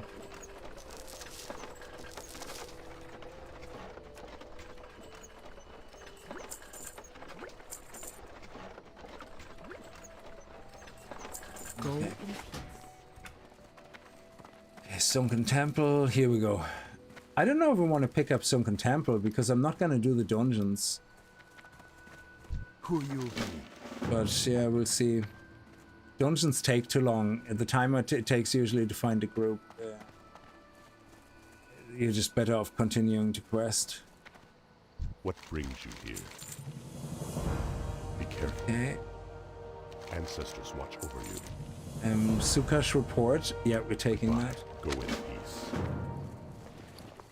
Oh, what did we get? Oh, that's a quest item. I thought it was a recipe or something.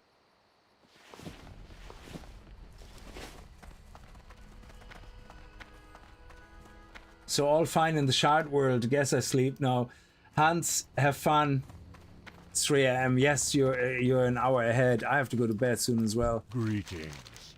Leather 10 strength, 9 agility.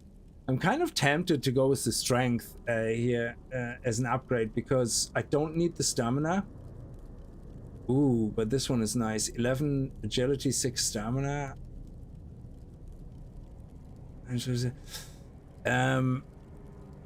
Again, the only reason I would go with strength here is because I don't need the stamina and it's still 9 agility, and it would actually buff the melee weaving damage even more. But yeah, I think we're better off using none of these as an upgrade because they're more of a sideways step, and I'm going to disenchant it instead. Back. Be careful.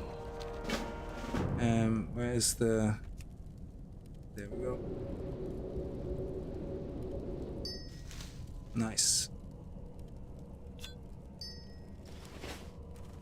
Now we're going to turn in Grim Discovery. Look at this, all the turn-ins, we nearly got... That's a quarter of a level, I think.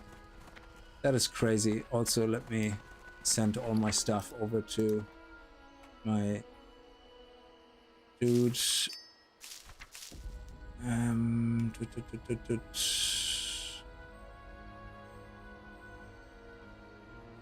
think we need all the mage weave cloth. Yeah. Yeah. Oh, sorry. We're actually going the wrong way. Good night, Hans.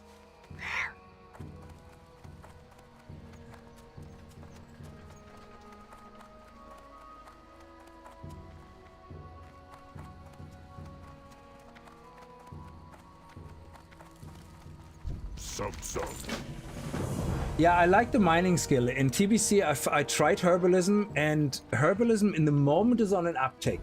Yeah, because I don't know, because of Outland, I think a lot of people are speed leveling herbalism so they can start collecting herbs in Outland, because herb prices have been very low. Yeah, the early herbs. Yeah. And so I gave it up and I went to mining because JC is out, everybody was prospecting. Even copper ore was like making, I think copper ore was selling for 2-3 silver each.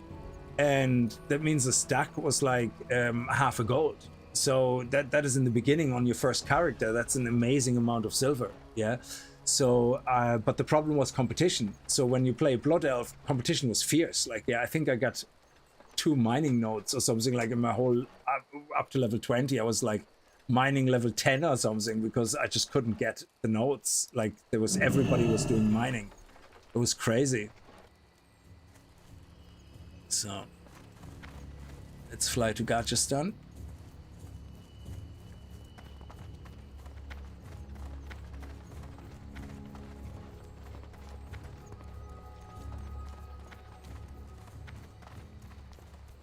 And yeah, we have that swiftness ranged, and also these kind of things obviously mess with that timing because your ranged combat attack speed is increased, so which means you technically can use an even slower bow than your melee attack, making your bow even stronger. So if you find a bow with a timing of 3, you can use a faster melee weapon like 2.7. And they're perfectly in sync because you have a faster ranged weapon. But and again, this is all me just messing around. Yeah. So what you're absolutely correct. What you should be doing in general, especially when you're fighting elites, when you're doing dungeon runs, you know, melee weaving is not all that. Yeah.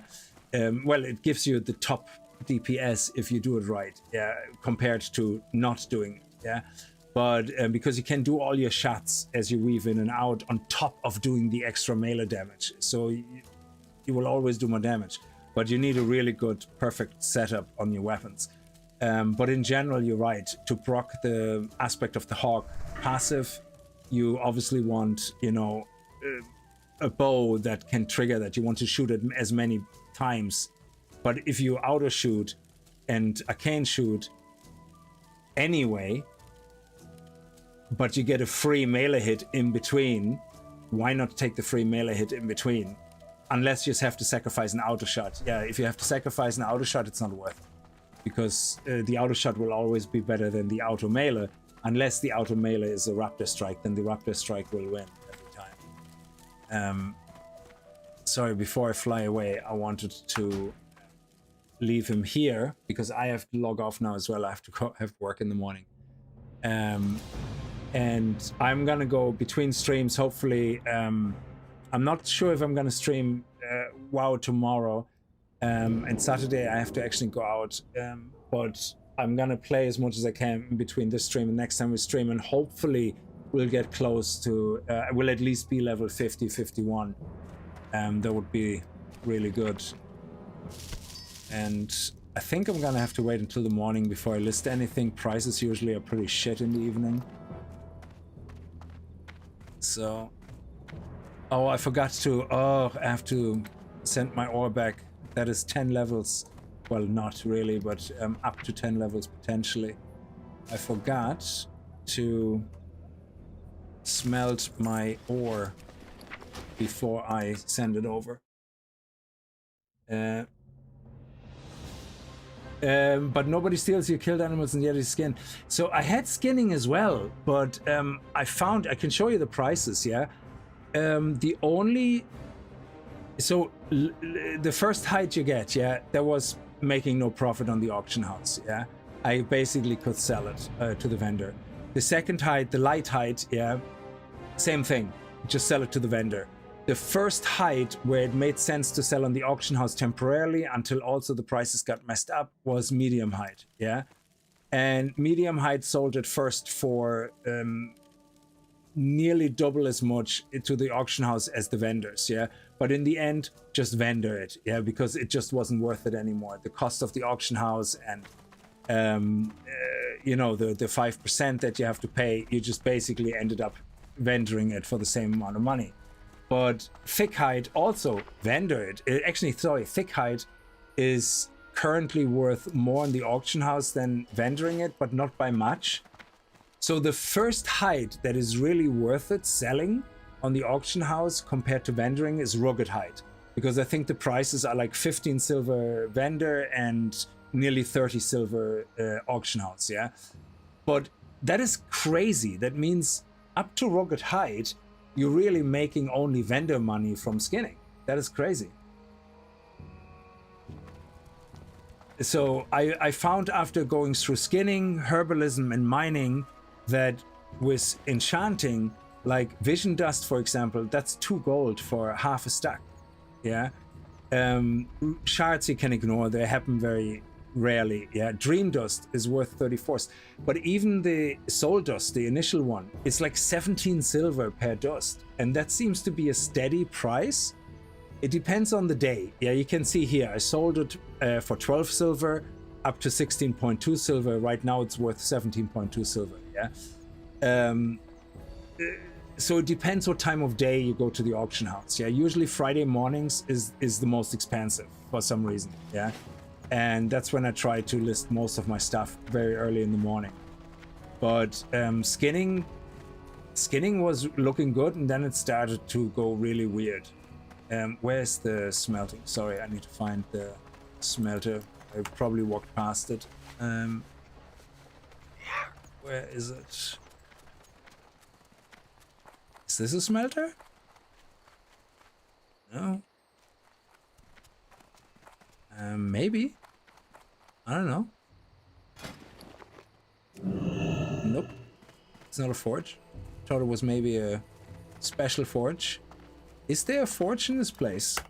I know there's one in Tanaris and we have to fly over to Tanaris, but I'd rather not have to go to Tanaris. There's no forge here. Let me see.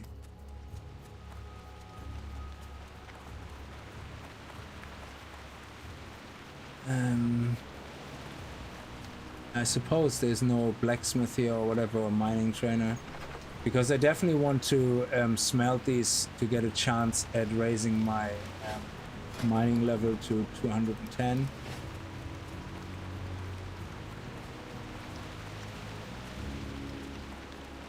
Yeah, I don't think there is anything here. Nope. The weather is atrocious. That's like Ireland. That's like literally 24/7 here in the moment. Alright, I fly to Tanaris and I do it then. Anyway, I'm gonna leave this one here. I definitely can't wait to get into Outland, and this is gonna be absolutely epic. We might actually see if we join a guild, so we can do some dungeons. That would be sweet. We have to go to Gatchison anyway. So anyway, I'm gonna leave it here. Thank you so much for watching, and I see you guys, not sure exactly when, but I see you guys either tomorrow or latest Sunday again, and hopefully then we're gonna be good in the 50s and close to getting to Outland. And until then, have a good night and stay safe. Bye bye.